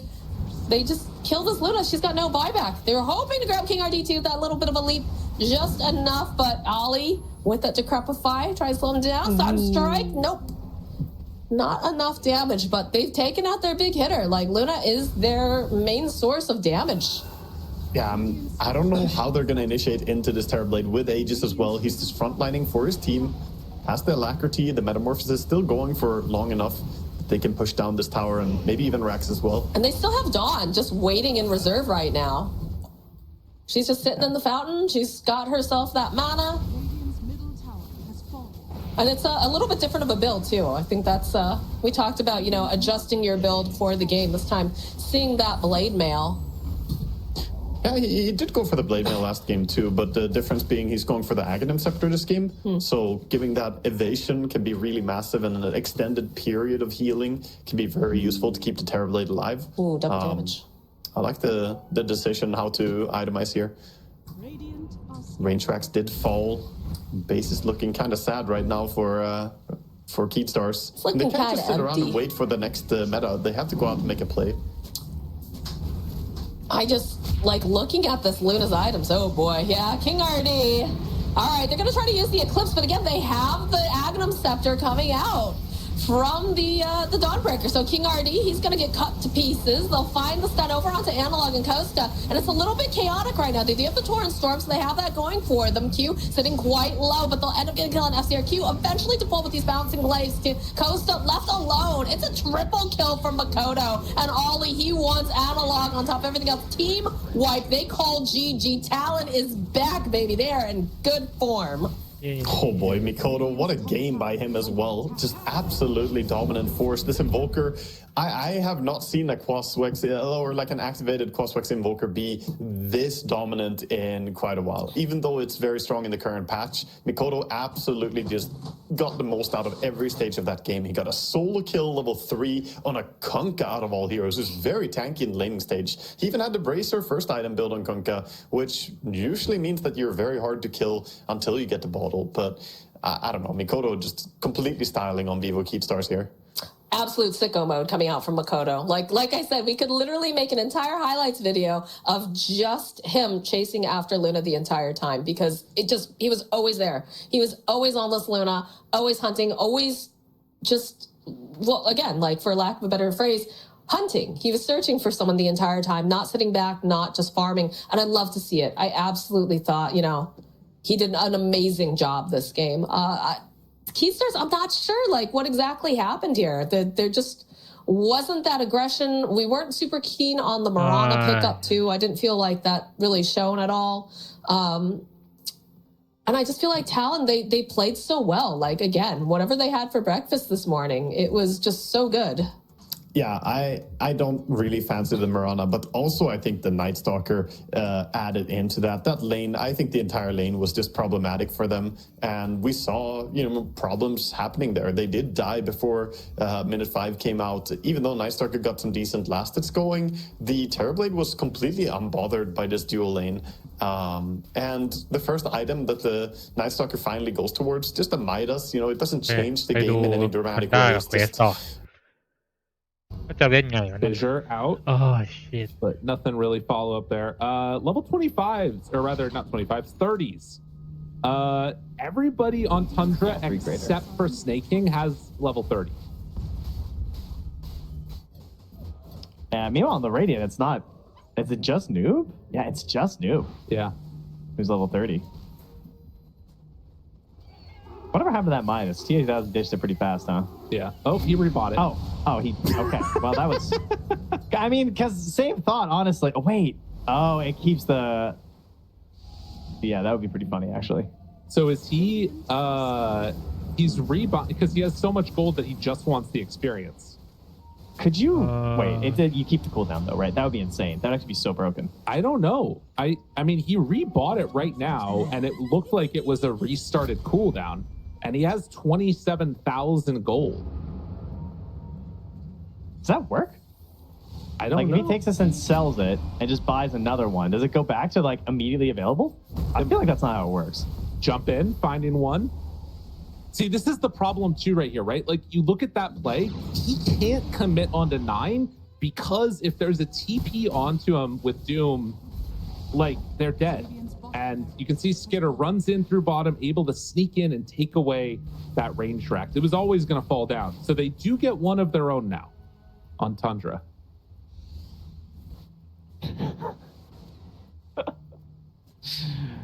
Oh, I just keep my eye on TA2000. I want to see this Midas mode that he's working on here. I want to see this mad science he's concocting. He's at 29,000 gold. The current gold stat has never been both more relevant and less relevant. Chat's asking about divines, but I mean, it's not really a divine game. No one really benefits. Like Sven doesn't really care about a divine. No. It's not really worth it to him with like bots too and stuff. Like he's kind of down to just YOLO. I mean, he's got his refresher and stuff. And then you got a Naga Siren on the other side who doesn't really benefit from it either. So I think we're divineless here, folks. I mean, I guess theoretically, no, not really. We're divineless. I mean, it might happen at some point. There's 3 minutes left on these buybacks, and it looks like Tundra is set up to make something happen for it. There is Roche back up in a minute and a bit. So if they take a fight in a bad way here, Fissure backs away. Nice play to interrupt that. That was really well done. Uh-oh, I'm getting a little nervous with this 90-minute decision. I mean, yeah, I don't know. I think it's dangerous, right? If you go without Roche, there is going to be this window where Roche respawns and then they can maybe take a fight then. But oh, look, they're trying to get here so fast right now. They find Will it be 9 again? He just Wind Wakered. Okay. Has refresher. Nullifier. Jump in. BKB. He can't live. He cannot live. Running. Oh, the reel in. And then the Fissure. The connection. Tried to TP out. It's not going to happen. They got him. And gives him the tip. 82 minutes in. All right. The last time they got a kill. Oh my God. When was it? Wait, they find another? Wait. Hold. Somebody has to get an Abyssal Blade, surely. Dude, it was like 22 minutes ago they last got a kill, I think. Is that right? Maybe? That seems kind of crazy. All right. Oh, jeez. And yeah, CM and he immediately tips. That's a Dota player, dude. First kill in 22 minutes, tip him. Okay, they're going down for Roche without Spear Breaker. Carry not going to try and make any Ice Blast play to see if they can scout it out. Instead, just focusing at the moment on getting these waves shoved and farming a bit for what they're worth. But another Aegis killed. Oh, no. And another cheese that Snaking has to take. There's only a minute left on buybacks, Lyrical. They left cheese. He didn't want to combine a third one on Snaking. Yeah, and they have buybacks to back up again, basically. I mean, what's the angle on this cheese here? If we take a look at it on the ground, I feel like, what, 1, 2, 3, 4, what, maybe 6 cheeses? Is that a sixth of a cheese? So they're going to get that could also make a block of cheese. Oh, wait a minute. Toby, they find him. Oh? Okay, that is the danger of this type of play. The combination of, like, Zeus with all of this crazy shit is so gnarly. Yeah. It's so good late game. Just the pure vision aspect. I mean, we've seen 3-3 using these multiple blinks over and over. And, like, Thompson is just waiting here. If he finds somebody, they're dead. Like, immediately.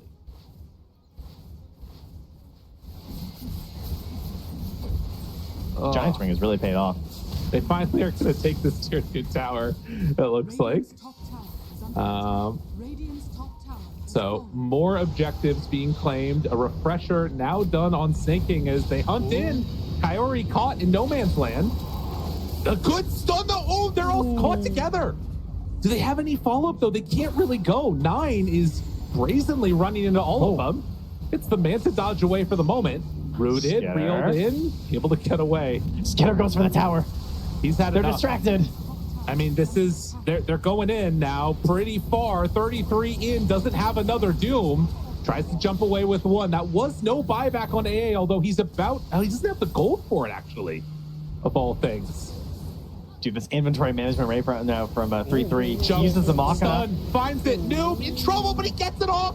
The Yule save, tries to escape, not gonna happen. CM ulti too strong. T2000 has to jump away. Noob under fire, now reeled in. Can he get out of there? Toby pops the Ravage, tries to bring him down. CM still surviving. Another Yule there with the save, but there's the cheese off. Extra 1, Echo Slam. Second round, do they have enough? 33 in with the Doom, connects onto him. The turn is there. They have a lot of damage out. And another don't Ravage quite manage to get the kill, but another Ravage is there. Pulls him in closer and closer, trying to take down 33, but can't do it. Stuck on the wrong side of the fissure is Skinner. He starts to die. He starts to fall. Can they get it off? The heal, it's so much. T2000 tries to run away, but the control is there. Everybody back alive, back into this fight. They don't have Tide for a little while longer. Trying to buy space. T2000 back into the fountain. They finally keep him alive, but Zeus is dead, and now the jump in onto Omar. He's gone. Buyback, Thunder God's Wrath, end this damn game. Let us move on with our life. I don't know if it's going to happen, but Tundra trying to close this one out. They jump in again. Omar under control and trying to take down TA2000. Noob is there with the jump, but TA2000 finally falls. Buys back immediately. Ancient exposed.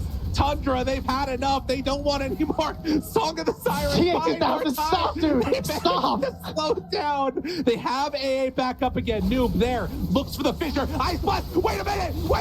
There's no way this should happen.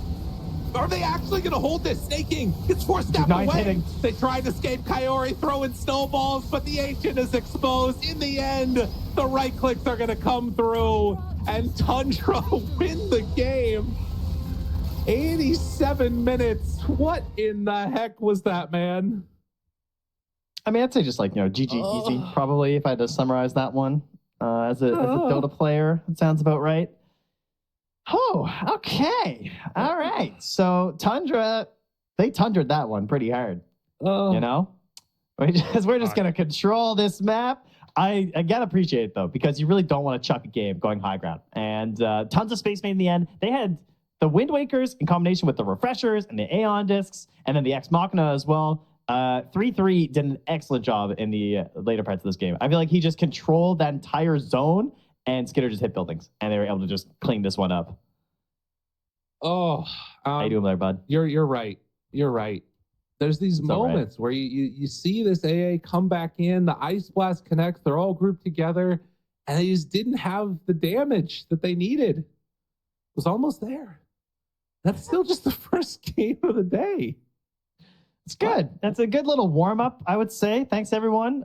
Shout out to our far eastern viewers who are currently, well, at least eastern for me, at least. You're tired. It's the middle of, well, I guess it's the morning. Good morning. It was kind of good night when you started watching this. Good morning. So welcome. And yeah, there's a lot of numbers there. They're all really big. They're kind of meaningless at this point. It's true. I mean, I think the big thing for me, you don't plan for games like that to go that way. But at the end of the day, it was, we talked about, a very greedy draft from Tundra that got to an end game that was just checkmate, right? Yeah. Spirit Breaker charges, Zeus ultis after, or flip that, Zeus ultis, Spirit Break charges, whoever's on the map dies. And in the end, they just, it was unstoppable. I think for me, MVP still feels like 9. Do you think 33? We can give it a 9. All right, 9. Yeah, we can go 9. Give it the Spirit Breaker. Hand it over. There's a lot of reasons for a lot of people in this game to hand it over, but I think 9 just constantly disrupting anything they wanted to do. Because if you wanted to win a fight at the end of this game there, for PSG Quest, it felt like it had to be like through good setup and like careful coordination and stuff. And then this Spirit Breaker charging through the whole time just really breaks a lot of those ideas. And I think his control of the map was excellent. They really hampered the efforts of the Naga Siren. Sure, they delayed the game, but the waves never got to a point where it felt like Quest could actually leave the base confidently. Every time they left, because of this ability to just like scout out and get these like multiple blinks off from 3-3, it was very hazardous. So big part of that was definitely 9. Well, he looks happy about it now. They looked happy about the win. We'll see what happens in game number 2. It feels like the type of thing to me that could absolutely just, I mean, it could be over in like 10 minutes, but holy crap, I'm looking at some of these numbers too. You talked about it. 1,250 GPM on TA2000 throughout the entire course of that 127-minute game. Insane. Yeah. We're going to go to a break, though. When we come back, we're going to have game number 2. We'll see you on the other side. ดูใน Dota ดีกว่าไปดูใน Dota นะครับ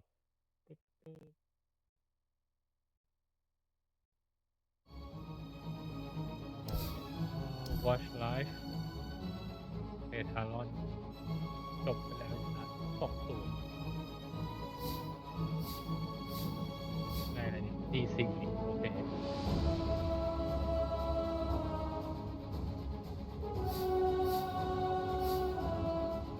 ยังไม่จบเลยเนี่ยโอเค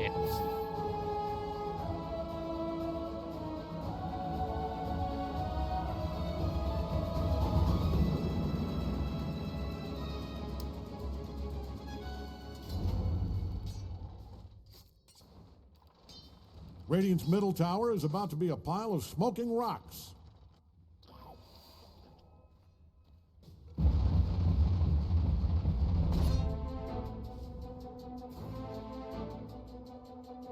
ภาษาอังกฤษดีกว่าเนาะโอเค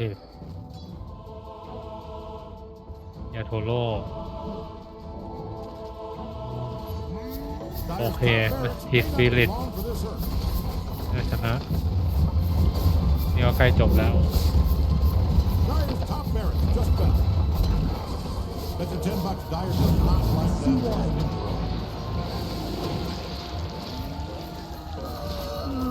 Oh. Tell Dire's middle tower is in trouble with the way it's being destroyed. Oh shit. Whoa, what the?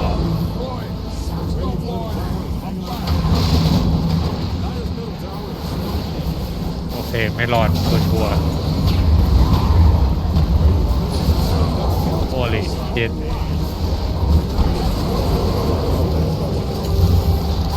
ไม่รอดละ Oh shit โอ้ในที่สุดก็จบ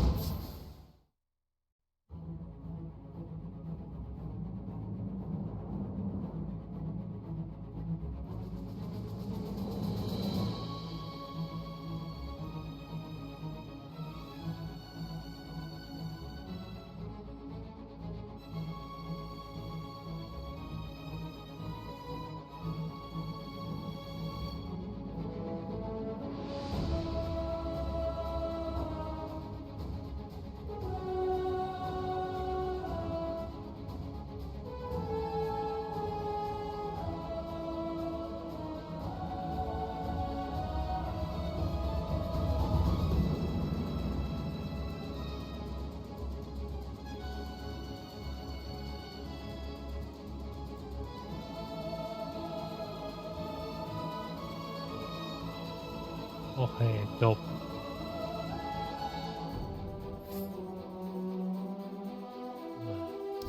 วันนี้เหลือเกมไหนดูบ้าง LGD ไม่มีหน้าเลยนะวทีมสปิริตชนะ LGD ชนะ 2-0 พันด้าทารอนสบาย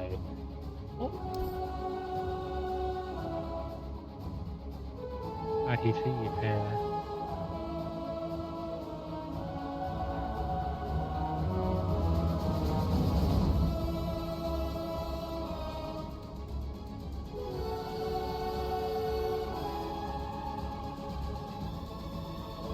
40 นาทีอะไรเนี่ยโอ้ยเย็ด50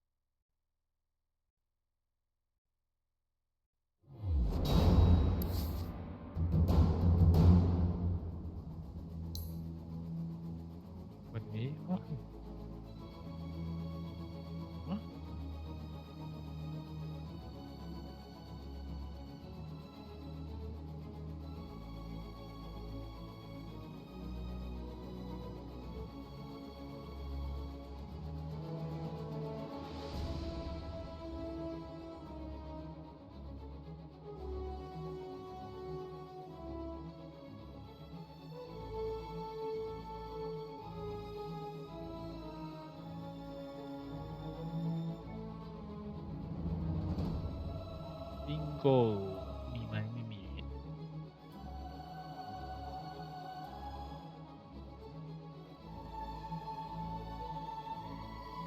โอเคเดินต่อ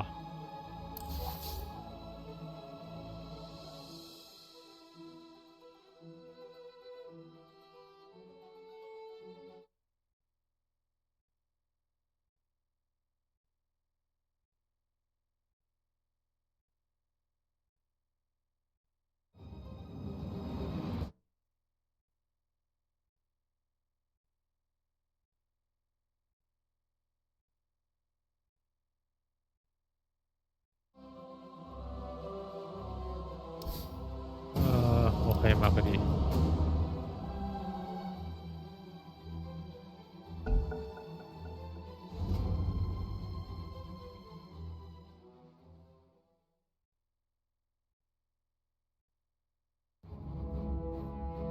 It's your ban. 5 seconds. 4, 3, you get it. นายเก่งแม้ในทีมโน้นโอ้ยเกลียดจังเลย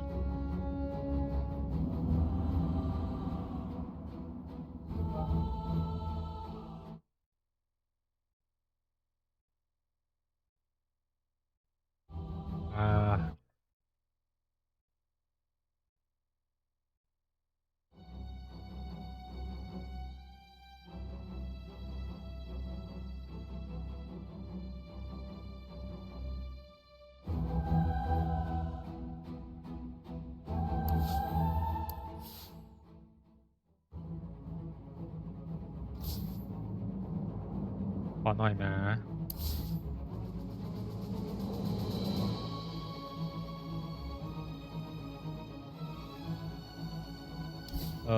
เกิดอะไรขึ้นต่อ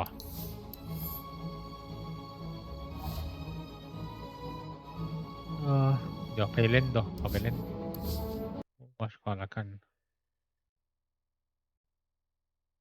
ปึ๊บโอเค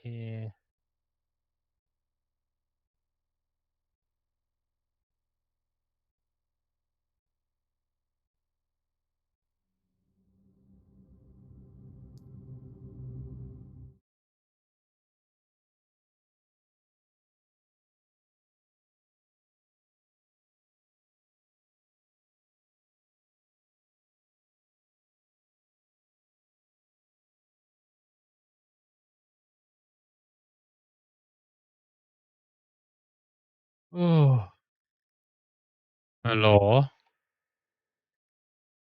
เป็นไงบ้าง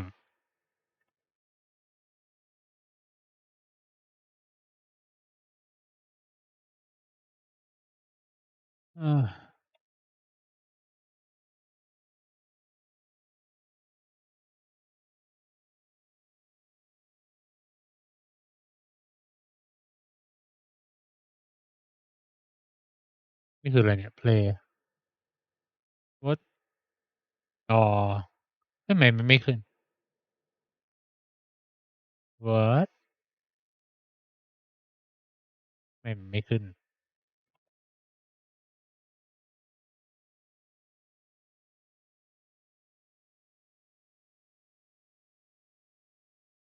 โหจังแพลต4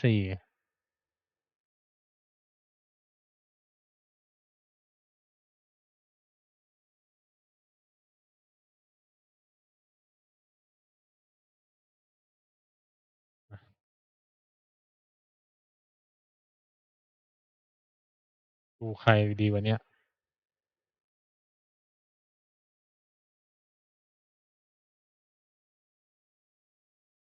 ทีมสปิริต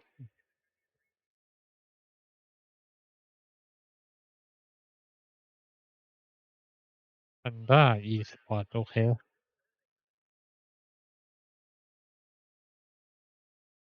อ๋อเปล่าไอ้เหี้ยตอนนี้แม่งมี World Cup Dota 2อยู่ไอ้เหี้ยแข่งกันอยู่ไอ้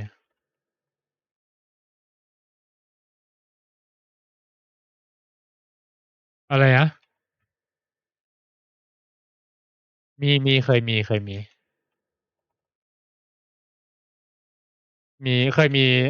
เคยมีคนหนึ่งที่แบบเป็นคนประจำอยู่ แต่ว่าตอนนี้เขาน่าจะแบบเหมือนกับ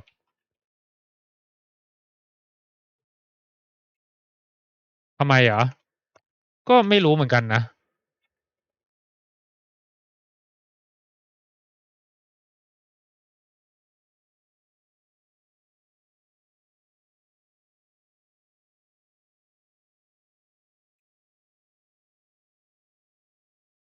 เออ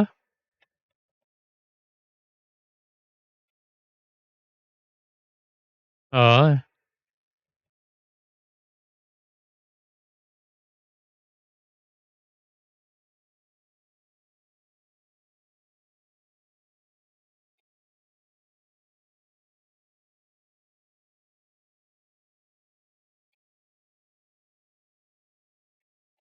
อืมก็สไนเปอร์ตาย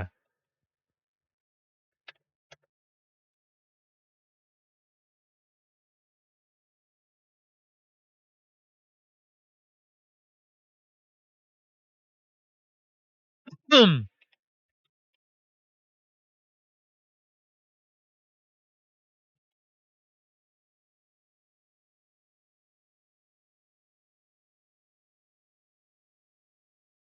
อะไรหาเราแม่งบ้าจัด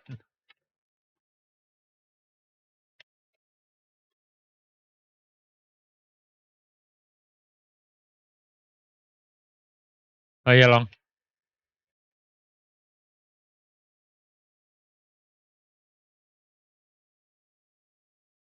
ไอ้เหี้ยโดเฮียโหดอะไรหาเราแม่งบ้าจัด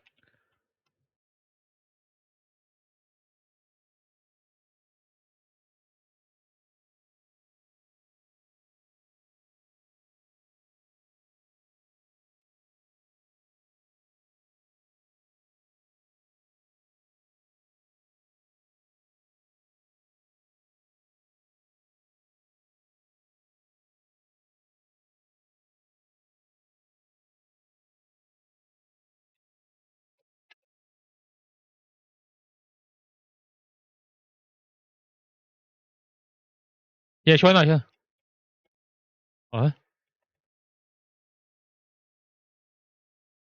โอ้ยเฮียอยู่ข้างบนเหรอเฮียไม่บอก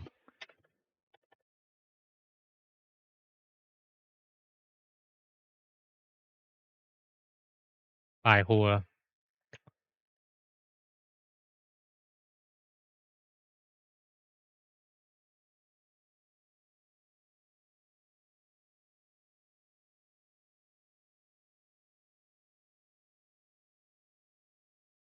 อย่าตายอย่าตายอย่าตายอย่าตายทำมาเลย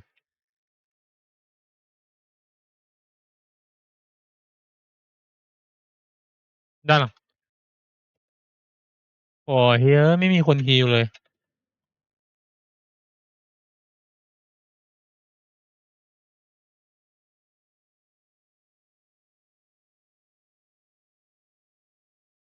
ไม่มีคนเข็นรถอีกเดี๋ยวมันเข็นให้เฮียไป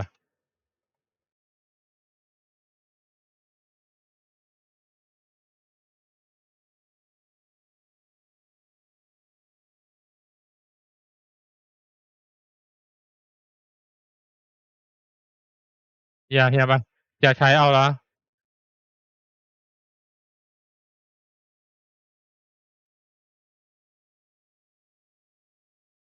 ด้านหลังนี่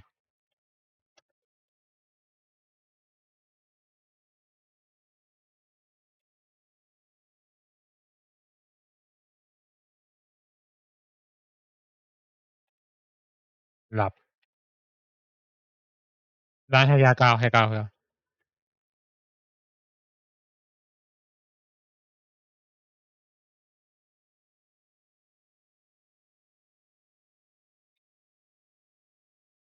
ฮียแทงเรามันเก่งจัดเลยฮีลเราวะ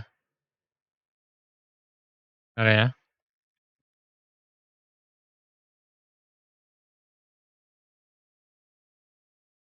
เฮียบอกว่าอะไรนะไอ้เฮียแทงเราแม่งแบบเอาแทงไอ้เฮียอะไรเงี้ย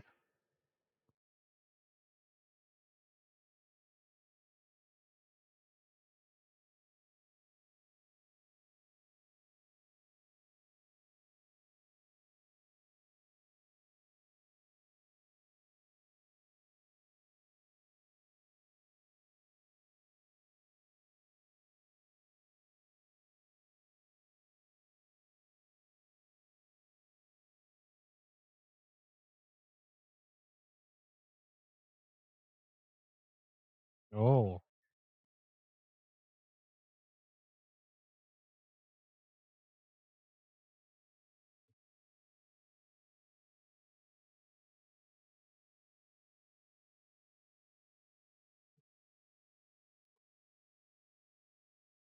อ๋อเฮียเคยถามว่าทำไมมีคนมาดูอะไรเงี้ย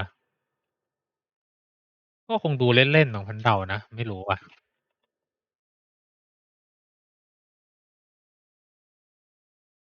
ไม่เข้าใจพันก็ไม่แน่ใจว่ะแบบส่วนใหญ่คนแม่งก็ดูโปรไม่รู้ทำไมมาดูเคนจิด้านขวาบนนะด้านบน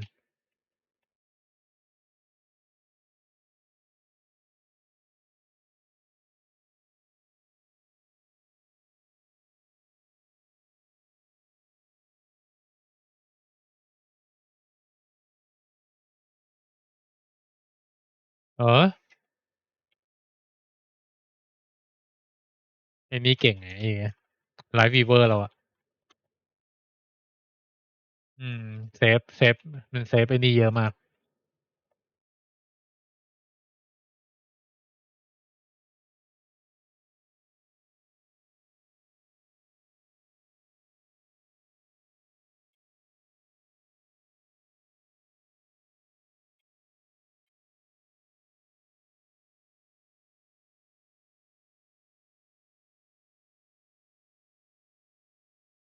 อย่าลองนะเฮียมีตัวที่พันไม่มีพันอยู่ด้านล่างอะ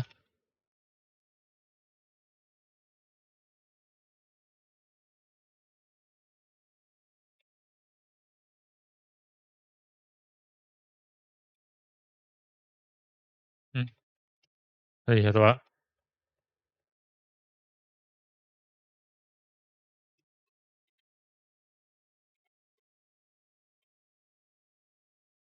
ยาวอะเอาวะมีเอาวะเอาวะเฮียด้านหลังเฮียไอ้เฮียโดนเฮียเอ้ยเมื่อกี้แม่งเฮียโดนดีเฟล็กพอดีโทษพันโยนระเบิดใส่แล้วแม่งมันตกหน้าเคนจิพอดีเคนจิแม่งดีเฟล็กพอดี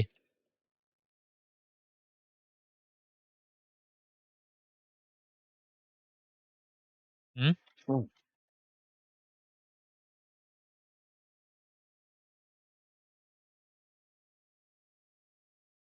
เคนจิให้ก้าว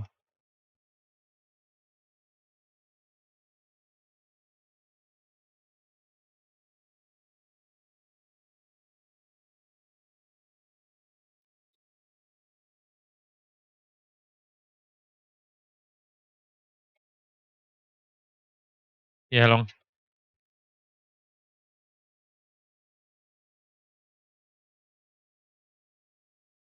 เฮียลอง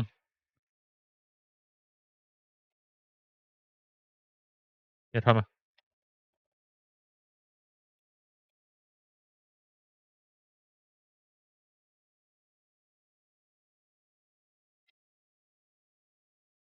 เฮียลอง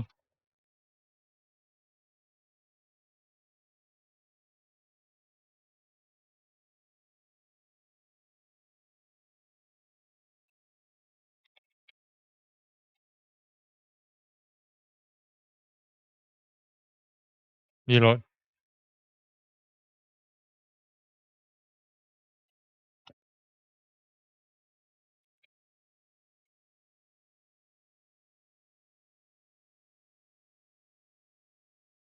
ไม่ต้องดัน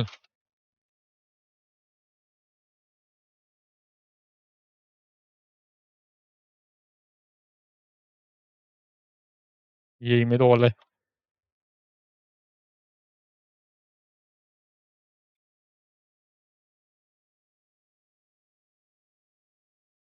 น่ามีเบรดแล้วมั้งลองนะใกล้มีเบรดแล้วอะ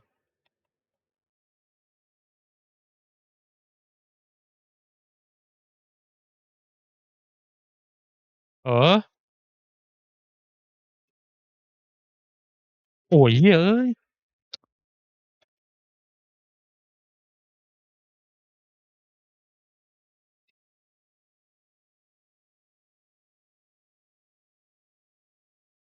เล่นเล่นตอปไปฮะถ้าเกิดยิงไม่โดนวางไว้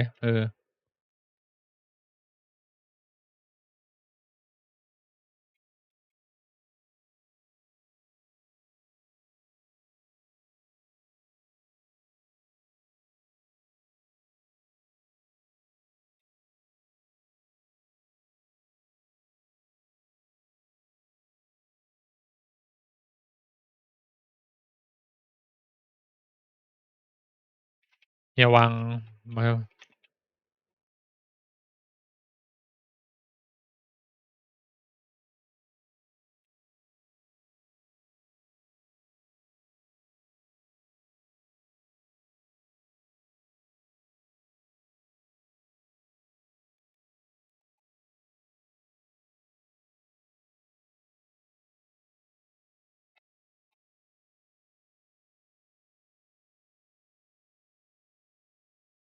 อย่าวางป้อมไว้ไหนอะ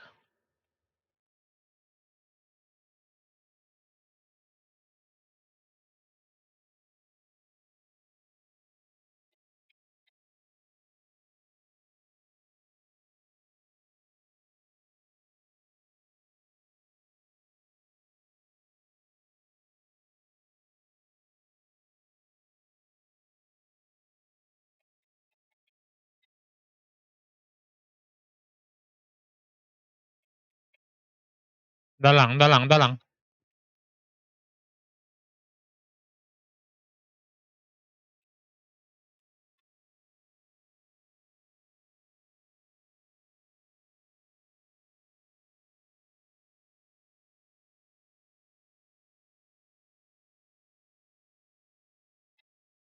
กันจิเกันจิเฮ้ย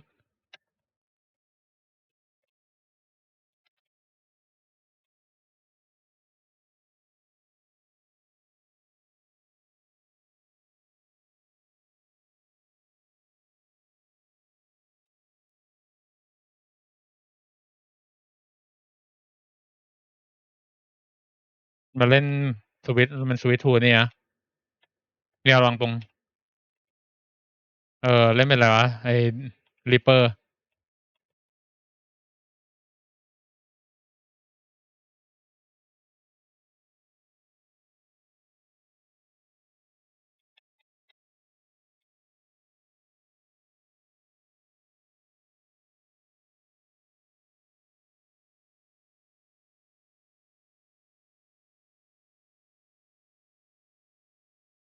ไอ้เหี้ยเอ้ยเดี๋ยว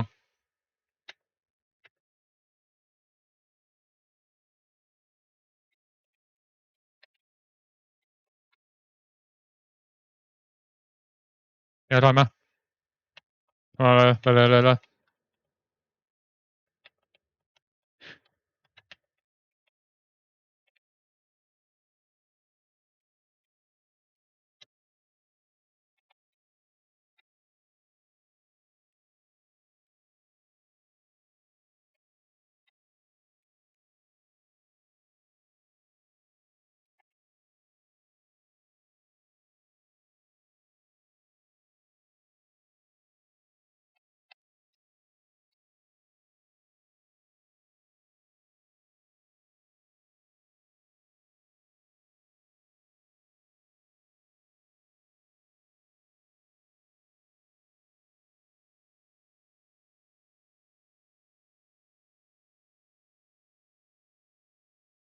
แม่งตายเลย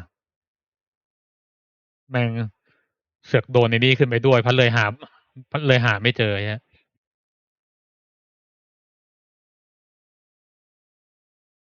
เยสแพลตหนึ่ง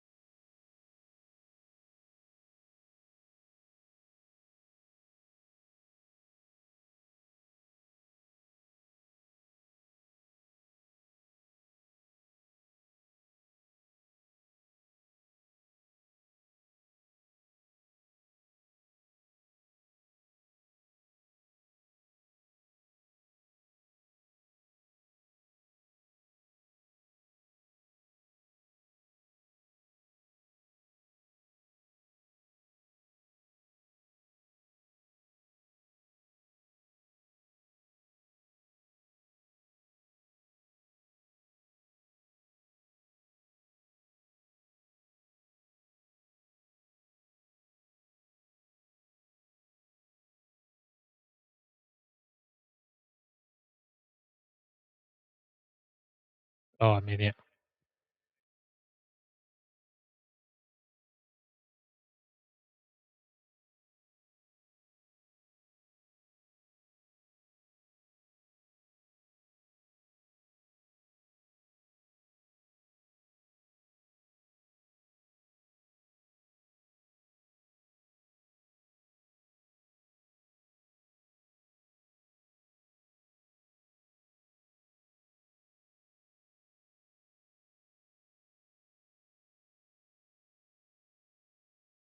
ไหวไหมเนี่ยไม่รอดโอ้ no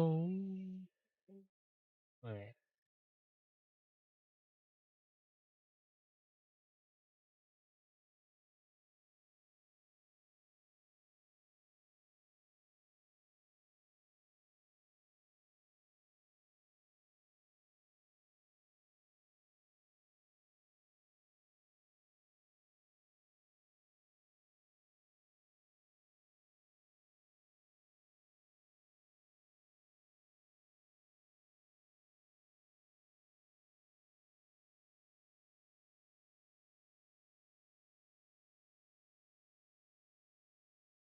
โอ้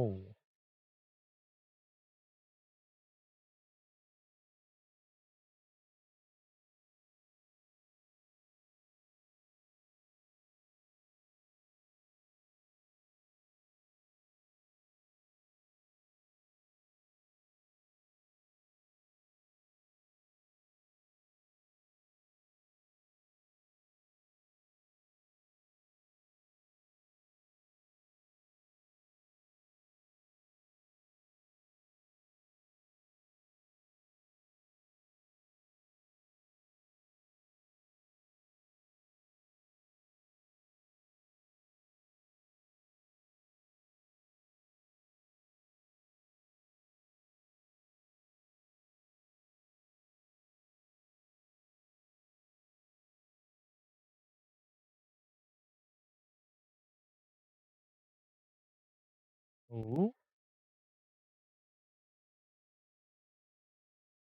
โอ้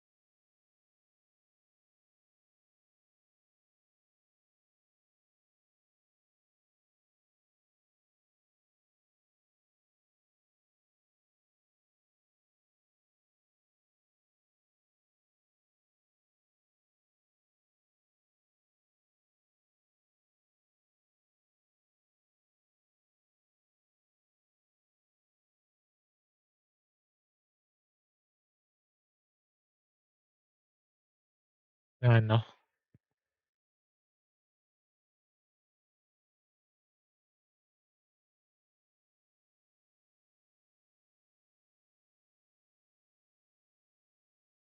ทำไมถึงเอาไอ้นี่วะแปลกจัง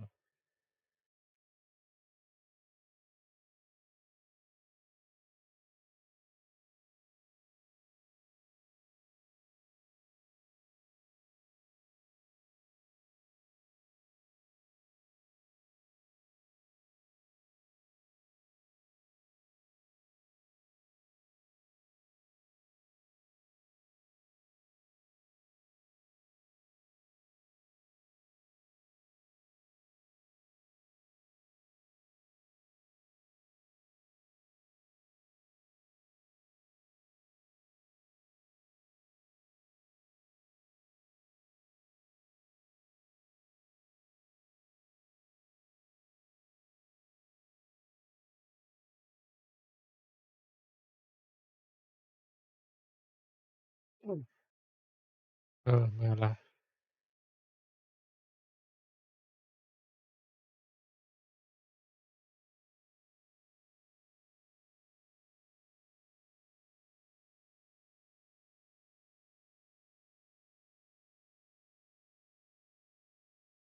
ลัคกี้ไทเกอร์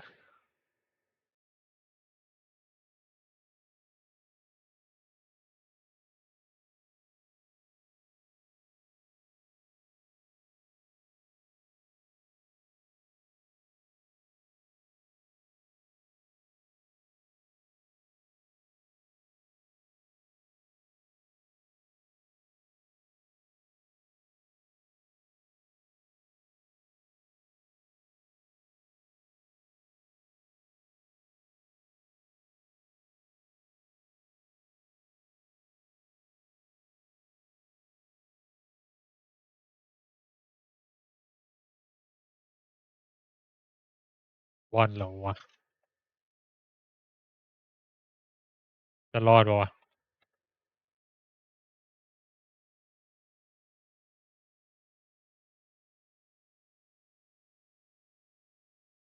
ตายตายตาย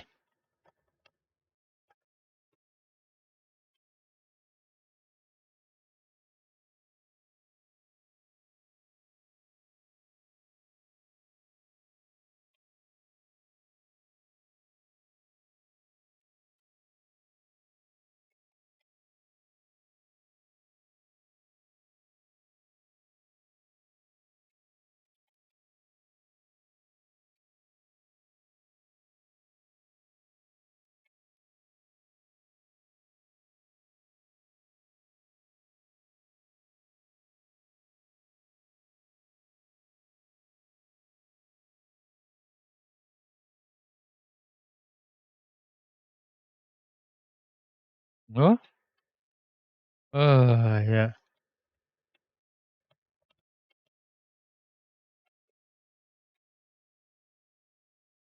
เดี๋ยวลอง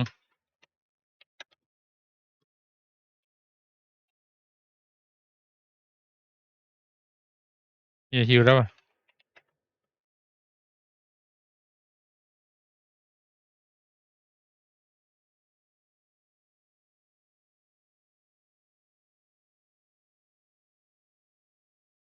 อืม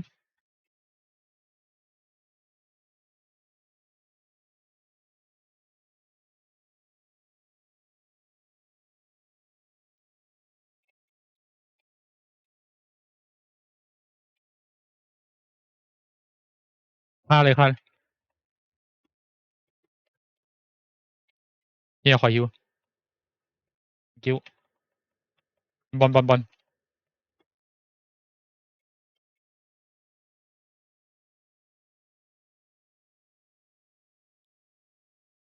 ต้องระวังเบลดน่าจะมีแล้วมั้งพันไปซ่อนก่อนนะ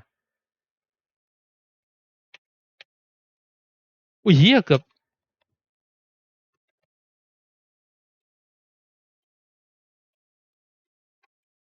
เฮียช่วยขอฮิวหน่อยขอฮิวหน่อยขอฮิวหน่อย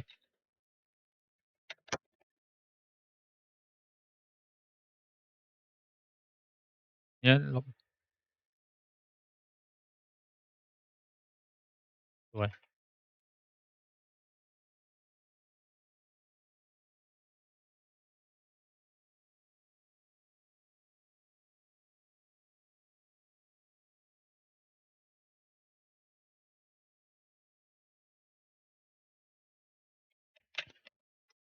โอ้เฮียโนแมงขนาดนาโนใส่ยังแพ้เลยวะ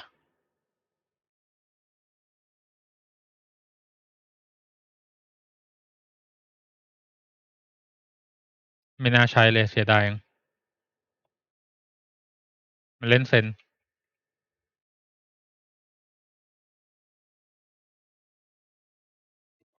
เฮียมึง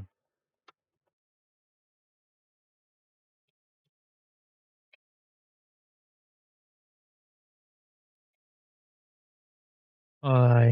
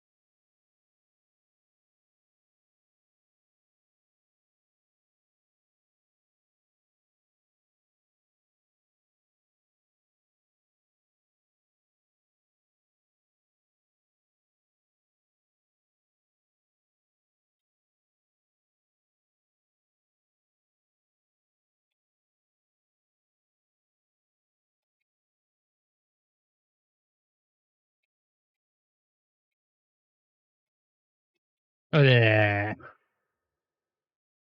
หืมทำไม DPS เราแม่งไม่เก่งวะฆ่าไม่ได้เลยอะ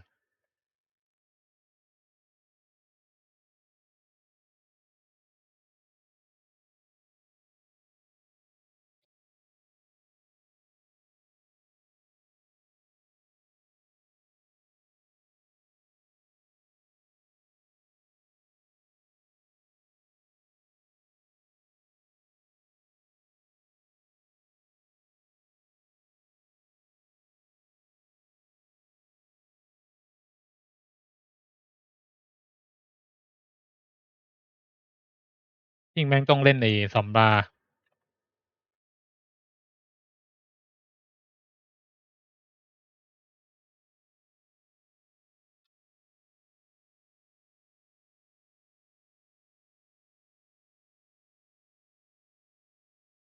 เฮียคอยฮิวเฮียเล่นเนี่ยโอ้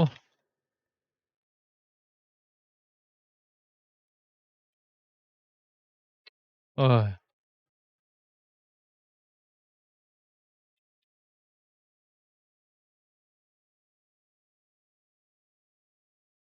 ที่ด้านหลังเฮียถอยมา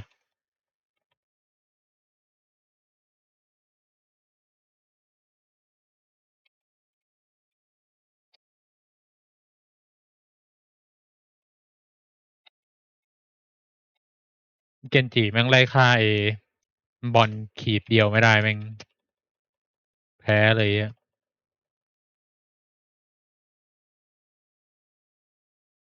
เดี๋ยวมันบอกเลยแม่ง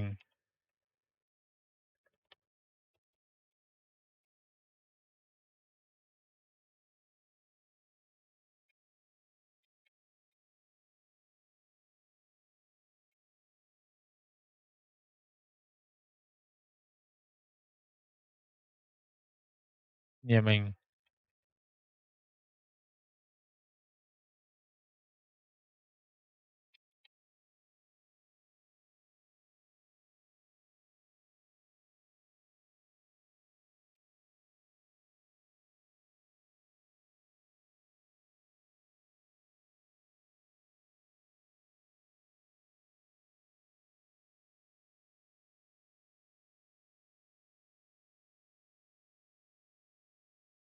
ดูเลยอะ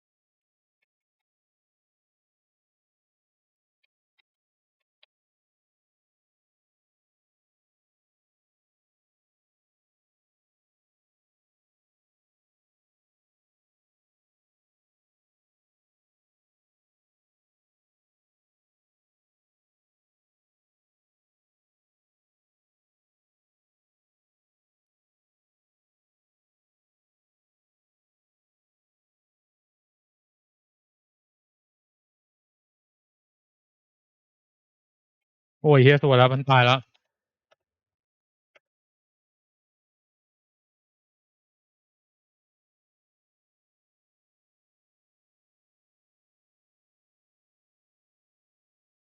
มอร์นิ่งสตาร์แม่งห่วยมากเลยอะ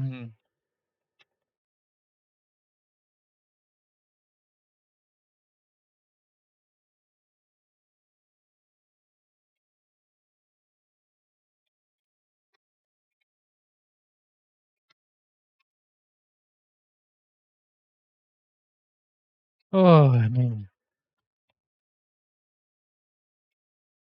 แผนที่แม่งจะวิ่ง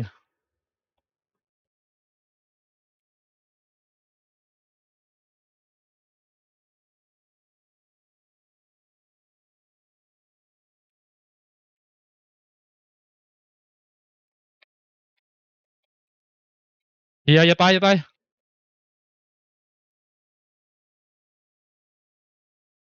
โอ้ยเฮียอย่าลง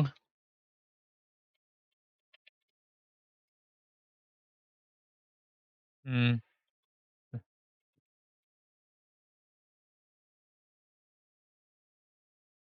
อย่าลง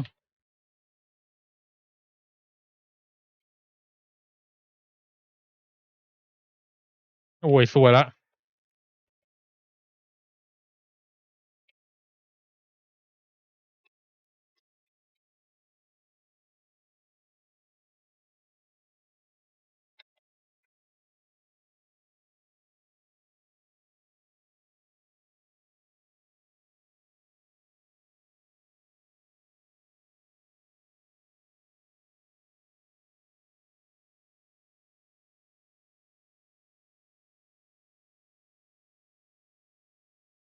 แม่งมันได้แฮกบอลบ้างเปล่าวะ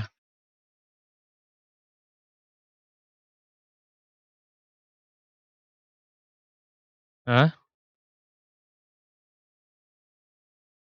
ไอ้เฮียเทเซอร์เก่งแต่ว่าเฮียแต่มันเก่งเทเซอร์มันเก่ง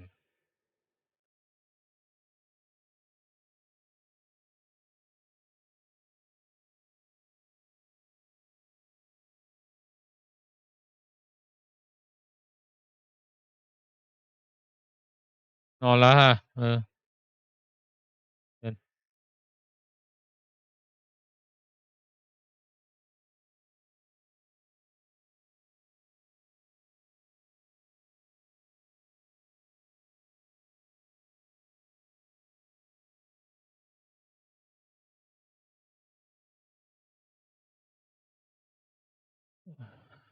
นอนด้วยเลยแล้วกันบ๊ายบาย